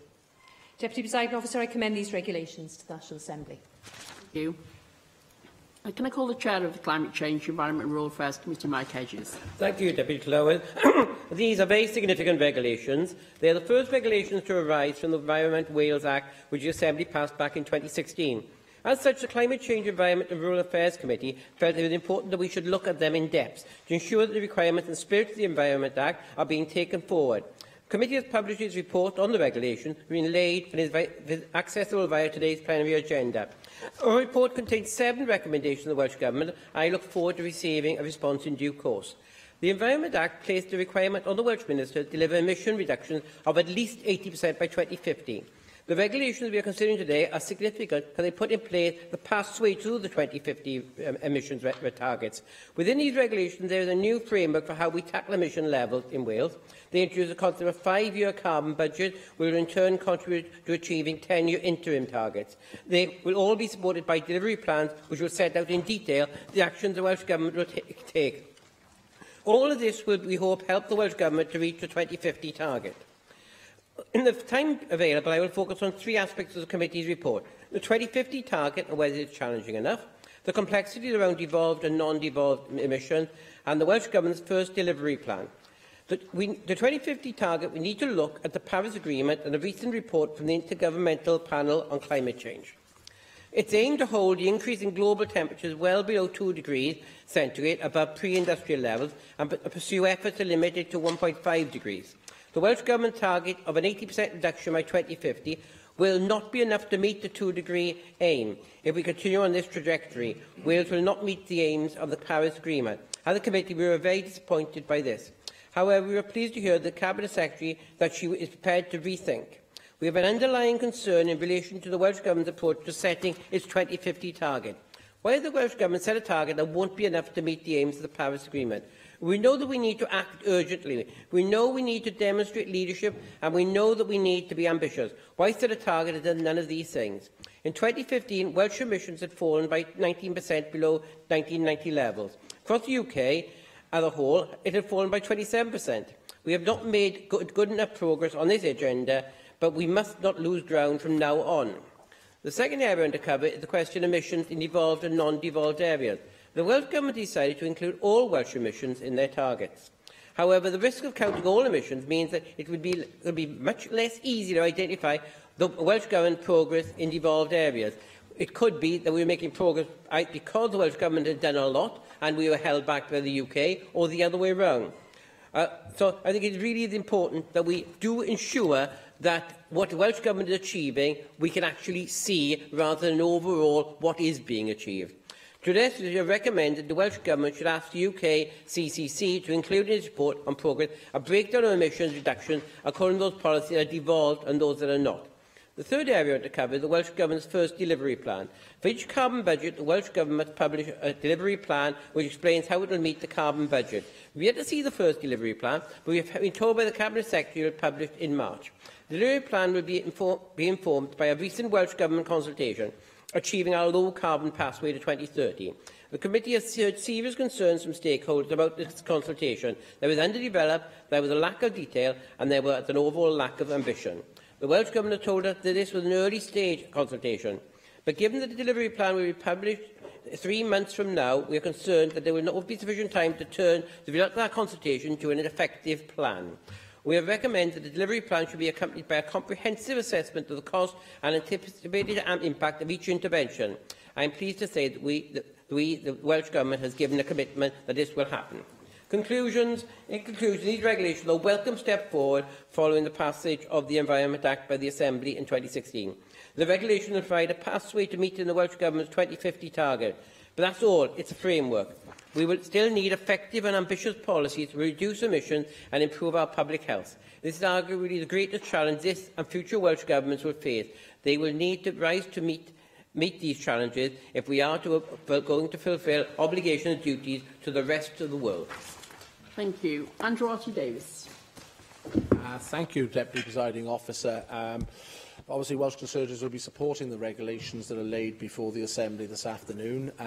If you look at the comments of Deirdre Attenborough yesterday at the climate conference that has been held by the United Nations in Poland, and it most probably is appropriate to focus maybe on the climate conferences that have periodically happened, because the First Minister next week will be standing down, and one of the first acts that he undertook when he took over as First Minister was to go to Copenhagen with the then Environment Secretary, Jane Davidson. We've seen various degrees of failure and success at international conferences. I think Copenhagen was regarded as a failure, Paris was regarded as a success, and I think we all wait to see what the outcomes in Poland will be over the coming days to see whether we move any further forward to meeting what is a moral obligation on countries such as Wales, the United Kingdom, especially in the developed world, to actually put new technology to best use and reduce our carbon usage, especially when you look at the prophecies that potentially by the middle part of this century could have dramatic implications on people in low-lying areas, not just in Europe but across the globe, and the disappearance of countries. And this report that the Climate Change Committee has put together, I wholly endorse, in particular the way the chairman of the committee brought forward its conclusions. It is worth noting that obviously the report does identify the Welsh Government potentially missing its 2020 target, and very often it's easy maybe to set some of these targets that are very much in the future, thinking that it'll be someone else who will have to deliver that. And it is a fact that we all need to put our shoulder to the wheel from an opposition perspective and put pressure on government to be ambitious in the way it wants to meet these targets, but also to work with businesses and work with communities and individuals to make sure that we all play our part and people do not feel, as we've seen in France now, where environmental action has provoked mass unrest because people have not been taken along with the proposals that the government in France has delivered. And so we will continue our position of monitoring this. We will continue our position of support where that support can help advance the cause of environmental improvement in Wales. But the round-table discussion, I think, last week that the committee held was a good sounding board for many of the organisations that came in. And if we can map out a route that shows that this is actually a profitable and beneficial way for business to engage in adopting new technology to reduce reduce their carbon output, and in particular as individuals focus on what their output is as individuals, collectively we can make a big difference. But my word of caution is, when you look at what has gone on in France over the last couple of days, we need to take people with us when we're bringing forward these measures, rather than just some sort of academic exercise that plays out on paper, but in reality is very, very difficult to deliver. And I do look forward, as the Welsh Conservatives look forward, to looking and scrutinising the delivery plan that obviously the Cabinet Secretary is committed to bringing forward in March of next year, because that will be a critical pathway to making sure that what is in the regulations that we are discussing today and the report that we have put forward as a committee can and will be delivered. Dwi eisiau mynd nôl i 2016 pan basiwyd y ddeddf amgylchedd, wrth gwrs, o lle ddath yr angen am y rheoliadau yma. Ac mae rhaid dweud, oedd y targed hir dymor o dorri allyriadau 80% erbyn 2050 wedi dyddio bryd hynny pan basiwyd y ddeddf amgylchedd yn 2016, oherwydd y sail oedd Deddf Hinsawdd y Deyrnas Unedig sy'n newydd athlu i ddegfed pen blwydd, ac fi oedd na ddim unrhyw ymchwil newydd go gyfer y ddeddfwriaeth yma yng Nghymru yn 2016, ac mi gydnabuwyd hynny ar y pryd, a dwi'n gwybod, oherwydd mi nes I gynnig gwelliannau fel y Llefarydd Plaid Cymru oedd yn craffu'r bil yma er mwyn ceisio cryfhau y targedau a newid y dyddiad hwnnw er mwyn adlewyrchu y bris a'r angen I weithredu yn gynt fel sy'n nawr wrth gwrs wedi dod yn amlwg eto yn y droddiad diweddara yr IPCC. Felly o ganlyniad mae'r cyllidebau carbon, y llwybr tuag at 2050 a'r targedau ar gyfer 2020, 2030 a 2040 I gyd ar y trywydd anghywir. Mae'r ffaith fod y targed ar gyfer 2020 wedi gostwng o 40% I 27% yn dangos diffyg gweithredu felly, yn hynny o beth ac yn dangos pan bod angen edrych ar hyn eto. Nawr mae'r ddeddf yn dweud wrth gwrs fod cyfrifoldeb ar y Llywodraeth I gyflwyno rheoliadau sydd wedi ystyried cytundebau rhyngwladol, fel Paris wrth gwrs, a'r dystiolaeth gwyddonol ddiweddaraf, yn ogystal â'n dyletswyddau I fod yn genedl sy'n gyfrifol yn rhyngwladol, sy'n dod o dan un o nodau deddf llesiant cenedlaethau'r dyfodol. Nawr, does dim un o'r rhain wedi ystyried yn drwyadl yng Nghyngor ac argymhellion Pwyllgor Newid Hinsawdd y Deyrnas Unedig, ond eto mae Llywodraeth Cymru wedi derbyn yr argymhellion anigonol yma yn llwyr. Nawr, mae adroddiad yr IPCC fis Hydref yn rybydd clir. Mae dim ond 12 mlynedd sydd gyda ni I osgoi newid hinsawdd trychinebus. Ond y targed sy'n cael ei gynnig fan hyn ar gyfer cyfraniad Cymru mewn 12 mlynedd erbyn 2030 yw 45% o doriad yn unig. Nawr, mi ddyle'r llwybr tuag at ddadgarboneiddio fod ar trajectori gwahanol yn fwy serth, hynny yw bod toriadau mwy yn digwydd yn fwy buan ac nid mor raddol ac mae'r Llywodraeth yn ei fwriadu. Os mae yna gost I wneud hynny, a dwi'n gwerthfawrogi hynny, a mae angen bod yn sensitif I hynny, ond mi fydd y gost o orfod gwneud mwy yn y dyfodol yn llawer uwch. Wrth gwrs, fe wnaed y gwaith paratoi ar gyfer y rheoliadau yma cyn gweld adroddiad yr IPCC, ac yn sgil hyn mae angen yn y marn I ymrwymiad clir gan y Llywodraeth y byddan nhw'n cyflwyno rheoliadau wedi diweddaru yn dilyn nid yn unig cyngor sydd wedi gomisiynu gan Bwyllgor Newid Hinsawdd y Deyrnas Unedig, ond hefyd yn dilyn asesiad o beth yw cyfran deg Cymru i'r byd, gan gofio wrth gwrs yn cyfrifoldeb rhyngwladol a'n cyfraniad hanesyddol at newid hinsawdd fel un o'r gwledydd cyntaf I ddiwydiannu. Dwi felly yn gofyn i'r ysgrifennydd Cabinet yn y ddadl yma heddiw I gadarnhau y cawn ni ymrwymiad sicr y bydd y Llywodraeth yn diweddaru'r targedau yma blwyddyn nesaf yng ngoleuni y wybodaeth ddiweddara sydd ar gael. A dwi eisiau cyffwrdd hefyd ar y broses. Mae'r broses ar diffyg cyfle sydd wedi bod I graffu go iawn ar y cynigion yma rhywbeth sy'n anerbyniol yn y marn I.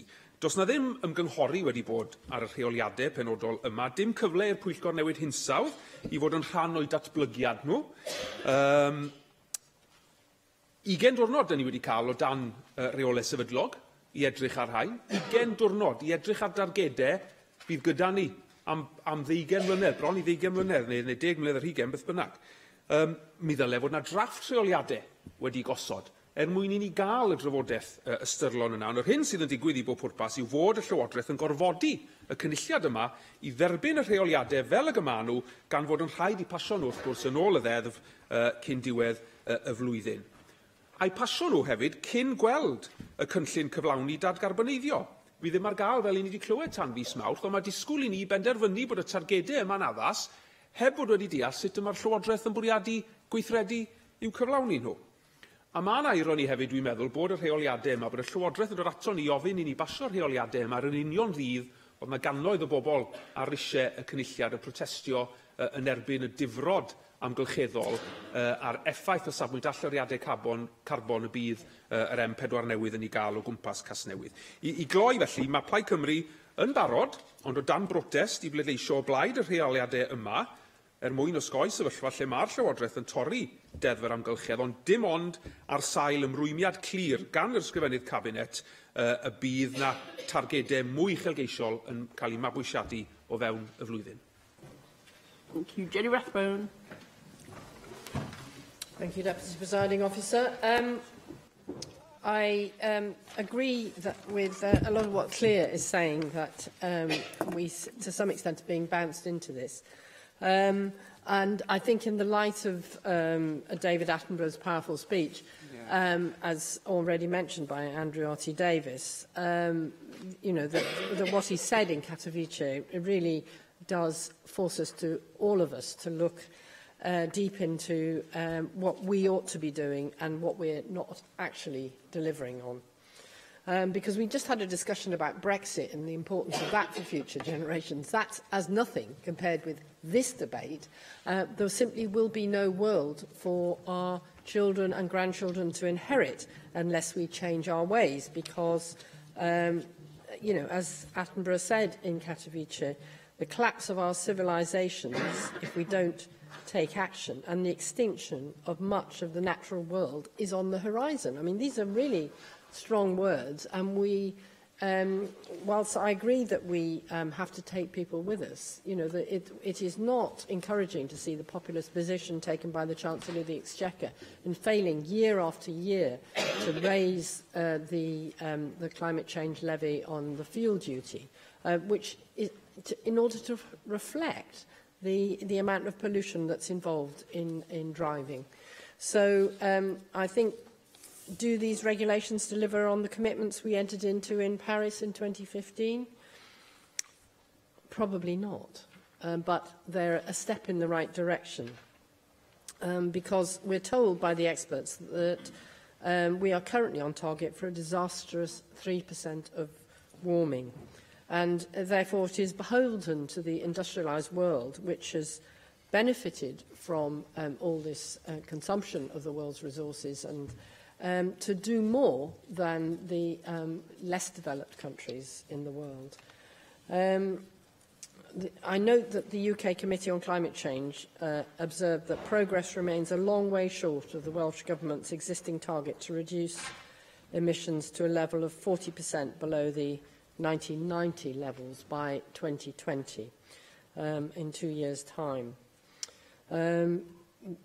I think we need to really seriously look at the status of Aberfraw, the coal-fired power station, because it represents 51% of Welsh power emissions and 14% of total Welsh emissions in 2015. So therefore, there has to be, you know, a win from that. That seems to me an easy win.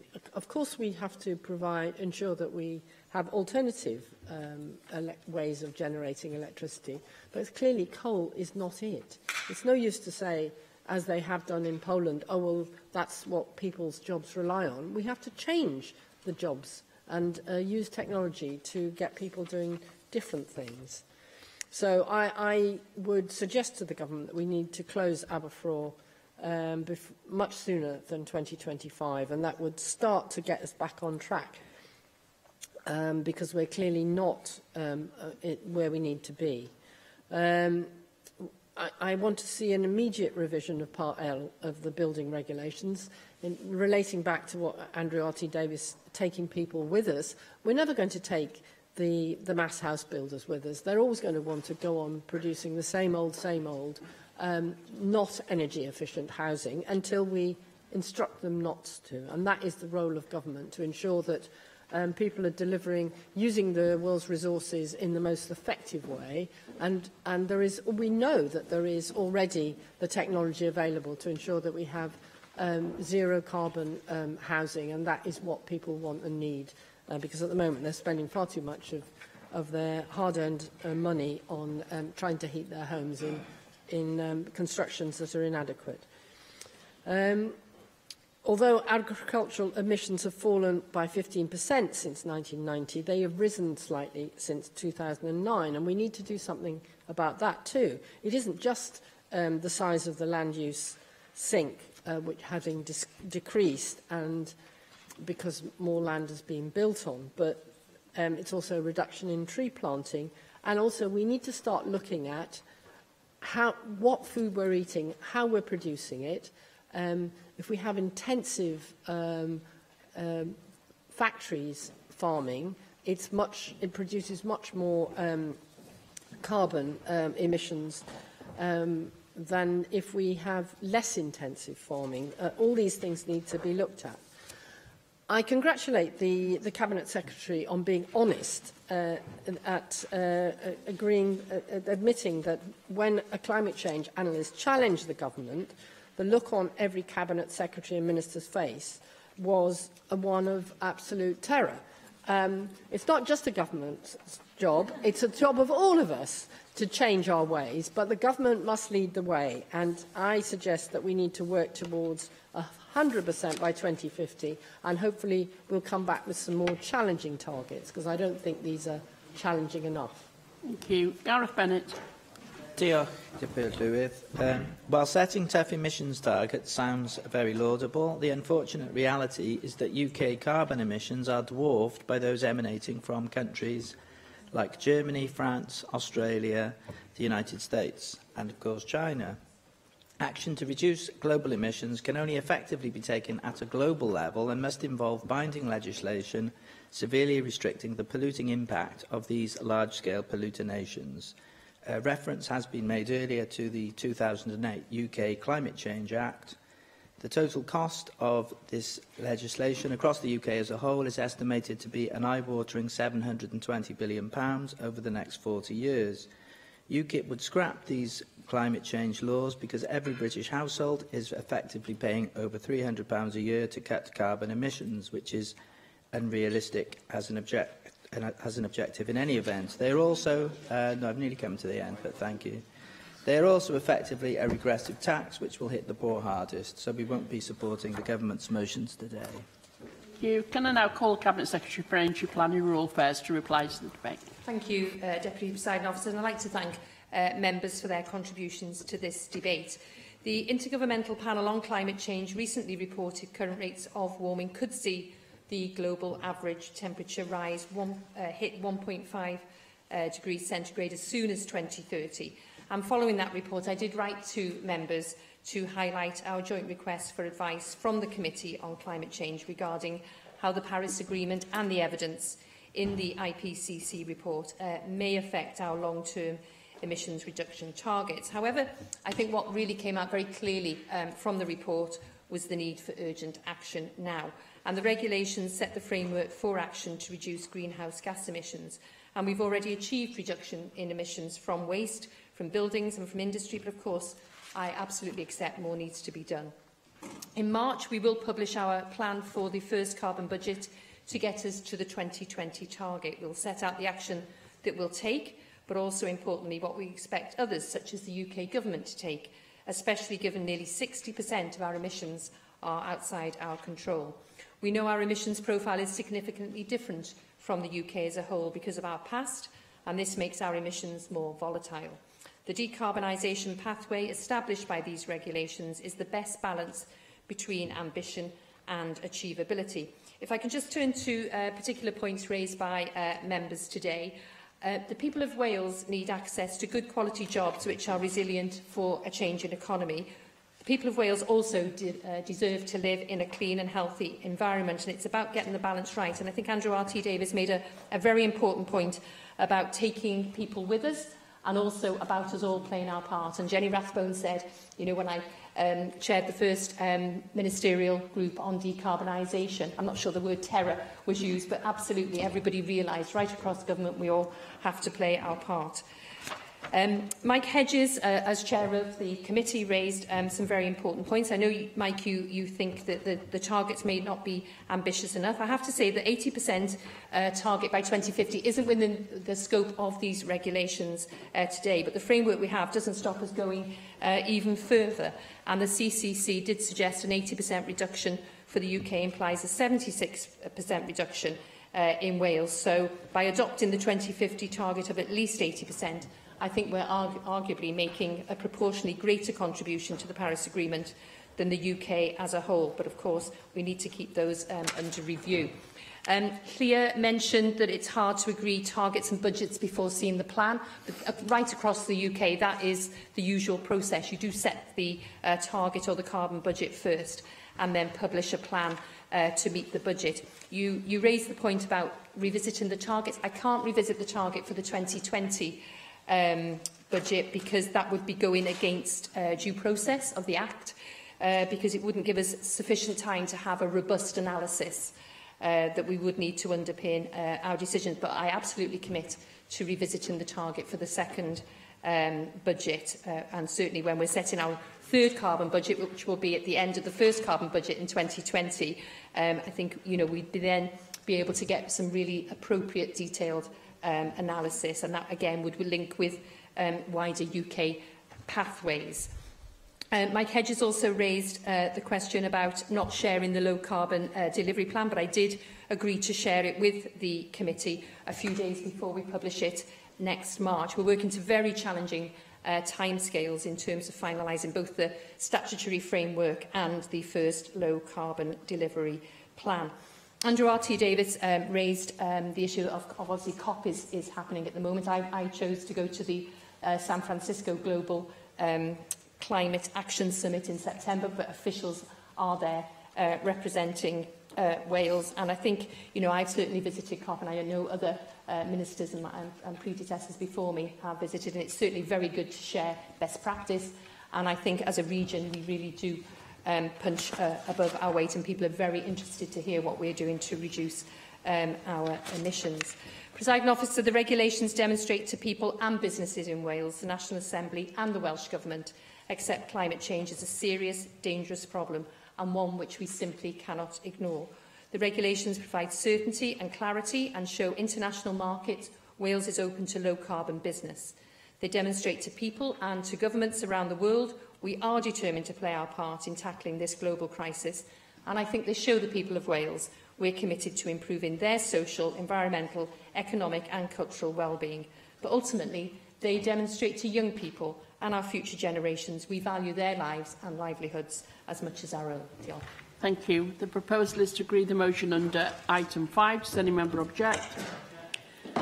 Okay, we defer voting on this item until voting time. The proposal is to agree the motion under item 6. Does any member object?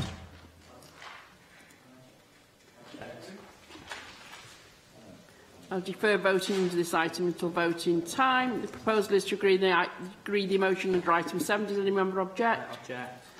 Defer voting under this item until voting time. The proposal is to agree the motion under item 8. Does any member object? Object. Therefore, I defer voting under this item until voting time. The proposal is to agree the motion under item 9. Does any member object? Object. We defer voting under this item until voting time. Item 10 on the agenda today is the debate on the draft budget, and I call on the Cabinet Secretary for Finance to move the motion. Mark Drakeford. Diolch yn fawr, Dipolwylydd, a diolch am y cyfle I agor y ddadl hon ar y cyllid drafft y Llywodraeth Cymreig. The debate takes place in accordance with the protocol agreed by the National Assembly last year. This is the second time we will have followed this procedure, ensuring that our budget process reflects our new fiscal responsibilities. My aim is to cover three main areas this afternoon. Firstly, I will set out some of the inescapable context in which today's draft budget was developed. Secondly, I hope to set out a series of changes which I intend to make to the draft budget published on the 2nd of October. These changes will be reflected in the final budget, which will be laid on December the 18th. Where there are changes to plans for the current year, these will be reflected in the second supplementary budget for 2018-19. The changes to plans are largely the result of the scrutiny process which has followed since the draft budget was first laid. I would like to thank the Finance Committee and the other Assembly committees for their work in scrutinising the draft budget and for the reports and recommendations which provide the foundation for today's debate. My third intention will be to provide a first response to that scrutiny process, focusing in particular on the report of the Finance Committee published last week. To begin then with context, this budget marks another milestone in our devolution journey. For the first time, the budget contains revenues raised directly from Welsh rates of income tax. Members will be aware that, in line with my party's manifesto, it is not my intention to raise income tax levels in Wales next year. As well as the Welsh rates of income tax, the budget reflects the income expected from land transaction tax and landfill disposal tax. Altogether, more than £2 billion worth of the revenue used next year to support Welsh public services will be raised as a result of decisions made here in the National Assembly for Wales. The budget takes place against the twin assaults of austerity and Brexit. As members will know from the debate we held earlier this afternoon, it is this government's view that any form of Brexit will leave people in Wales worse off than if membership of the European Union had continued. In a catastrophic no-deal Brexit, our economy might shrink by up to 10%. In the short and long-term implications for the Welsh budget and the funding available for public services in such a situation would be profound. That assault would be all the more damaging because it comes on top of the damage done by 8 years of austerity. Members know the facts, but members of the official opposition particularly need to hear them again. If our budget had simply retained its 2010 value, if we were not a penny better off in real terms, the budget in front of you today would have £850 million more to invest in frontline services.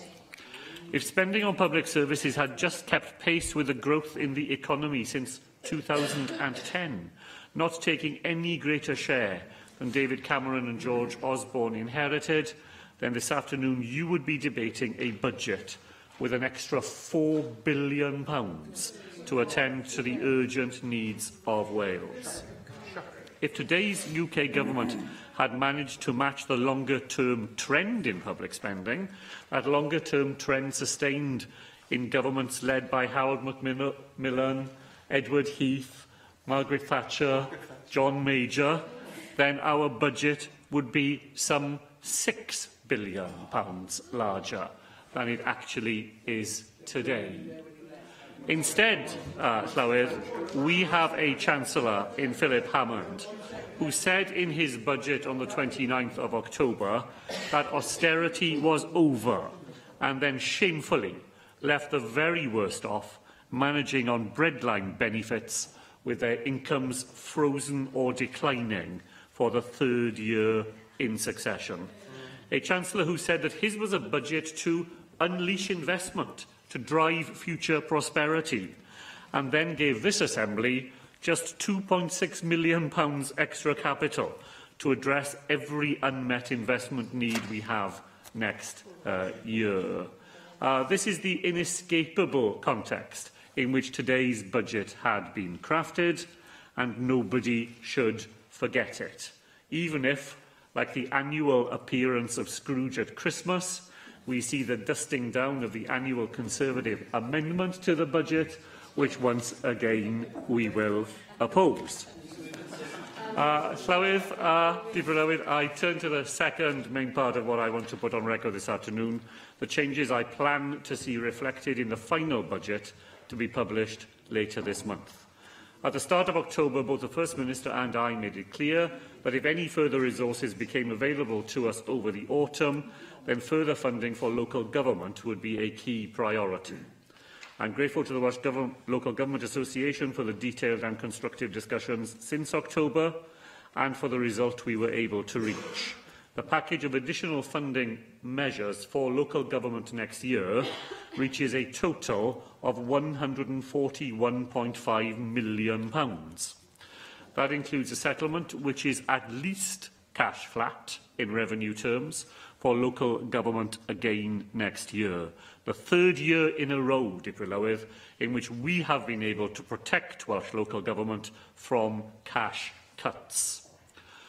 Once again, I will find the money centrally for a funding floor to be set now at no lower than minus 0.5%, so no local authority in Wales faces reductions above that level. And we will be able to boost the capital funding available to local authorities in Wales by a further £100 million over 3 years, over and above the additions to capital investment which I was able to announce in the budget on the 2nd of October. Dipolwydd, I know that members across the Chamber are interested in support for rates paid by small businesses. 3/4 of businesses already receive help with these costs from the taxpayer here in Wales. In his budget on the 29th of October, the Chancellor of the Exchequer announced that he intended to introduce a scheme of high street relief.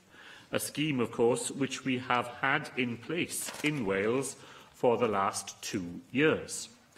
The introduction of a scheme in England, however, brings with it a funding consequential for this National Assembly. I confirmed to the Finance Committee last week that I intended to apply the full £26 million consequential to support businesses in Wales next year. Today, Dipolwydd, I can go further to inform members that I intend to use the bulk of that money to provide an expanded and more generous development of the existing Welsh scheme, retaining the basic parameters which I agreed at the outset with the then finance spokesperson of Plaid Cymru. I expect to be in a position to announce the full details of the scheme very soon. And Dipolwydd, because I recognise that any national scheme may leave some anomalies at a local level, I also intend to increase the funding to local authorities further to boost their ability to respond to particular needs of ratepayers in their localities through the discretionary rate relief scheme which local authorities operate in every part of Wales. Finally, Dipolwydd, in this part of what I have to say, to note a further element in the agreement we have with Plaid Cymru in this second year of the 2-year budget agreement we reached on a package of measures last year where we have mutual policy interests. The draft budget of the 2nd of October contained an additional £2.75 million to upgrade both Urdd camps at Glanllyn and Llangrannog. Today, I can let members know that I intend to double the amount of capital funding set aside in next year's budget to take forward the results of feasibility studies agreed between our two parties from £5 million to £10 million. I do so because of the progress made in producing those studies. The Culture Minister last week updated the Assembly about the feasibility studies for a new contemporary art gallery for Wales and a new football museum. The feasibility study about a national archive for Wales will be available by spring next year. Both our parties want that work to be able to be taken forward, and this significant additional capital which I announced this afternoon will help to make that happen. Finally, Dipolwydd, to the third part of what I want to say in this part of the debate, and particularly to provide a preliminary response to the recommendations of the Finance Committee. I will, of course, provide a formal written response to the committee in advance of the vote on the final budget in January next year. This afternoon, I wanted to say immediately that I accept the first of the recommendations of the Finance Committee's report, that we retain the current practice of a two-stage budget process for next year. I intend, additionally, to follow the committee's advice in relation to HMRC and the Office of Budget Responsibility, and will be pleased to provide the committee with any renewed memorandum of understanding in relation to independent tax forecasting, as the committee's report suggests. With much attention has been given during the scrutiny process across Assembly committees to preventative spend. I hope the definition of prevention, arrived at in consultation with third sector bodies, Public Health Wales, the Fire Service and others, has helped in this year's round, and I look forward to further refinements of it in discussions with committees and others. It is certainly not intended to be the last word on this matter, and I am confident that the scrutiny process will allow us to take that definition further. The Future Generations Commissioner has taken a particular interest in prevention alongside other aspects of the budget, and I thank her and her team for the advice provided on the application of the Wellbeing of Future Generations Act to the budget-making process. I'm grateful to the Finance Committee for their recognition of the additional steps taken this year to bring about the cultural change necessary within the Welsh Government to embed the Act in all we do. The final recommendation of the committee returns me to where I began this debate this afternoon, by noting the need for budgetary flexibility in response to Brexit. And of course, I agree with that recommendation. The next few weeks could see decisions made which will have a deep and lasting impact on the resources available to this National Assembly to discharge the responsibilities devolved to Wales. That uncertainty has hung over the whole of the budget process this year, even as we in the Government remain committed to doing everything we can to help our public services meet the very real challenges of today, while acting to improve the prospects for Welsh citizens in the future. That's what this budget does, and I ask members to support it this afternoon. Thank you. Can I call on the Chair of the Finance Committee, Lle Griffith? Diolch yn fawr, Dir Prylywydd. Mi fydd aelodau'n gwybod, wrth gwrs, mod i wedi cael ymhenodi yn gadeirydd y Pwyllgor Cyllid yn gynharach y tymor yma, felly mae hwn wedi bod yn brofiad newydd i fi, ac mae craffu ar y gyllideb ddrafft wedi bod yn gyflwyniad diddorol iawn, gawn ni ddweud, i waith y Pwyllgor Cyllid. Ac wrth gwrs, mi newidiwyd y ffordd y mae'r gyllideb ddrafft yn cael ei chraffu arni llynedd. A dyma'r ail dro i'r Pwyllgor Cyllid gynnal gwaith craffu ar lefel uwch a strategol gan edrych ar gynlluniau cyffredinol o ran gwariant a chodi refeniw. Nawr, fel rhan o'n gwaith craffu, fe wnaethon ni ystyried amseriad y gyllideb ddrafft, fel i ni wedi clywed yn sylwadau agoriadol ysgrifennydd Cabinet, a mae'r Pwyllgor yn cydnabod y gallai cyhoeddi cyllideb ddrafft Cymru cyn gyllideb y Deyrnas Unedig achosi anawsterau. Unwaith mae cyllideb y Deyrnas Unedig yn cael ei chyhoeddi, gall arwain at newidiadau yn y dyraniadau rhwng y gyllideb ddrafft a'r gyllideb derfynol, ac at fwy o newidiadau yn ystod y flwyddyn, in-year changes. Fodd bynnag, fe gytunwyd bod yr arfer presennol o gyhoeddi'r gyllideb ddrafft yng Nghymru cyn datganiad yr Hydref gan Lywodraeth y Deyrnas Unedig yn well mwyn osgoi oedi yn y gwaith craffu. A dwi'n falch bod ysgrifennydd Cabinet yn derbyn yn argymhelliad ni, ond wrth gwrs mi fyddwn ni yn parhau i adolygu'r trefniadau wrth fynd yn ein blaenau. Nawr, ma'n hadroddiad ni yn gwneud cyfres o argymhellion a fyddai'n ymdrin yn fyr a rhai o'r rhai amlyca yn yng nghyfraniad i'r ddadl yma y prynawn yma. Dyma, wrth gwrs, gyllideb ddrafft gyntaf ar ôl cyflwyno cyfraddau treth incwm Cymru sy'n foment gyffroes a moment hanesyddol i ddatganoli.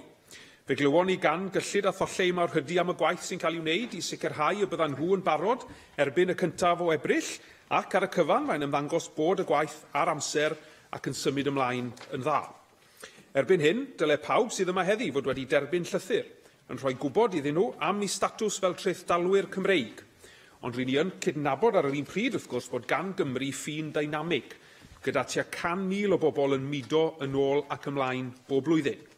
Felly bydd monitro treithdalwyr Cymru yn effeithiol yn hanfodol, ac rydyn ni'n argymell bod Llywodraeth Cymru yn monitro'r cynnydd sy'n cael ei wneud yn y broses yna o nodi treithdalwyr Cymreig wrth i ni fynd yn ymlaenau. Nawr, mi gafodd y pwyllgor sicrwydd gan ysgrifennydd y Cabinet fod Llywodraeth Cymru yn talu am y gwaith yma, a'i fod e'n glir ynghylch y gwasanaeth a ddisgwylir gan cyllid a tholle i Mawrhydi. Roedd y pwnc o ragweld fforcastio refeniw treth yn y dyfodol hefyd yn peri pryder i'r pwyllgor. Yn yr Alban, wrth gwrs, i ni wedi clywed sut roedd y swyddfa cyfrifoldeb cyllidebol yr OBR a Chomisiwn Cyllidol yr Alban wedi goramcangyfri'r incwm o 700 miliwn o bunne a 500 miliwn o bunne yn y drefn honno. Nawr, mi ofynnwyd i'r OBR a lle hyn digwydd yng Nghymru. Ac fe ddwedwyd y bydd mwy yn cael ei ddysgu pan fydd y wybodaeth o'r arolwg cyntaf o incwm personol ar gael, tra dwedodd ysgrifennydd y Cabinet wrthon ni fod y rhesymau dros y goramcangyfri yn yr Alban yn parhau'n anhysbys. Yn bod ni wedi cael sicrwydd gan yr ysgrifennydd Cabinet i fod e'n gweithio gyda'i gymrheiriaid yn yr Alban i ddysgu o'r hyn sydd wedi digwydd yno, ac yn bod ni'n cydnabod bod y fframwaith cyllidol, wrth gwrs, yn darparu am ddiffyniad i ni yn y flwyddyn gyntaf, mae angen i'r gwaith yma gael ei wneud yn iawn ac yn dda, neu, wrth gwrs, mi fydd oblygiadau difrifol amlwg i ni yng Nghymru o beidio a'i gael yn iawn. Llynedd fe ddywedodd yr OBR wrth y pwyllgor fod amseriad cyllideb Cymru yng nghyswllt datganiad yr Hydref Llywodraeth y Deyrnas Unedig yn heriol. Wel, bydd yr OBR nawr yn rhoi amcan ffurfiol o refeniw treth yng Nghymru ac mae'r pwyllgor yn cydnabod y manteision o gael yr OBR i wneud hyn, ond rydyn ni yn parhau chydig yn bryderus. Rydyn ni'n credu bod yn holl bwysig bod y gwaith o nodi treth dalwyr ac o gynnal rhagolygon treth yn cael ei wneud yn drylwyr i Gymru, ac rydyn ni wedi argymell bod Llywodraeth Cymru yn sicrhau bod yr holl waith a wneir gan yr OBR a chyllid a tholle yma Mawrhydi yn cael yr un flaenoriaeth ar gwaith yma nhw'n ei wneud yn hyd-destun y Deyrnas Unedig. Llynedd, craffodd y pwyllgor cyllid ar y rhagolygon treth ac mi wnaed argymhellion mewn perthynas a darparu data penodol i Gymru. Nawr, fe gawson ni dystiolaeth eto eleni ynghylch y mater yma. Bod y pwyllgor yn cydnabod bod goblygiadau o ran adnoddau i lunio data ychwanegol, wrth i'r amser fynd heibio, rydyn ni yn credu bod cael gwell data penodol i Gymru yn hanfodol mwyn bod yn sail gref i benderfyniadau ar bolisi treth ac i ragolygon treth Cymru. Wrth ystyried y gyllideb ddrafft hon a'r blaenoriaethau sy'n cael ei amlinellu ynddi, mi roedd y pwyllgor yn ymwybodol, wrth gwrs, fel i ni wedi clywed yn y sylwadau agoriadol, bod y gyllideb wedi cael ei llunio yng nghyd-destun 10 mlynedd o gyfyngiadau ar wariant cyhoeddus, gyda phwysau amlwg o gyfeiriad y gwasanaeth iechyd sy'n galw'n barhaus am ragor o adnoddau. Fodd bynnag, mae'r pwyllgor hefyd yn cydnabod yr effaith sy'n dod o flaenoriaethu'r prif grŵp gwariant y meg iechyd yn barhaus dros bortfolios eraill. Fe awgrymodd Comisiynydd Cenedlaethau'r Dyfodol y dylid ond dyrannu rhagor o arian i'r maes iechyd ar yr amod mae ar gyfer gweithgareddau ataliol roedd hynny, a bod arian yn cael ei wario mewn partneriaeth ar rhanddeiliad eraill. A mae'r pwyllgor yn credu bod yr awgrym hwn yn un defnyddiol, ac rydyn ni wedi argymell bod Llywodraeth Cymru yn ystyried hyn. Fe roddodd Comisiynydd Cenedlaethau'r Dyfodol dystiolaeth ynghylch y cysylltiadau yn y gyllideb ddrafft a deddf llesiant Cenedlaethau'r Dyfodol hefyd, wrth gwrs. Roedd y Comisiynydd o'r farn bod cynnydd yn cael ei wneud, ond bod angen rhagor o newid mwyn sicrhau bod y ddeddf yn rhan anatod o ddiwylliant Llywodraeth Cymru. Ac rydyn ni wedi argymell y dyle y Llywodraeth Cymru ymgysylltu mor llawn a phosib â'r Comisiynydd i greu'r newid diwylliannol yma, rydyn ni am ei weld ar newid diwylliannol gnaeth yr ysgrifennydd Cabinet gyfeirio ato yn gynharach. Nawr, fe arweiniodd adborth gan randdeilied a'r pryderon niferus a fynegodd pwyllgorau'r cynulliad ynghylch ansawdd asesiadau effaith, fe arweiniodd hynny at fabwysiadu dull trawsbynciol newydd o graffu ar y gyllideb eleni.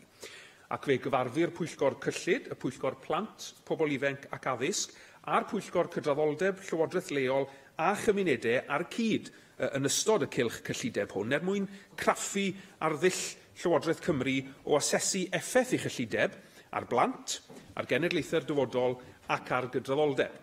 Nawr, mae'r 3 phwyllgor wedi cytuno i ystyried y dystiolaeth a gasglwyd yn y sesiwn benodol honno ac i adrodd ar y cyd yn y flwyddyn newydd, gyda'r bwriad, wrth gwrs, o ddylanwadu gobeithio ar gyllidebau yn y dyfodol. Eleni fe gafodd y gwaith o graffu ar y gyllideb I osod yn erbyn diffiniad hir ddisgwyliedig o wariant ataliol, fel glywon ni gynne, ac fe glywson ni fod y diffiniad yma wedi lunio mewn partneriaeth a rhanddeiliad. Fodd bynnag, welson ni ddim tystiolaeth heleth bod dyraniadau yn cael eu ystyried yn sgil y diffiniad, ac mae'n ymddangos bod penderfyniadau gwariant yn dal yn rhy aml o lawer yn cael ei gwneud ar eu pennau eu hunain. Nawr mae'r pwyllgor o'r farn bod gwariant ataliol effeithiol yn gofyn am ddull integredig ac y bydd yn cymryd amser I gynnwys gwariant ataliol o fewn proses y gyllideb I ni'n derbyn hynny. Yr un ni hefyd yn cydnabod y bydd y diffiniad o wariant ataliol yn cael ei ddiweddaru yng ngoleuni profiad, ac mae'r pwyllgor yn edrych ymlaen at weld gwelliannau yn y modd y mae'r dyraniadau yn y gyllideb yn cysylltu â'r diffiniad o wariant ataliol mewn cyllidebau yn y dyfodol. Nawr fe glywodd y pwyllgor dystiolaeth gadarnhaol ynghylch y cynllun gweithredu ar yr economi, bod bynnag nododd tystiolaeth hefyd I bod yn anodd nodi gwariant ar feisydd penodol o fewn tabler gyllideb, a I bod yn anodd alunio polisïau o fewn y gyllideb. Mae'r pwyllgor o'r farn y dyle'r gyllideb fod yn fwy eglur felly, gan sicrhau mwy o dryloiwder I alluogi rhanddeiliad I briodoli buddsoddiad yn y cynllun gweithredu ar yr economi i'r table yn y gyllideb. Byddai'r pwyllgor hefyd yn hoffi gweld ystyriaeth bellach I sut y gellir blaenoriaethu'r gwaith o fynd i'r afel ac anghydraddoldeb rhanbarthol ledled Cymru wrth wneud penderfyniadau mewn perthynas a buddsoddi mewn seilwaith. Cyhoeddodd ysgrifennydd y Cabinet y bydde'r cyllid canlyniadol a fydd yn deillio o gynllun rhyddhad ar drethu busnes y Deyrnas Unedig yn cael ei ddefnyddio ar gyfer cynllun rhyddhad ar drethu Cymru. Ac I ni wedi clywed ychydig mwy o fanylion fan hyn prynhawn yma, ac mi fyddwn ni'n edrych ymlaen wrth gwrs I gael y manylion yna yn llawn maes o law. Roedd yr ansicrwydd parhaus o amgylch Brexit yn golygu wrth gwrs I bod I yn anodd craffu'n effeithiol ar gynlluniau penodol y Llywodraeth I ymateb I Brexit. Roedd y dystiolaeth a gawson ni yn dangos pryder nid yn unig am gynlluniau cyllido, ond ynghylch materion ehangach megis trefniadau gofal iechyd a sefydlogrwydd economaidd. Ac rydyn ni yn gobeithio y bydd Llywodraeth yn ystyried y materion yma. Nawr, mi ddwedodd ysgrifennydd y Cabinet fod angen hyblygrwydd I ymateb I Brexit ac mi gefnogodd y pwyllgor y dull yma. Fodd bynnag fydden ni hefyd yn awyddus I weld manylion ynghylch ymateb Llywodraeth Cymru I Brexit yn y gyllideb atodol gyntaf y flwyddyn nesaf, wrth gwrs. Eleni, mi fy'r pwyllgor yn elwa o gyngor arbenigol Dr Ed Poole o ganolfan Llywodraethiant Cymru, ac yn ddiddorol fe roddodd Dr Poole hefyd dystiolaeth i'r pwyllgor ar y gyllideb drafft. Nawr, mae hon yn rôl ddeiol eitha anarferol, ond I fi mae hyn yn dangos hefyd, wrth gwrs, bod angen I ni ehangu ar geiledd arbenigwyr cyllid ledled Cymru. Ac wrth I ddatganoli cyllidol ddatblygu, mae angen I ni sicrhau bod ganddo ni gymdeithas ddinesig sy'n barod I gymryd rhan yn y broses ac wrth gwrs sy'n abal I wneud hynny. I gloi felly mi hoffwn I ddiolch I bawb a gyfrannodd yn ystod pob cam o'r broses graffu yma, aelodau'r pwyllgor wrth gwrs, y clercod a'r tîm ymchwil, hefyd i'r rhai a ddath i'r digwyddiad rhanddeiliad ac i'r rhai a gyflwynodd dystiolaeth ffurfiol. Rydyn ni ddiolchgar iawn am waith yn holl rhanddeiliad wrth ein helpu ni I lunio'n canfyddiadau, a dwi'n edrych ymlaen at glywed ymhellach, neu weld ymhellach ymateb ffurfiol Llywodraeth Cymru un hadroddiad ni pan ddaw'r amser. Diolch. Rwyf wedi dethol y gwelliant i'r cynnig a galw ar Darren Miller I gyflwyno y gwelliant. Darren Miller. Diolch, Llywydd, and can I move the amendment which is tabled in my name? The Cabinet Secretary started his speech with a reference to the context around this budget and the context in which he has had to set it. He referred a great deal to austerity and the challenges that the UK government has had to face, and as a result, that the Welsh government has had to face as a result of the pressure on public finances. But he didn't mention at any time the fact that the reason that we were having to cope with austerity in recent years has been as a result of the disastrous state of public finances that were left by Gordon Brown and Alistair Darling during the Labour government's time in office. Now, let me give you a little bit more detail on the context in which this budget has been set. Because whilst you have heard that austerity is continuing, nothing could actually be further from the truth. The Welsh Government has a budget in excess of £16 billion next year. It's a record-breaking budget, the largest budget the Welsh Government has ever received. And actually, the budget will have increased over the period of the spending review, over and above inflation, between 2015 and 2020. This year is the biggest budget in the history of devolution, and the current funding arrangements between the Welsh Government and the UK Government mean that for every single pound spent on a devolved area in England, Wales receives £1.20 to spend here. On top of that, the recent spending decisions announced by the Chancellor in his autumn budget mean that the Welsh Government's revenue budget is going to increase by £550 million, that's over £500 million, by 2021.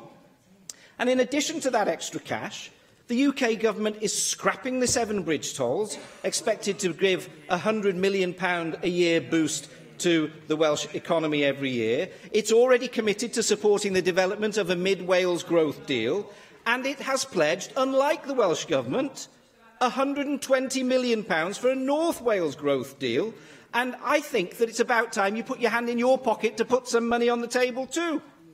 So you've got a rising budget from Westminster, and you've got new flexibility in terms of the taxation powers which have been devolved by the UK Conservative government. And that, I believe, is the context in which you are setting your budget, and I believe it gives you an opportunity to do things differently. I'll happily take an intervention.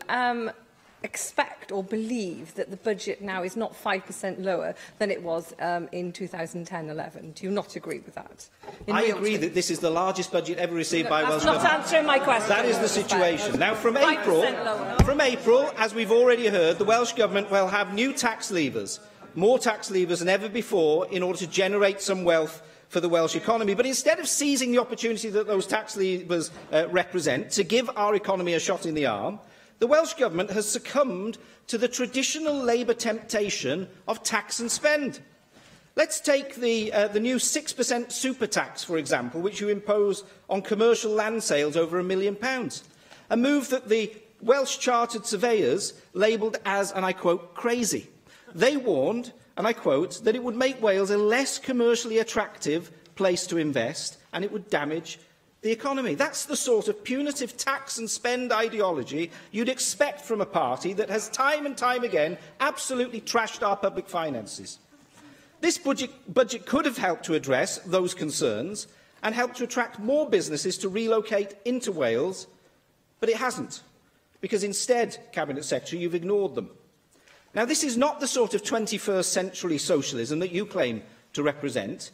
It's the sort of socialism that stifles opportunity, holds Wales back and strangles the life chances of the next generation. And what about these other tax levers at your disposal? The CBI has rightly warned you about raising Welsh income tax, saying it should be a last resort and not a first response. And I'm very pleased to see that in your budget there are no proposals at present to increase Welsh income taxes. But, of course, what you didn't guarantee was that they're not going to rise in the future. You've only mentioned the next financial year. Now, you're a member of a party that committed itself in a manifesto before the 2016 Assembly elections that you were not going to increase income tax. Will you give us personally that commitment here again today from you, Cabinet Secretary? We've only got a small proportion of the UK's higher and additional rate taxpayers, and I think it's extremely likely that these highly mobile individuals would be relocating from Wales, resulting in a loss of revenue for the Welsh coffers, and also resulting in investment from those individuals going elsewhere. And it's true, of course, of other taxes too. I'm very pleased to hear that you've had a belated conversion to the need to do something extra on business rates.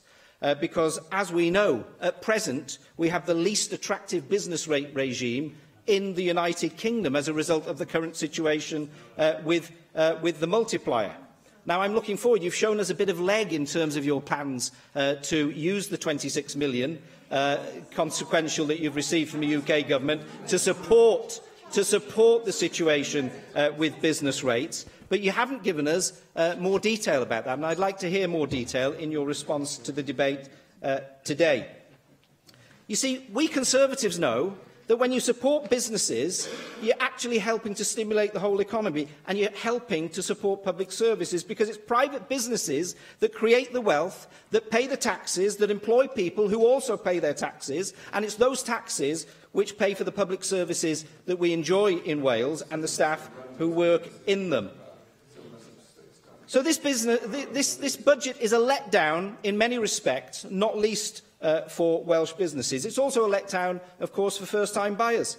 It does very little to accelerate house building, the house building that we need and was referred to during First Minister's questions today. It doesn't do a great deal extra in terms of helping people to get their foot on the housing ladder either. And you could have taken further steps to support people through extensions of the allowance in terms of the land transaction tax in order to help people onto that housing ladder, but you haven't. You haven't. It's another missed opportunity. Turning to the NHS, now, we've welcomed the additional investment that your government has put into the National Health Service, but I have to say it's a little bit too little, too late. Let's not forget that Wales has the accolade of having the only government ever, anywhere in the United Kingdom, that has ever cut a National Health Service budget.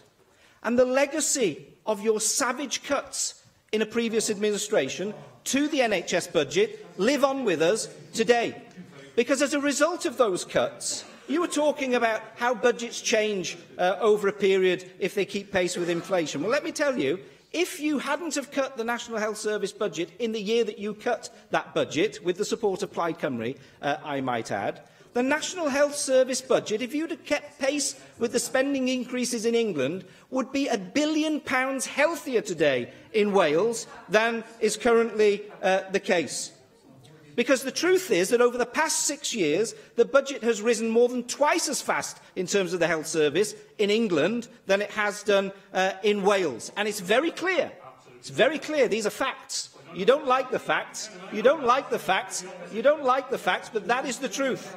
It's very clear that it's this Conservative Party that are championing the National Health Service, not the Labour Party here in Wales. I'll happily take the intervention. I was just going to say, do you regret the votes you made last week and the week before when you were asking for more money for further education and more money for local government, which would only have come out of the health service? We are happy to champion the needs of our National Health Service and to campaign for more cash. You might like to defend cutting the National Health Service budget. I don't. Now, I was pleased to hear your references to the need to take a look at the way that we invest in preventative spend, because we do know that it's not just about funding for the National Health Service, it's also funding for those services which prevent people from needing to access the National Health Service as well. And I'm pleased that you've listened to the calls of the Future Generations Commissioner to take that situation more seriously, because we know that our councils, in particular, are facing significant additional pressures. They've got changing demography in their areas, and there's increasing demand for social care. Yet we're still seeing you cut cash. You're talking about a flat budget. The reality is that many local authorities are seeing their budgets significantly decrease as a result of your budget. And those cuts are also hitting our schools. School funding in Wales, as we already know, according to the NASWUT, is £678 per pupil per year lower than over the border in England. And that's in spite of you getting an extra 20% on top of every pound that's spent over there. Don't argue with me. Argue with the NASWUT. The Welsh Government's decisions to cut things like the Education Improvement Grant this year and in next year are only going to widen that gap. Now, this is a budget which you've presented to this House, which delivers real-term cuts yet again in the education budget, with schools set to receive £12 million less next year than in the current financial year. We already know 40% of schools are already operating with a budget deficit, and that looks only likely to rise. Is it any wonder that Estyn have concluded today that half of our secondary schools have shortcomings? Is it any wonder when schools are facing that sort of pressure? And this is from a government whose First Minister pledged to increase investment in our schools when he became First Minister back in 2009. But the reality is, all he's done is cut and cut in terms of their budgets. In fact, we've had real-term cuts of almost 8% in the gross budget expenditure for education between 2010-11 to date. What an absolute travesty. I could say more, but the clock is ticking. No, you do need to bring your comments And frankly, to close. as has been the case in previous years, the detail of the budget is so opaque and difficult to unpick and drill down into that it's very difficult to know what other horrors lie beneath the surface. So in conclusion, this budget represents a missed opportunity for Wales. We have record levels of funding, rising budgets coming to the Welsh Labour Government, and they could have taken the opportunity to back businesses, to invest in the next generation, and to do more to support those in need. But instead, we've got a budget before us which is going to stifle businesses, which is cutting funding for our schools, and is failing to invest in the preventative services that vulnerable people need. It's a budget from a government that, after 20 years, has run out of steam and run out of ideas. We'll be voting against it, and we hope others will too. Rhys ap Iorwerth. Diolch yn fawr iawn, Llywydd. This is an austerity budget twice over. All of us can see the impact of the Tory UK government's austerity agenda, which has depleted the overall spending power of Welsh Government significantly, and no Darren Miller smoke and mirrors will hide the reality of that callous Tory government at Westminster. But the double whammy in this budget, of course, is the fact that Labour has made political decisions here which deepen the effect of long-term UK government cuts, especially in the context of local government budget allocations. And this in the context of an increase, actually, in the overall budget for next year. Now, yes, there's been a tweak since the publishing of the first draft budget, with the allocation of new UK budget consequentials that does slightly loosen the stranglehold on Welsh councils, but it's still a stranglehold nonetheless. And this budget was an opportunity to put a fresh injection of resource into local services that could have knock-on benefits for public services more widely. And I regret that that opportunity hasn't been taken. Of course, this government commands a majority now, so our powers as opposition parties are limited. That's the reality. We're collectively not in a position to vote it down. And the way we vote on these benches has no bearing, sadly, on the overall ability of the government to pass its budget.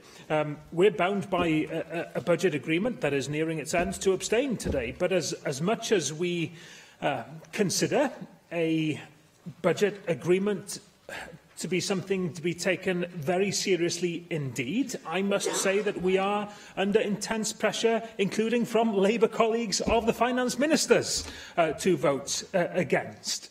But my hope is that in the spirit of positive dialogue that there has been between the Finance Minister and myself and my predecessors as Plaid Cymru Finance spokespeople, I do thank him for the mature and constructive manner in which discussions have taken place, that he does give further thought between now and the publication of the final budget to giving local government a break. We can't continue with the real term cuts that have a direct impact on education spending and on social services, leading to damaging indirect impacts on health budgets.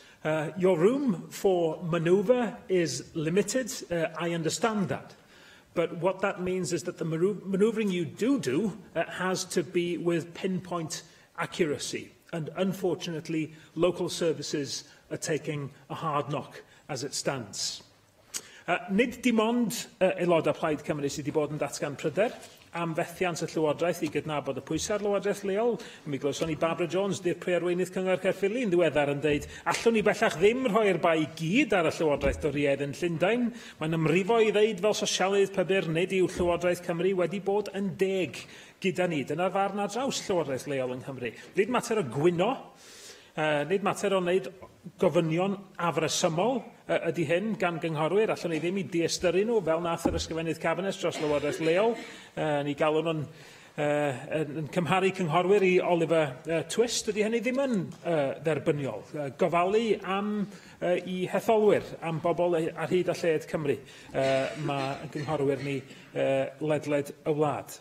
Mater ydy hyn o sylweddoli goblygiadau go iawn i'n gallu ni ddarparu gwasanaethau sylfaenol i'n cymunedau. A llyfnder llafur fel dwi'n egluro ydy hyn y tro yma. Ond mae'r gyllideb yma hefyd, dwi'n meddwl, yn adlewyrchu problemau ehangach yn y Llywodraeth a'i fethiant i feddwl a gweithredu yn holistaidd pan mae'n dod at benderfyniadau cyllideb, methu gweithredu yn ddigon ataliol. Mae torri arian o wasanaethau ataliol hanfodol Llywodraeth leol, wrth gwrs yn mynd i gynyddu'r pwysau ar yn gwasanaeth iechyd ni. Da ni'n gweld hyn mewn ymateb yn y Coleg Brenhinol meddygon teulu'r gyllideb hefyd sy'n nodi'r pwysau aruthrol sydd ar wasanaethau gofal sylfaenol wedyn oherwydd diffyg cynllunio hir dymor a diffyg buddsoddiad mewn gwasanaethau ataliol. Mae angen newid y ffordd da ni'n cynllunio cyllidebau ar draws pob maes a sut maen nhw'n dod at ei gilydd. Mae angen mwy o uchelgais, golwg hir dymor a chydweithio rhwng gwahanol lefelau o lywodraeth a gwasanaethau cyhoeddus. A mae angen hefyd yn sicr mi fyddwn ni'n dymuno gallwn ni gefnogi hynny llawer mwy o ffocws drwy'r gyllideb ar daclo tlodi. Ac mi ddwedodd Victoria Winkler o'r Bevan Foundation wrth y Pwyllgor Cyllid i bod hi'n methu gweld strategaeth gwrth dlodi wedi ei greiddio yn ddigon dofn yn y gyllideb yma. Yn y geiriau hi, it needs to be embedded in the priorities and embedded in the focus. Dydio ddim, medda hi. Addysg bellach wedyn, bythefnos yn ôl mi bleidleisiodd y Senedd o blaid cynyddu'r arian sy'n ar gael i addysg bellach. Mae angen i Llywodraeth barchu ewyllus y Senedd mewn penderfyniadau fel hyn. Dyna oedd yn neges i at yr ysgrifennydd Cabinet mewn llythyr yn dilyn y bleidlais honno. Dwi wedi derbyn ymateb ddoe nodi bod arian ychwanegol tuag at gyfloga yn benodol, ond dwi ddim yn credu bod hynny'n ddigon nag yn adlewyrchu ysbryd y bleidlais yna bythefnos yn ôl. Felly mi hoffwn ni ofyn iddo fo felly be ydy bwriad y Llywodraeth i weithredu yn glir ar y bleidlais honno a faint o arian ychwanegol a lladdysg bellach i ddisgwyl. Mae yna gytundeb wedi bod ganddo ni. Mae yna gytundeb 2 flynedd ar hyn o bryd, a hwn di'r tro ola fydd Plaid Cymru'n cydweithio efo Llywodraeth ar gyllideb yn y cynulliad yma, dwi'n siŵr. Felly mi hoffwn ni fachu ar y cyfle mae adlewyrchu dipyn ar y cytundebau hynny. Da ni falch iawn o'r hyn da ni wedi gyflawni drwy'r cytundebau. £1 biliwn o bunna o ymrwymiadau ariannol tuag at yn blaenoriaethau o'n manifesto ni 2016, mwy na mae unrhyw wrth blaid yn y cynulliad erioed wedi sicrhau. Mae'n cynnwys 40 miliwn yn ychwanegol ar gyfer gwasanaethau iechyd meddwl. Mae'n golygu bod addysg feddygol yn cael ei gyflwyno ym Mangor o'r flwyddyn nesaf. Mae yna fwy o gefnogaeth i fusnesau Cymru baratoi ar gyfer Brexit. Mae yna arian sylweddol i wersylledd yr Urdd. Diolch i gytundeb Plaid Cymru hefyd.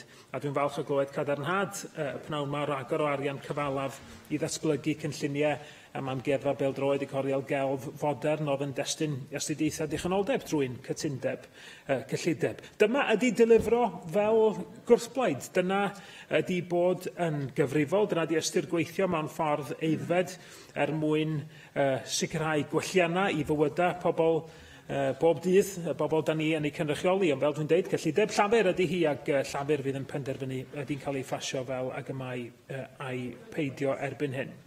Da ni'n symud i gyfnod newydd rwan wrth gwrs yn hanes fel cenedl, yn hanes datganoli. Mae datganoli pwera trethu yn hollol gywir yn mynd i arwain at fwy o sgrwtini, sgrwtini mwy manwl o'n prosesau a phenderfyniadau cyllidol sy'n cael ei cymryd gan Llywodraeth Cymru. Nid corff gwariant yn unig ydy'r Llywodraeth bellach, ac mi ydyn ni'n esblygu i gyfnod lle bydd y balans yna o dderbyniadau i goffrau Cymru yn cael ei cydbwyso a'i cyd-sgrwtineiddio, os liciwch chi, ochr yn ochr ar penderfyniadau gwario. Fel na mae hi fod.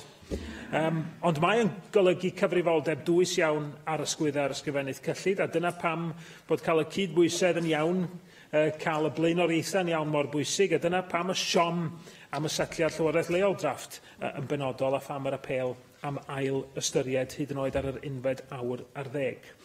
Mae yna rai trethu wrth gwrs wedi cael i datganoli yn barod. Mae'n 10 deud, dwi'n meddwl, o'n gwaith ni yn y Pwyllgor Cyllid i bod hi i raddau helaeth yn gynnar i asesu'r effaith mae'r trethu newydd hynny yn ei gael ar yn pwer gwarion ni, ar bwer gwariant Llywodraeth Cymru nag ar y penderfyniadau mae angen i Lywodraeth Cymru i cymryd.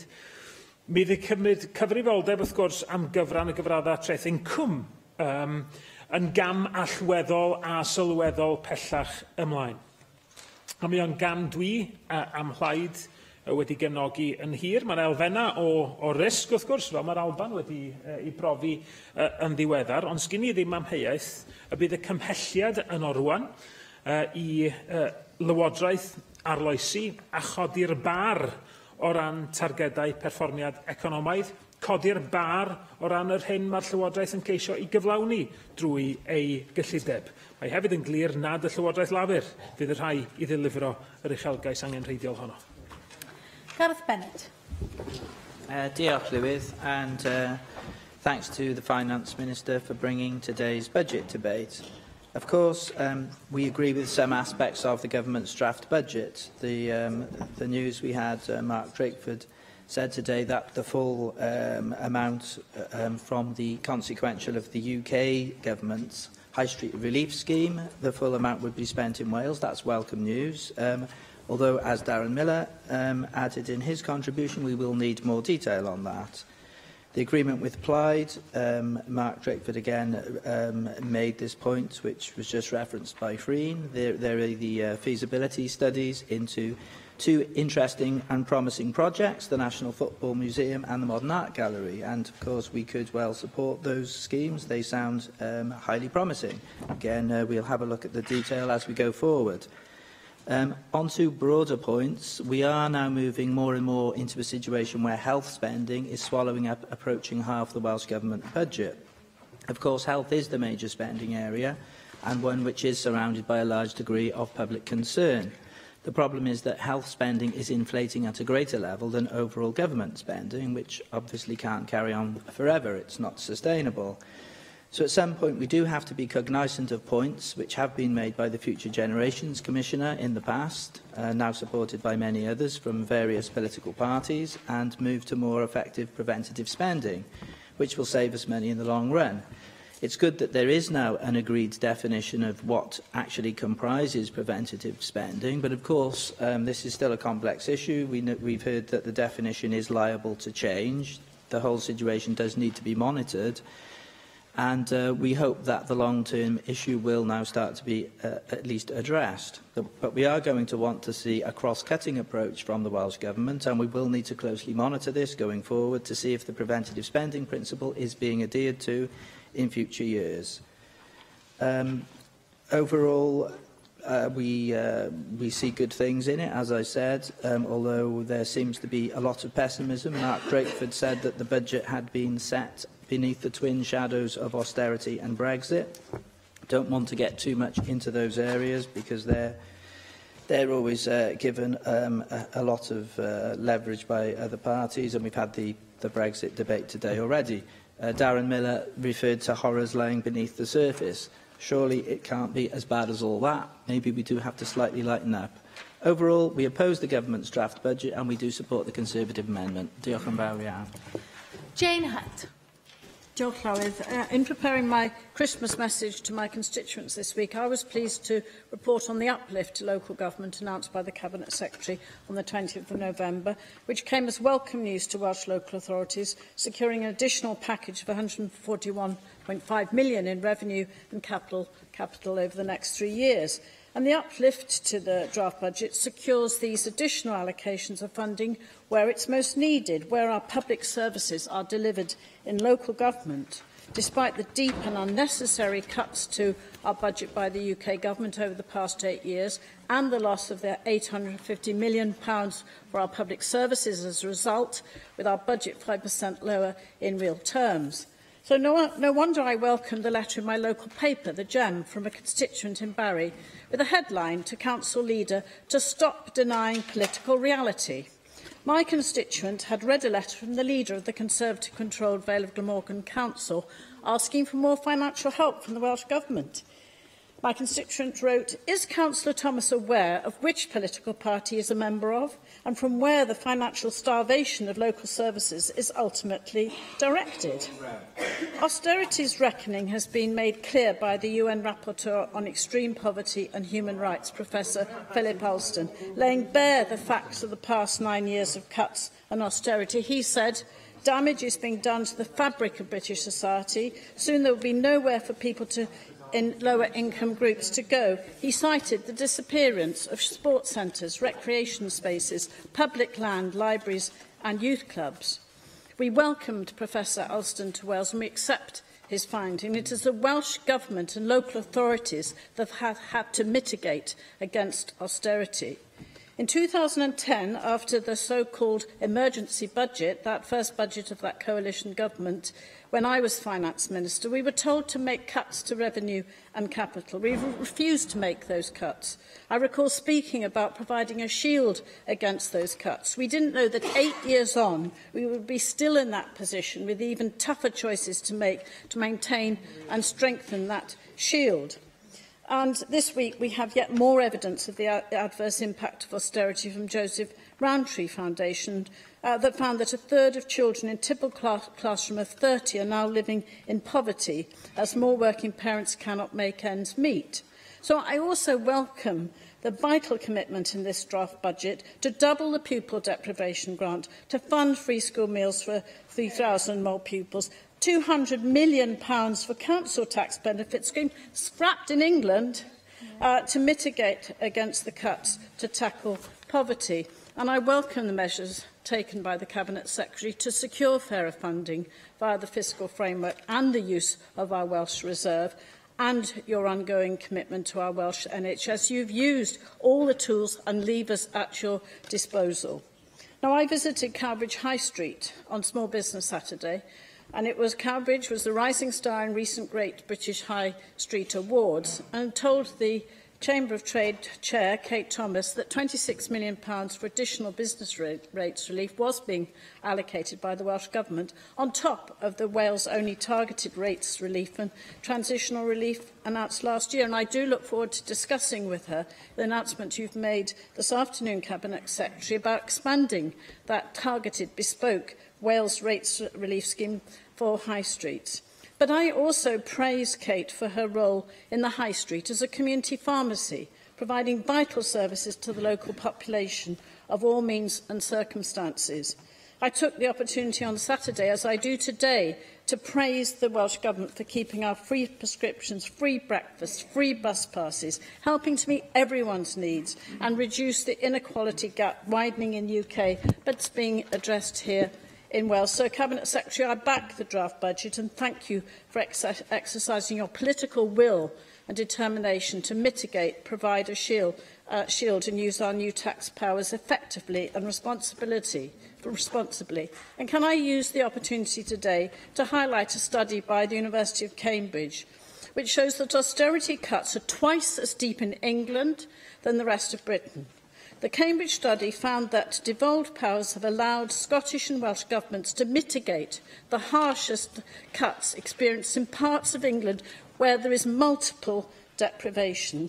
Maybe it's time for us to remember the line from the 1999 Catatonia song International Velvet, where Cerys Matthews sang, "Every day when I wake up, I thank the Lord I'm Welsh." She said at the time, hopefully by now people realise that Wales is brimmed full of talent. We're great people with massive brains. So we need to continue our vigilance to protect our public services, to tackle poverty and do what we can with our powers, our political will and our brains to continue to make that a reality. That's what I believe this draft budget will achieve. Thank you. David Melding. Diolch yn fawr, Llywydd. I want to speak about housing, and I think it's a fairly sobering experience to look at the record going back over the last 20 or 25 years. I don't want to make a particularly partisan speech. I want us to look at how we can forge a new consensus, and happily we have a lot of flexibility in improving the planning system, adapting some of our spending, but a lot of what we need to do could come through the cap being lifted on local authorities' borrowing powers and other flexibilities that we'll have. It is very much a capital approach that we need to take, as well as ensuring we have a more efficient planning system. And I also think that after this afternoon's debate on Brexit, it's appropriate for us to look at something that really goes to the heart of the foundational economy. I mean, house building is something surely that can unite us all in terms of its economic worth, the social good that is promoted, the skills that we need to develop for our young people, giving really good jobs and opportunities. And much of the economic activity it generates does stay in local communities. Can I first of all say that should the Cabinet Secretary win the election, that will be the result of which will be announced shortly.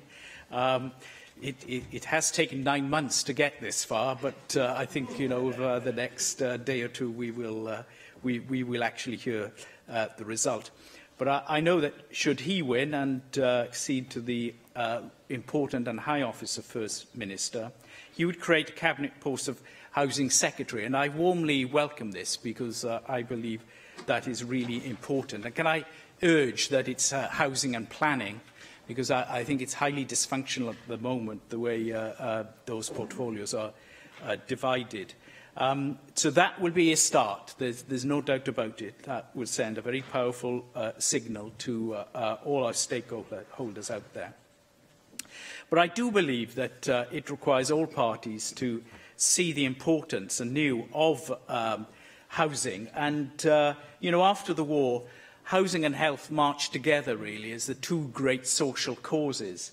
And I think that's the type of priority we need to see housing acquire again.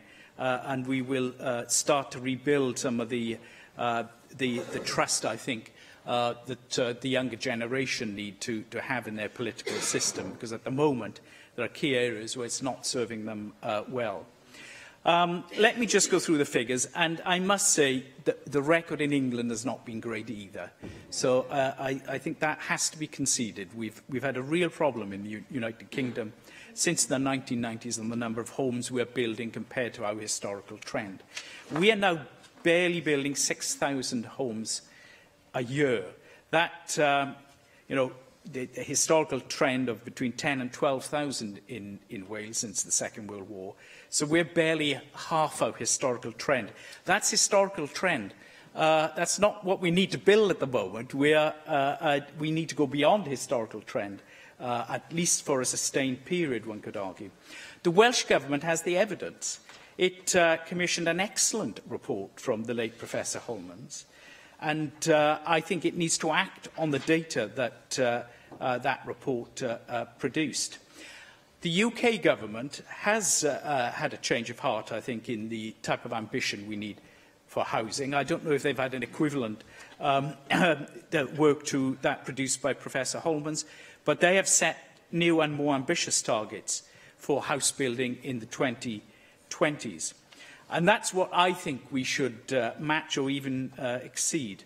And I think the challenge of building 100,000 new homes between 2021 and 2031 would be an appropriate and ambitious target for us in what is likely to be the first Brexit decade.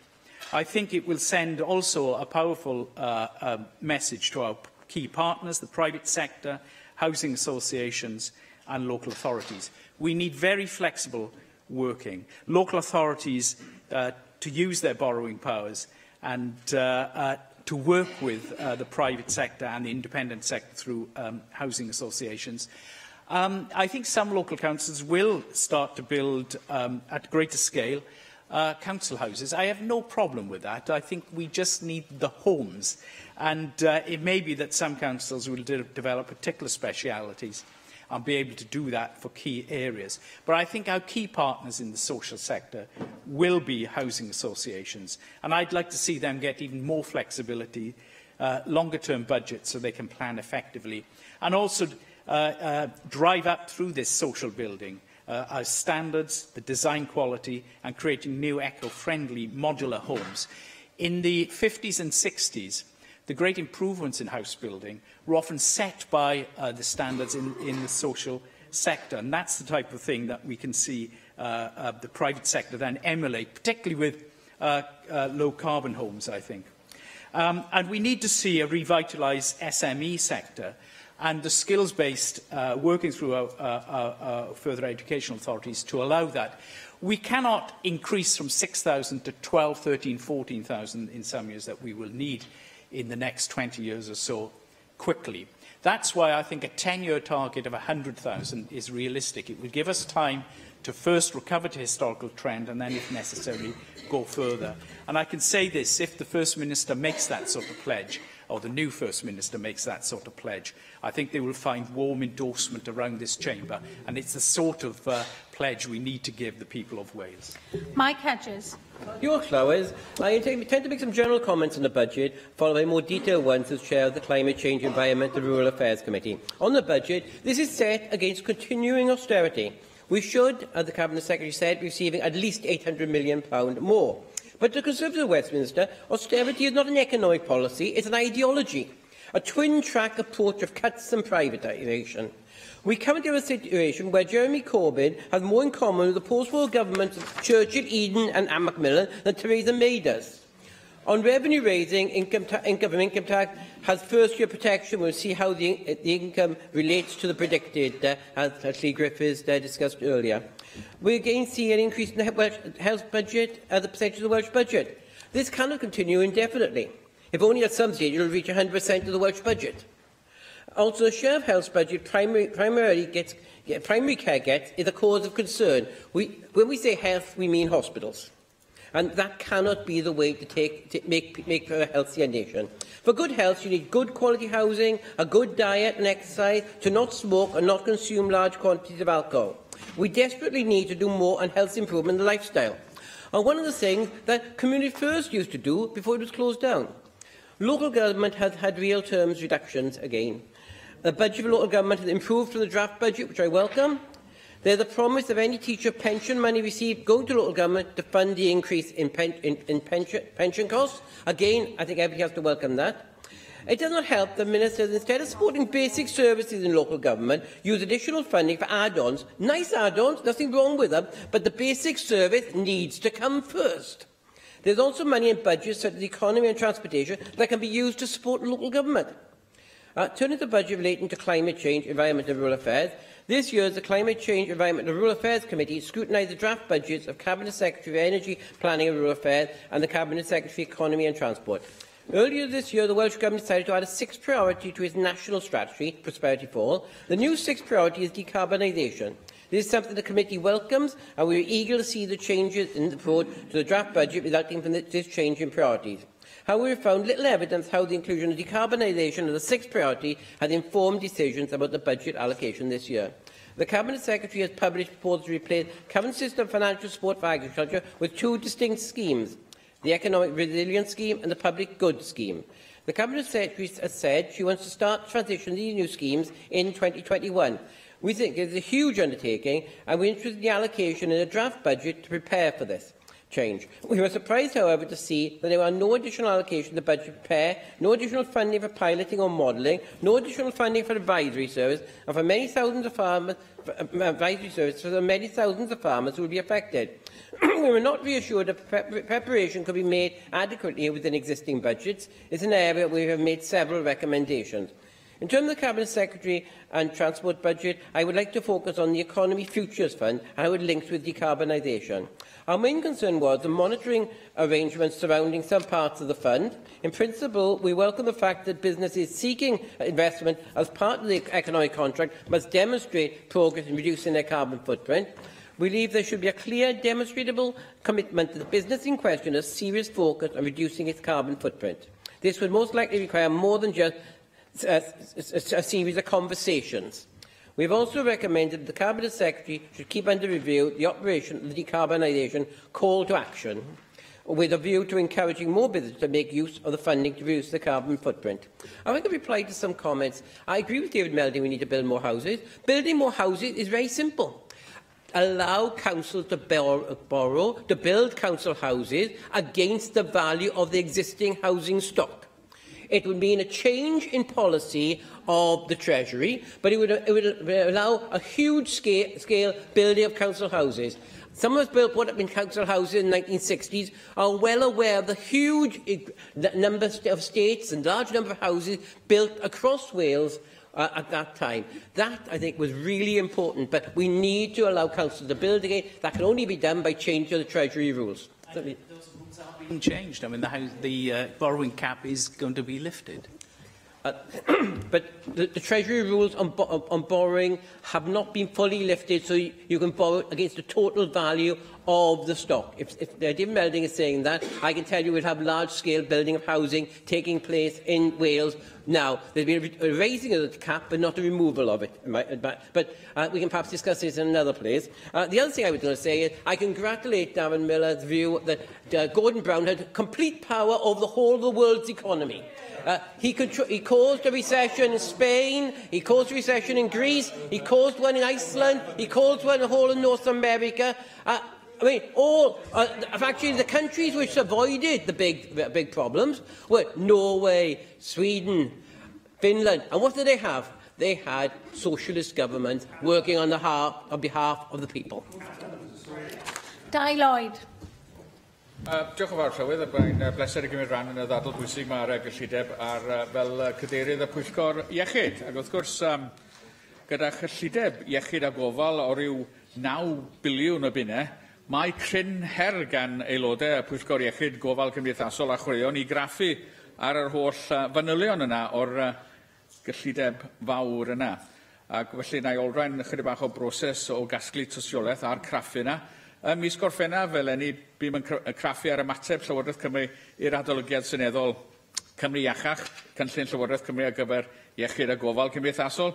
Wedyn, yn mis Medi, cawsom dystiolaeth ysgrifenedig gan bob bwrdd iechyd, Cymdeithas Llywodraeth Leol Cymru a Chymdeithas Cyfarwyddwyr Gwasanaethau Cymdeithasol Cymru i ychwanegu at y doraeth o dystiolaeth. A wedyn, ym mis Tachwedd, bydd yn craffu ar waith ysgrifennydd y Cabinet dros iechyd a gwasanaethau cymdeithasol, y gweinidog gofal cymdeithasol a phlant a'r gweinidog diwylliant twristiaeth a chwaraeon. Prif themau, newid trawsnewidiol. Mae ysgrifennydd y Cabinet wedi bod yn glir bod rhaid trawsnewid gwasanaethau ddod yn weithgaredd prif ffrwd ar gyfer sefydliadau iechyd a gofal cymdeithasol, ac mae cyllid craidd y sefydliadau hyn fydd yn cael ei ddefnyddio i wneud y newidiadau perthnasol.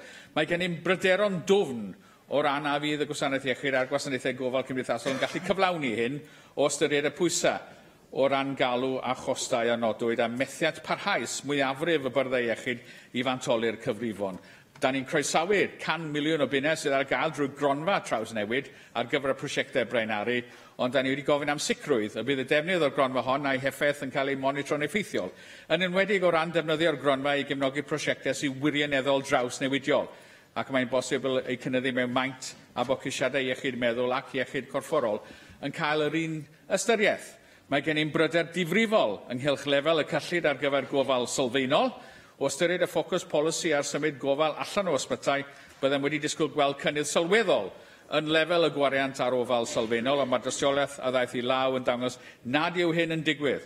Credwn fod hyn yn dangos yr heriau sy'n wynebu byrdau iechyd wrth draws newid gwasanaethau, o ystyried y pwysau parhaus y maent yn ei wynebu yn y sector acute.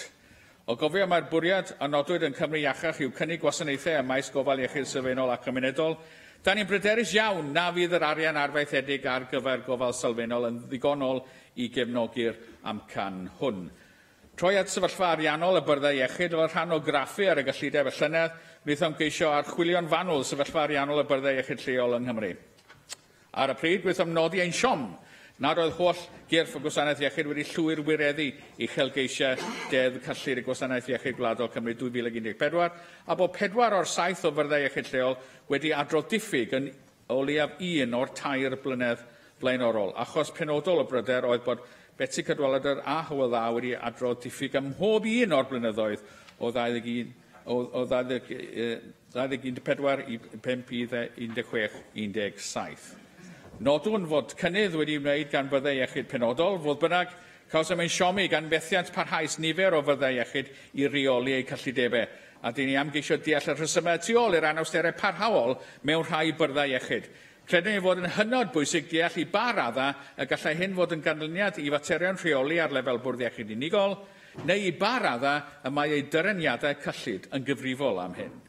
Wrth droi at iechyd meddwl, mae cynigion manwl cyllideb drafft Llywodraeth Cymru ar gyfer 2019-20 yn pwysleisio mae iechyd meddwl yw'r maes unigol fwyaf o wariant gan y gwasanaeth iechyd.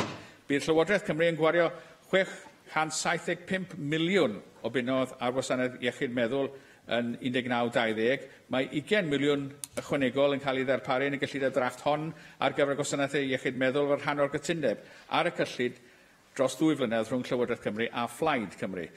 Gwyddom fod byrdau iechyd eisoes yn gwario mwy ar iechyd meddwl na'r dyraniad a neilltuwyd. Fodd bynnag, da ni'n ymwybodol o'r galw cynyddol am wasanaethau iechyd meddwl ac rydyn ni wedi anargyhoeddi gan awgrym Confederasiwn Gwasanaeth Iechyd Cymru y gall lefel y galw am wasanaethau iechyd meddwl fod yn sylweddol uwch na'r lefelau gwariant presennol. Troi at y gweithlu iechyd yn fyr. Bod systema a gwasanaethau yn cynnig ffocws ar gyfer newid y gweithlu yw'r ased mwyaf wrth roi gofal a gwneud y newidiadau sydd ei hangen. Fe wnaethom godi pryderon efo ysgrifennydd y Cabinet ynghylch lefelau absenoldeb oherwydd salwch yn y gweithlu iechyd, yn enwedig o fewn y gwasanaeth ambulans. Hefyd, wnaethom ofyn i ysgrifennydd y Cabinet a oedd yn cydnabod gwahaniaethau o ran amodau gwaith a chyflog a diffyg parch cydradd at staff gofal cymdeithasol a staff gofal iechyd. Credwn fod anghysondeb amlwg rhwng gweithwyr gofal iechyd a gweithwyr yn y sector gofal cymdeithasol fel y mae'r rhanddeiliad wedi dweud wrthym yn rheolaidd ac mae hyn yn rhwystyr sylweddol rhag cydlynu gwasanaethau yn llwyddiannus. Da ni yn yr eiliadau ole, ond yn amlwg ddim yn yr eiliadau ole yn ôl y sgript hael yma sydd gan y clercod. Darllenwch yn gyflymach felly, Dr Dowland. Diolch yn fawr Llywydd am eich ymynedd. Just i graw gair ar gofal cymdeithasol, yn 2017-18 roedd 23% o wariant refniw gros gan awdurdod lleol yng Nghymru yn mynd tuag at wasanaethau cymdeithasol. Dyma'r ail fwyaf o'r meysydd gwariant gan awdurdodau lleol ar ôl addysg. Yn ôl datganiad ar 9 Hydref, nododd ysgrifennydd y Cabinet dros Llywodraeth Leol a gwasanaethau cyhoeddus bod setliad Llywodraeth Leol ar gyfer 19-20 yn cynnwys 20 miliwn ychwanegol i leddu pwysau ar wasanaethau cymdeithasol. Mae 30 miliwn ychwanegol y tu hwnt i'r setliad Llywodraeth Leol hefyd ar gael ar gyfer gofal cymdeithasol i fynd i'r afael a materion cynnadwyedd. Dwi'n darllen ddim quite digon cyflym, ac felly fydd rhaid i'r aelod ddod â'i sylwadau i dod i ben nawr, achos nhw'n ni anghofio am y gwariant ddigon pitw wir ar chwaraeon o dim ond 22 miliwn y flwyddyn. Mae Cymdeithas Llywodraeth Leol Cymru yn cyfrifo bod gwasanaethau cymdeithasol yn wynebu bwlch cyllid o 67 miliwn unwaith i'r 100 miliwn o bunnau ychwanegol cael ei ystyried heb unrhyw gynnydd yn y dreth cyngor. Mae hynna yn fater o bryder. Diolch am eich amynedd, Llywydd. Lynn Neagle. Thank you, Llywydd, and I am speaking today on behalf of the Children, Young People and Education Committee. Budget allocations are one of the most important ways the Welsh Government can evidence its stated commitments to policy areas and population groups. Allocations made to support our children and young people are no exception. One of our jobs as a committee is to scrutinise the priority the Welsh Government attaches to funding services for our children and young people. This is not a one-off annual exercise for us. We seek to build financial scrutiny into all our work throughout the year. We do this to make sure we are as clear as we can be about how much money is being given to support our children and young people, for what purpose, and whether it delivers value for money. It is no secret that as a committee we have some concerns about how money is allocated for children and young people in Wales. We recognise that funding for children and young people cuts across numerous policy areas and portfolios. We understand the challenges this can present when outlining a draft budget. Nevertheless, we believe significant work remains to be done if the information presented by Welsh Government is to be as transparent as it needs to be to enable this legislature to hold Welsh ministers to account for their decisions. On this basis, we were very pleased to engage in a new innovation this year. As the Chair of Finance Committee has already said, we met concurrently with members of both Finance and Equality, Local Government and Communities Committees to scrutinise the Government's Strategic Integrated Impact Assessment. We intend to report jointly on our findings in the new year to help inform the budget next year, so I won't preempt that. However, at this stage, I will flag that our committee believes firmly that being able to demonstrate how children's rights have shaped policy and financial decisions from their inception is key. Despite our best efforts in recent years, we remain disappointed that we have not observed more tangible progress in this regard. I'll turn now to some detailed areas of scrutiny, starting with our thoughts on education. We welcome the Welsh Government's reversal of its original intention to cut education resource spending in 2019-20. We further welcome the more recent announcement that additional funding will be given to local authorities to meet the cost pressures of implementing school teachers' pay. However, we would welcome more detailed information about this additional money and would seek reassurance from Welsh Government that it is confident that the final budget will be sufficient to fund our schools sufficiently. In terms of funding for further and higher education, much of the narrative in this area has been shaped by the recent Diamond and Reid reviews. The delivery of the recommendations of both of these flagship reviews relies heavily on the realisation of the so-called Diamond dividend. In 2016, we were told that Diamond would deliver a future dividend for the sector. This year, we heard simply that the sector will not be disadvantaged. While we recognise the Cabinet Secretary's description of the dividend as a movable feast, this apparent change in tone was of concern to us. As a result, we believe projections ought to be made available for scrutiny. We also believe adequate resource ought to be made available in the final budget to enable HEFCW to fully fund its strategic priorities and begin funding the recommendations of the Reid review. After all, research and innovation are afforded a fundamental place in prosperity for all and require adequate funding if they are to become realistic prospects for our further and higher education sectors. Turning now to health, social care and children's services, it will not surprise this chamber to hear that the emotional and mental health of our children and young people is a key priority for us. Our Mind Over Matter report presented the evidence underpinning our calls for adequate resources in this area. While we welcome the steps taken recently by the Welsh Government to begin implementing our recommendations, we were concerned to learn that much-needed ring-fenced funding to deliver transformation in specialist CAMs will be transferred to the all-age mental health ring-fence. We believe this funding should be protected for CAMs until support reaches the levels required and outcomes for children and young people have demonstrably improved. Finally, Llywydd, I'll turn to looked after children, who are some of our most vulnerable young people. We repeat the calls made in our report on targeted funding to improve educational outcomes to ensure that the Pupil Development Grant is funded sufficiently to support both adopted and looked after children adequately. We also seek assurances from Welsh Government that the funding available to CAFCAS is sufficient to deliver its important work. Thank you. Russell George. Diolch, Llywydd. In my remarks today, I am speaking as on behalf of the Welsh Conservative Group today. In my remarks, I would like to focus on the impact on the Welsh Government's budget in regards to support for businesses and on transport matters as well.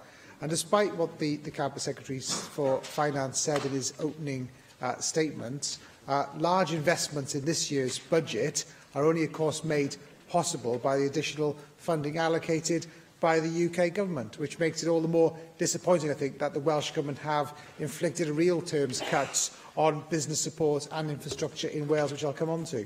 Now, the Welsh Government's budget does seem to contradict the strategy for supporting the economy of Wales. We have an economic action plan, but no detail on how this budget supports that plan, and no detail on how the budget supports SMEs or will grow employment in Wales. Business rates have been mentioned by Darren Miller and Gareth Bennett. Business rates relief remains the poorest offer in any part of the UK. So I do look forward to the detail that I hope the Cabinet Secretary will be able to bring to clarify on how that is going to be rectified. I am particularly concerned Business Wales and Business Innovation have had their revenue funding cut by 41% and 30% respectively. That's according to the budget as published. Now, we are, on these benches, believe that SMEs in Wales require support to obtain investment capital and advice on how to grow their businesses. The SME sector, I think, will be right to be disappointed that revenue funding for two key SME support bodies have been cut so dramatically. In addition to the 18% real terms cut in the revenue funding for business development, will be a further decrease in confidence that SMEs have in the Welsh Government's commitment to supporting small enterprises in Wales. And that, Presiding Officer, Wales is also consistently failing to diversify its exports market. Now, that's been made as something that I've relayed a couple of times in this chamber, but it was also mentioned by Paul Davis in the earlier debate today. And this will have a damaging effect, I think. We look at the export trade and investment, inward investment being cut in real terms as well by 1.5% by this budget. Following Brexit, the need for Wales to have a diverse set of destinations for its exports is going to be more important than ever before. So Wales should be positioning itself to take advantage of trade opportunities post-Brexit. And within the context, the Welsh Government's cuts to this a component of the budget does seem short-sighted to me. And despite the UK Government's announcement of £120 million for a North Wales growth deal, which Darren Miller talked about, and commitment to support a Mid Wales growth deal, I am concerned that the draft budget has a real terms cut of 1.6% for funding for city and growth deals. And I hope the Cabinet Secretary will be able to comment on that. The elephant in the room in regards to the transport budget is, of course, the M4 relief road. That decision will have profound implications for the future budgets across a range of portfolios. And this hasn't been covered at all in the draft budget. And I don't recall that the Cabinet Secretary for Finance mentioned it in his opening comments at all, which is very telling. But this is the biggest infrastructure project that we would have seen by the Welsh Government, and yet no mention today at all. Wales's economic development continues to be hampered by an ineffective public transport system. Reducing the funding available for the development of a national transport infrastructure will therefore only worsen this situation. I note that the smart cards have been cut by 1.6% and road safety by another 1.6%. So in conclusion, Presiding Officer, I'm afraid to say that the Cabinet Secretary, that the Welsh Government have the Welsh Government has laid a budget which is a major disappointment to us on this side of the chamber in creating the right economic conditions to drive forward prosperity and productivity across Wales and build the infrastructure which is fit for the future. Bethan Sayed. Siarad fel Cadeirydd Pwyllgor yma heddiw, Pwyllgor Diwylliant y Gymraeg a Chyfathrebu. The resource budgets in these areas amount to 120 million, while the capital budgets total around 19.5 million. Broadly, resource budgets have remained flat, while there has been some increase in capital provision, although overall amounts are relatively small. Clearly, these sums are not as great as those covered by some Assembly committees. Nevertheless, these are significant amounts of public funding and are equally as important. In relation to support for the arts, this includes funding for the Arts Council of Wales, the Museum and the National Library, and this funding falls overall by around 2% to £65.9 million, while capital funding increases by £5 million to £10.5 million. This includes £5 million from the budget agreement with Plaid Cymru to take forward the feasibility studies into a contemporary art gallery and a football museum in North Wales, which has already been mentioned today. And in this area, the committee is not convinced that the wellbeing goals required by the Wellbeing of the Future Generations Act are being properly reflected in remit letters to the main bodies funded, and has asked for further information. The committee was also concerned that the capital investment in the National Museum should be shared across Wales, and has asked for more information on how capital funding in this area is geographically spread. On the new Contemporary Art Gallery and Future Football Museum, we await the Minister's preferred options so that investment can begin early in the new year.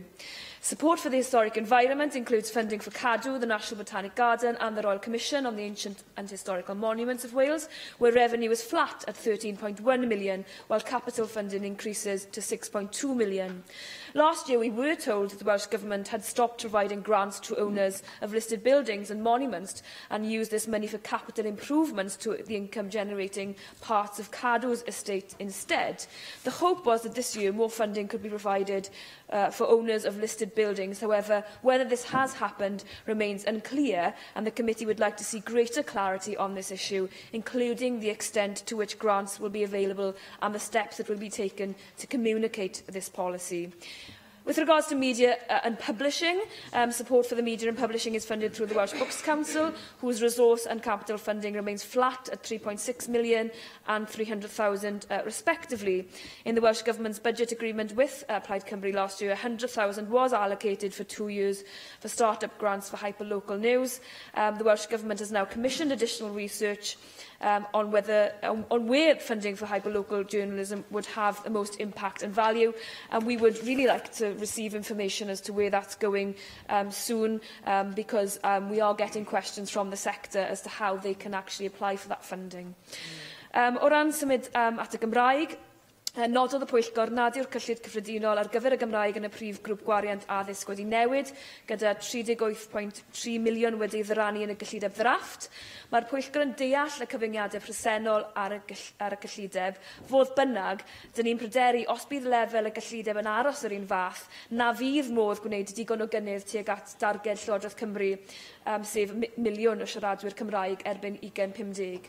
Yn benodol, dyn ni'n pryderu nad yw targedau Llywodraeth Cymru ar gyfer cynyddu darpariaeth addysg Gymraeg y blynyddoedd cynnar yn ddigon uchelgeisiol i helpu i gyrraedd y targed cyffredinol erbyn 2050.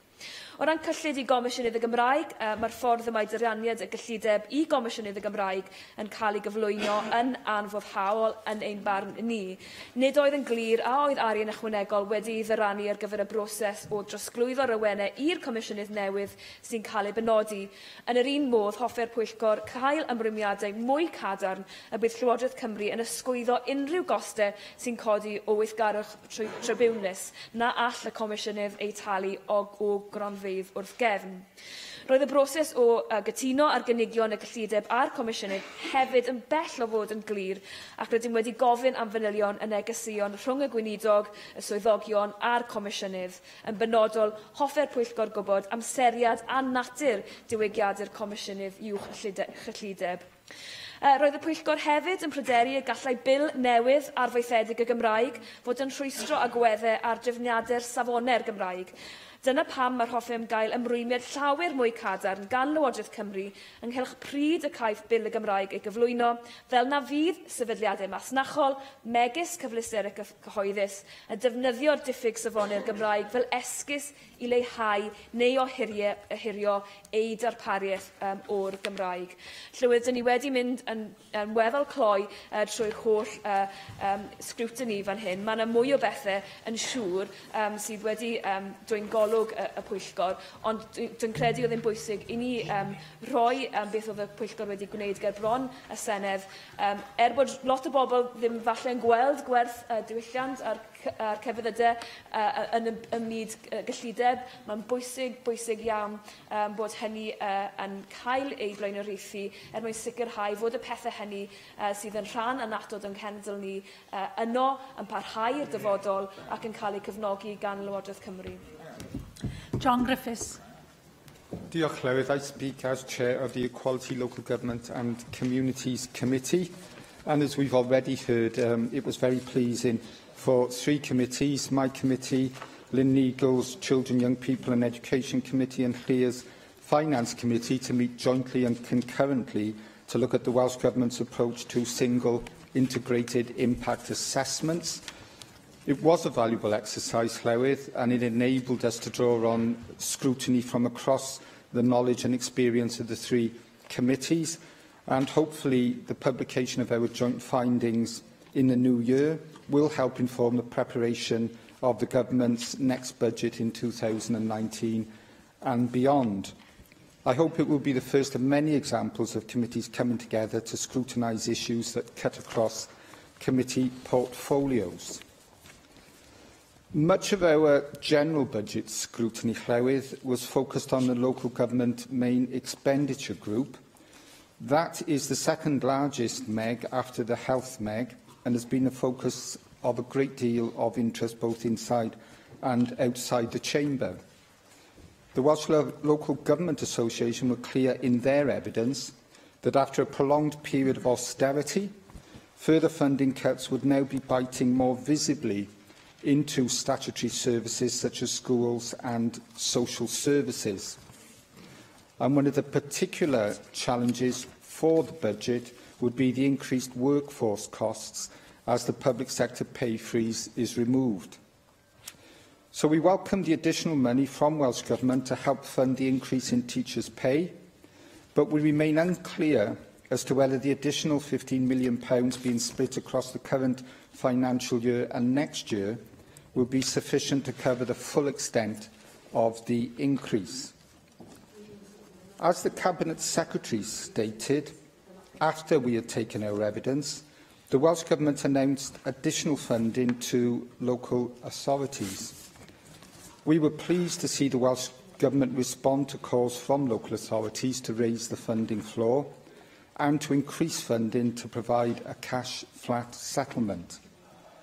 But while this additional money is welcomed, we recognise this still means a reduction in funding in real terms.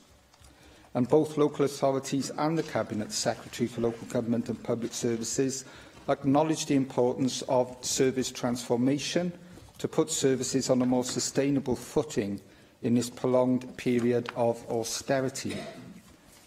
We believe it is important that local authorities are supported to help deliver these new ways of working that hopefully will protect important and valued services. Llywydd, we also welcome the new definition of prevention in this year's budget round, but it was unclear from the evidence we heard as to how this definition had informed budget allocations. We hope this will be clearer in future budget rounds. Moving on to housing, we are pleased that following the evaluation of the Pathfinder projects, the Government decided not to merge the housing-related grants into one single grant alongside other early intervention monies. We note that this decision takes account of the concerns raised by stakeholders. We also welcome the additional £10 million being made available in this budget round to tackle youth homelessness. But we are concerned that the draft budget only proposes allocations for 2019-20 financial year and not subsequent budgets. We believe that in order to eradicate youth homelessness, there needs to be a clear budgetary commitment for future years, which as a minimum matches the levels of funding in this budget. Llywydd, diolch yn fawr. Neil McAvoy. Diolch, Llywydd. I don't believe this budget meets the needs of Wales. This is another budget with the government just moving money around.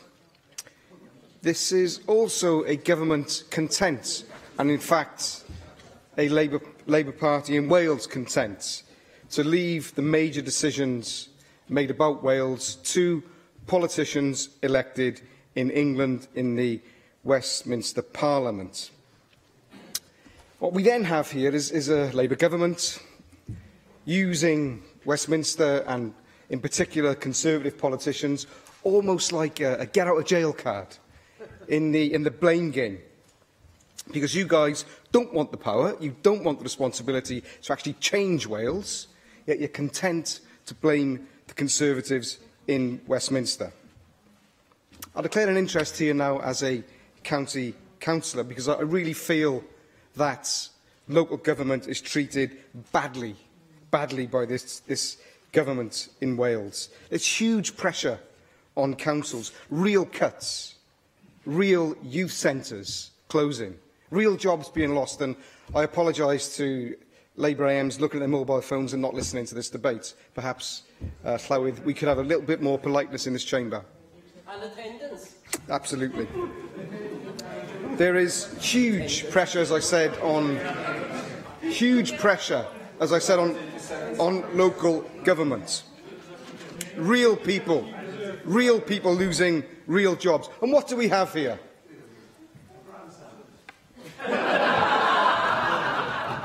What do we really have? Cabinet Secretary. We have Labour largesse.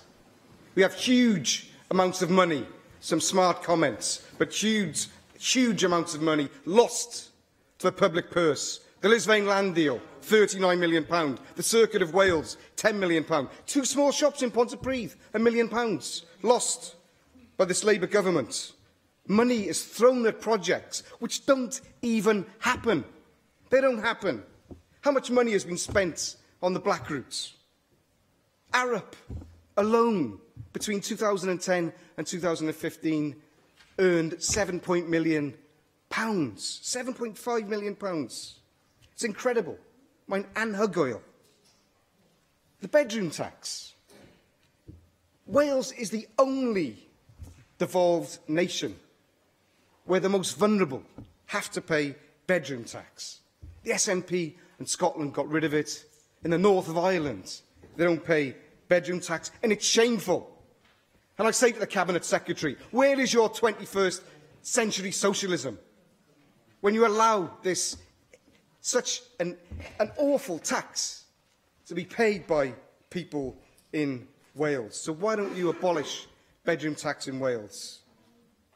You could do that by not making bad political decisions which cost everybody so much money, costing fortunes. I just want to put one idea into the mix, and that's the idea of devolving power to local governments to bring in a bed levy, a bed tax levy for tourists. Now, if you're a tourist in the city, for example, and you're paying £150 a night, as many do, for a bed, for a room in a hotel, then just £1 or £2 is really not going to make a great deal of difference.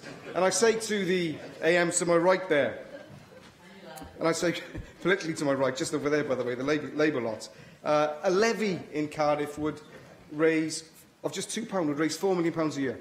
£4 million a year. And what we have here is a government that has power, and I would tell you to use it and enable local government to raise revenue. One thing that could be done then is the abolition of the bedroom tax. Overall, this is a really tired budget from a very tired government. I'll be voting against. Finally, Rhiannon Passmore. Diolch, Llywyd. This year's Welsh Government draft budget marks an incredibly important step in the devolution process. This is the first year revenue raised from new Welsh rates of income tax will be included in the Welsh budget, following their introduction in April 2019. However, this momentous step in the devolution process is occurring against the backdrop of the bleakest austerity in government. Labour has done and will continue to do all that it can do to protect Wales from the worst impacts of these cuts, protecting frontline services. This includes the Supporting People budget, council tax reduction schemes, nurse training bursaries, flying starts and much more in the face of a Brexit and the withdrawal of European funds to Wales. This draft budget is no exception. Despite the severe pressures on the Welsh Government, it is still delivering more than £500 million extra for our health service, 50 million more for social care, 15 million for schools and 12.5 million to help tackle child poverty. But it is right to underscore how very difficult even the protected budgets of local authorities are, thanks to the UK cuts to Wales, and I will continue to welcome consequentials and prioritisation to local government and their frontline services delivery. Nonetheless, the investment of this Welsh Government is continuing to deliver for the needs of the Welsh people, even though we need further fairer funding to Wales, and I will continue to call for this. I believe that my friend, the Cabinet Secretary for Finance, has done remarkable work to deliver such vital support across our public services in such trying circumstances. For the Conservatives, it is indeed a bit rich to sit in this chamber and demand more for our public services, whilst their friends in Westminster inflict cuts to our budgets in Wales. It is extraordinary. It does flabbergast me that week after week they ask us to do more with far less, and that is hypocrisy in the extreme. That does not dry up. The Tories appear to have divorced themselves amicably from their own political choice to support so-called austerity that their colleagues are making in Westminster, and which they bypass, ignore and glance away from here in Wales. But I want to focus on the positive investment for Wales that this budget delivers, as well as the extra funding I've already mentioned. I would like to particularly welcome the £7 million invested in the Valleys Regional Park. This will provide a vital boost to tourism, attracting more visitors to the South Wales valleys that we are so proud of, including sites like Cwm Carn Forest Drive in my own constituency. To conclude, Llywydd, this budget provides much-needed support to our public services. And as we celebrate the 70th anniversary of our NHS, whose creation the Tories opposed, I believe that Nye Bevan would be proud that in Wales we are investing in it here and now. What makes this more remarkable is that we are achieving this investment despite the fact that the Welsh Government's budget will remain 5% lower in 2019-20 than it was in 2010-11, equivalent to £850 million, vastly less to spend across our public services in real terms. And despite the Chancellor's insistence against all evidence that austerity is over, I will not ever take lectures or lessons from the Tories on our budget while they continue to underfund our public services and our Welsh Government budget.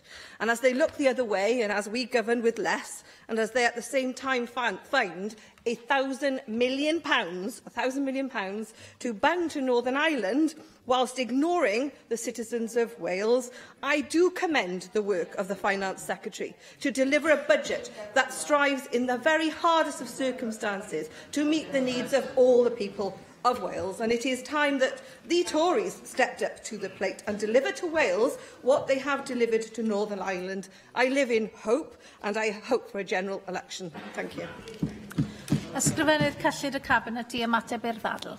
Diolch yn fawr, Llywyd. Can I begin by thanking particularly the chairs of the Assembly committees for taking part in the debate this afternoon. It's a really important moment in the scrutiny of the budget that we get to hear from all our committees in the way that Bethan Said said, a moment to focus on those parts of the budget that don't often get talked about here on the floor of the Assembly, but which are very important indeed in the wider life of Wales. I'm going to mention four issues which I think came up repeatedly in what the chairs had to say. First of all, anxiety about pay, which I share. The policy of the Welsh Government, Llywydd, has been this. Whenever we get money from the UK Government to match pay settlements that they have agreed, we pass that immediately on to the organisations responsible for pay, and that has certainly been true of teachers' pay augmented by a further £7.5 million this year and next from our money to make sure that local authorities are able to discharge their responsibilities in that area, and that is exactly what we expect that money to do. John Griffiths mentioned pensions in his contribution, and of all the things that we mentioned this afternoon, Llywydd, that is my greatest anxiety as your Finance Minister. The UK Government has changed the rules as far as pension contributions are concerned, and it will mean that public services here in Wales will have a very large bill that they have to pay over and above anything which they were planning for or were able to influence. The UK Government says that it is providing funding to cover those costs, but we are yet to see how much of that will come to Wales, and we are yet to see the extent to which that funding will meet the bills that we have to pay. Now, I say again this afternoon that the Welsh Government will act simply as a post box in those circumstances. Any money that we get will go directly to the health service, to local authorities for teachers' pensions, to the fire service, to FE, and so on. But if the UK Government does not cover the costs that it has engendered, then I have to tell members around this chamber there is no sum of money set aside in our budget that we will be able to go to bail out the UK government in that situation. Indeed, as I explained to the Finance Committee when giving evidence there, next year I will only make our budget balance by taking money out of the Welsh Reserve. I'm able to do that because of the careful management we have made of reserves.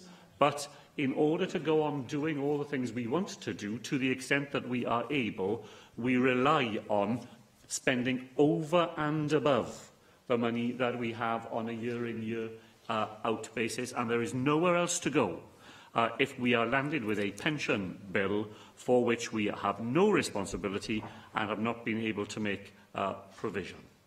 A third theme in what the chairs of committees have said is in prevention.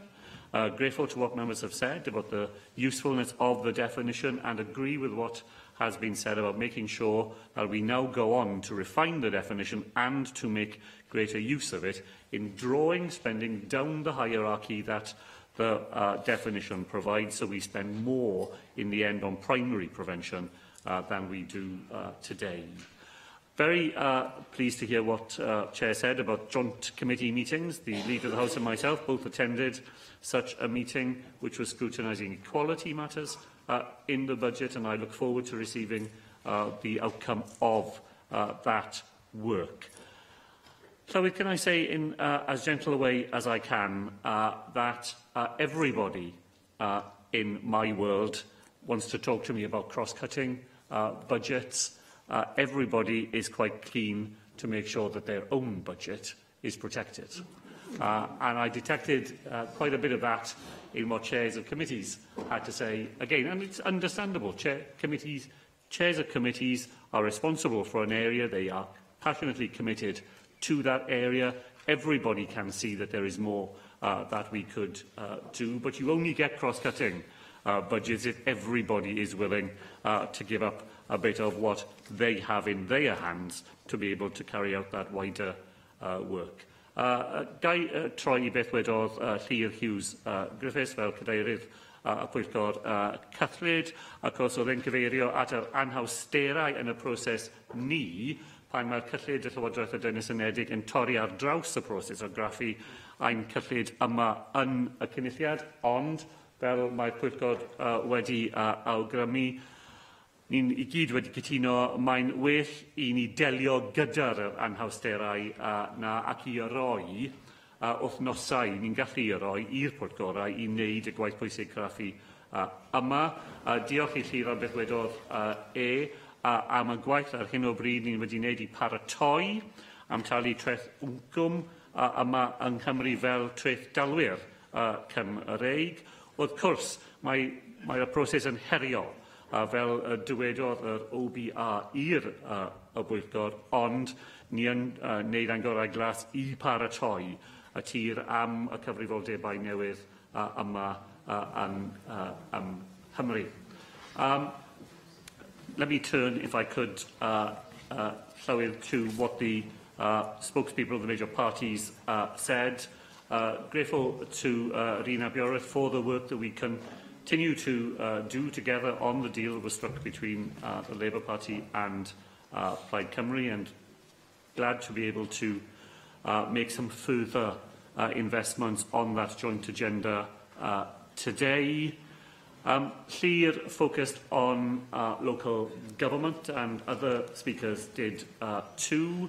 I think I would describe £140 million more for local government as a bit more than a tweak in their budget, although I recognise, of course, that there are very real pressures in our local authorities in the 9th year of sustained austerity. Jane Hutt pointed to the Cambridge University work, which said on the day that my colleague Alan Davis laid the provisional settlement, that we have taken a very different approach here in Wales in looking to protect local government from the worst of the impacts of austerity. Should turn to what Darren Miller said.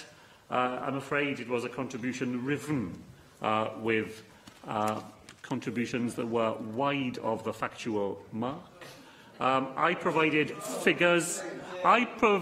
figures to his colleague, Nick Ramsey, as in bring back Nick Ramsey, that showed that in real terms, our budget in 2010-11 was 17,169 million, and our budget in real terms next year will be 16,357 million. That's why I said in my opening remarks that the budget available to this budget is £850 million less than it would have been if our budget had simply kept the...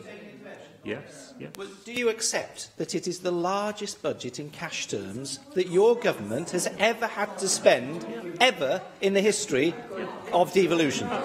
Darren, just as the budget for local government is the largest ever in cash terms, just as the budget for the health service is the largest ever in cash terms, just as the budget for housing is the largest ever in cash terms, every one of which you told me was a cut in real terms. So,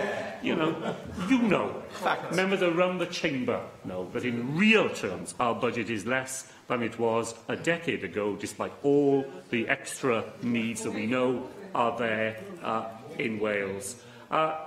Any member of this Assembly, Llywyd, is entitled to ask for more money to be spent on any area.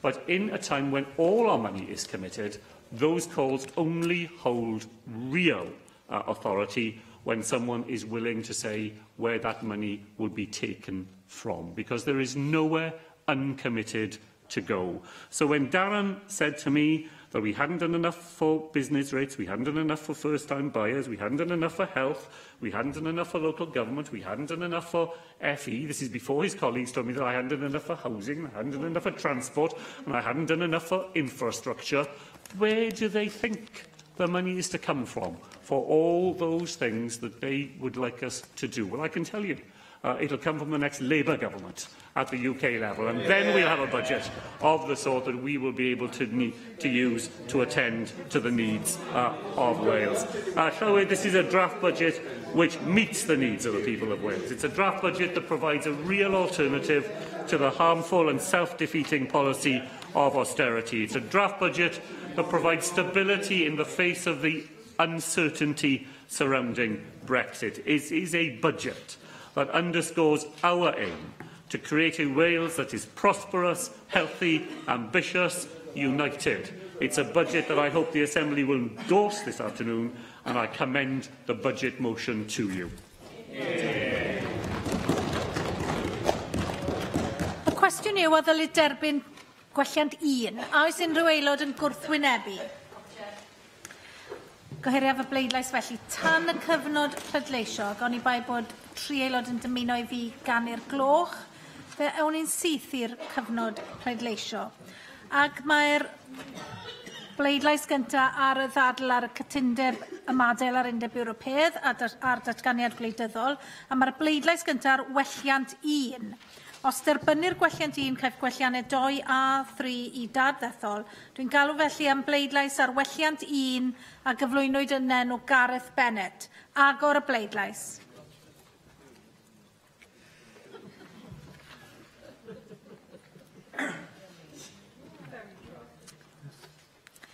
Cau'r bleidlais. O blaid 50, 1 yn ymatal, 44 yn erbyn, felly gwrthodwyd gwelliant 1. Yr ail bleidlais yw gwelliant 2, galwaf am bleidlais ar welliant 2 a gyflwynwyd yn enw Rhun ap Iorwerth. Agor y bleidlais.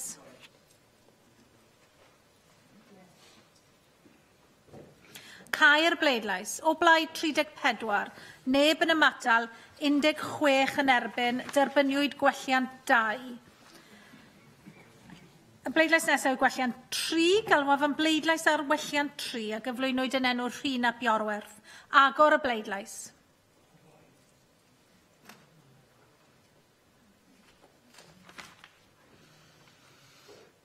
Cau'r bleidlais. O blaid 11, neb yn ymatal, 39 yn erbyn, gwrthodwyd gwelliant 3.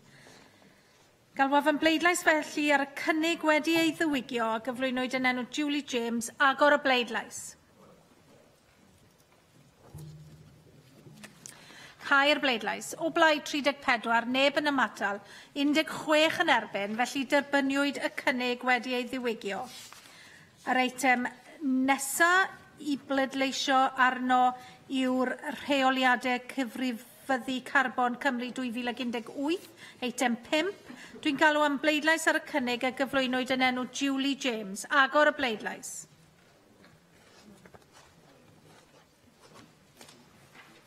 Cau'r bleidlais. O blaid 46, neb yn ymatal, 4 yn erbyn, derbyniwyd y cynnig.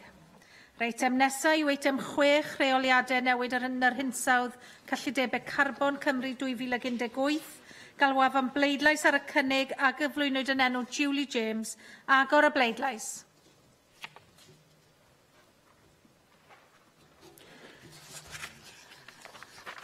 Cau'r bleidlais. Blaid 46, neb yn ymatal, 4 yn erbyn, felly derbyniwyd y cynnig. Eitem 7 yw'r eitem nesaf, rheoliadau newid yn yr hinsawdd targedau allyriadau dros dro Cymru 2018. Dwi'n galw am bleidlais ar y cynnig a gyflwynwyd yn enw Julie James. Agor y bleidlais. Cau'r bleidlais. O blaid 46, neb yn ymatal, 4 yn erbyn, derbyniwyd y cynnig. Yr eitem nesaf yw eitem 8, y reoliadau newid yn yr hinsawdd hedfan rhyngwladol a morgludiant rhyngwladol Cymru 2018. A dwi'n galw am bleidlais ar y cynnig a gyflwynwyd yn enw Julie James. Agor y bleidlais.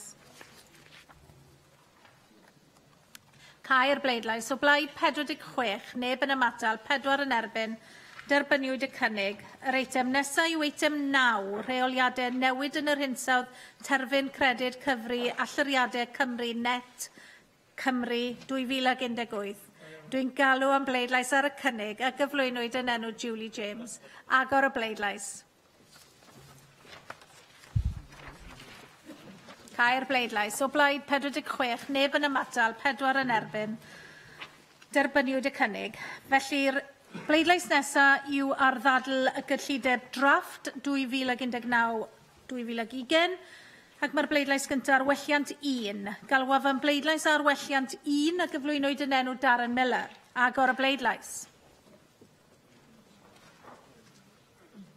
Cau'r bleidlais. O blaid 16, 1 yn ymatal, 33 yn erbyn, gwrthodwyd gwelliant 1. Y bleidlais nesaf ar y cynnig fel ei ddiwygiwyd, heb ei ddiwygio, ac felly pleidlais ar y cynnig heb ei ddiwygio, gyflwynwyd yn enw Julie James. Agor y bleidlais.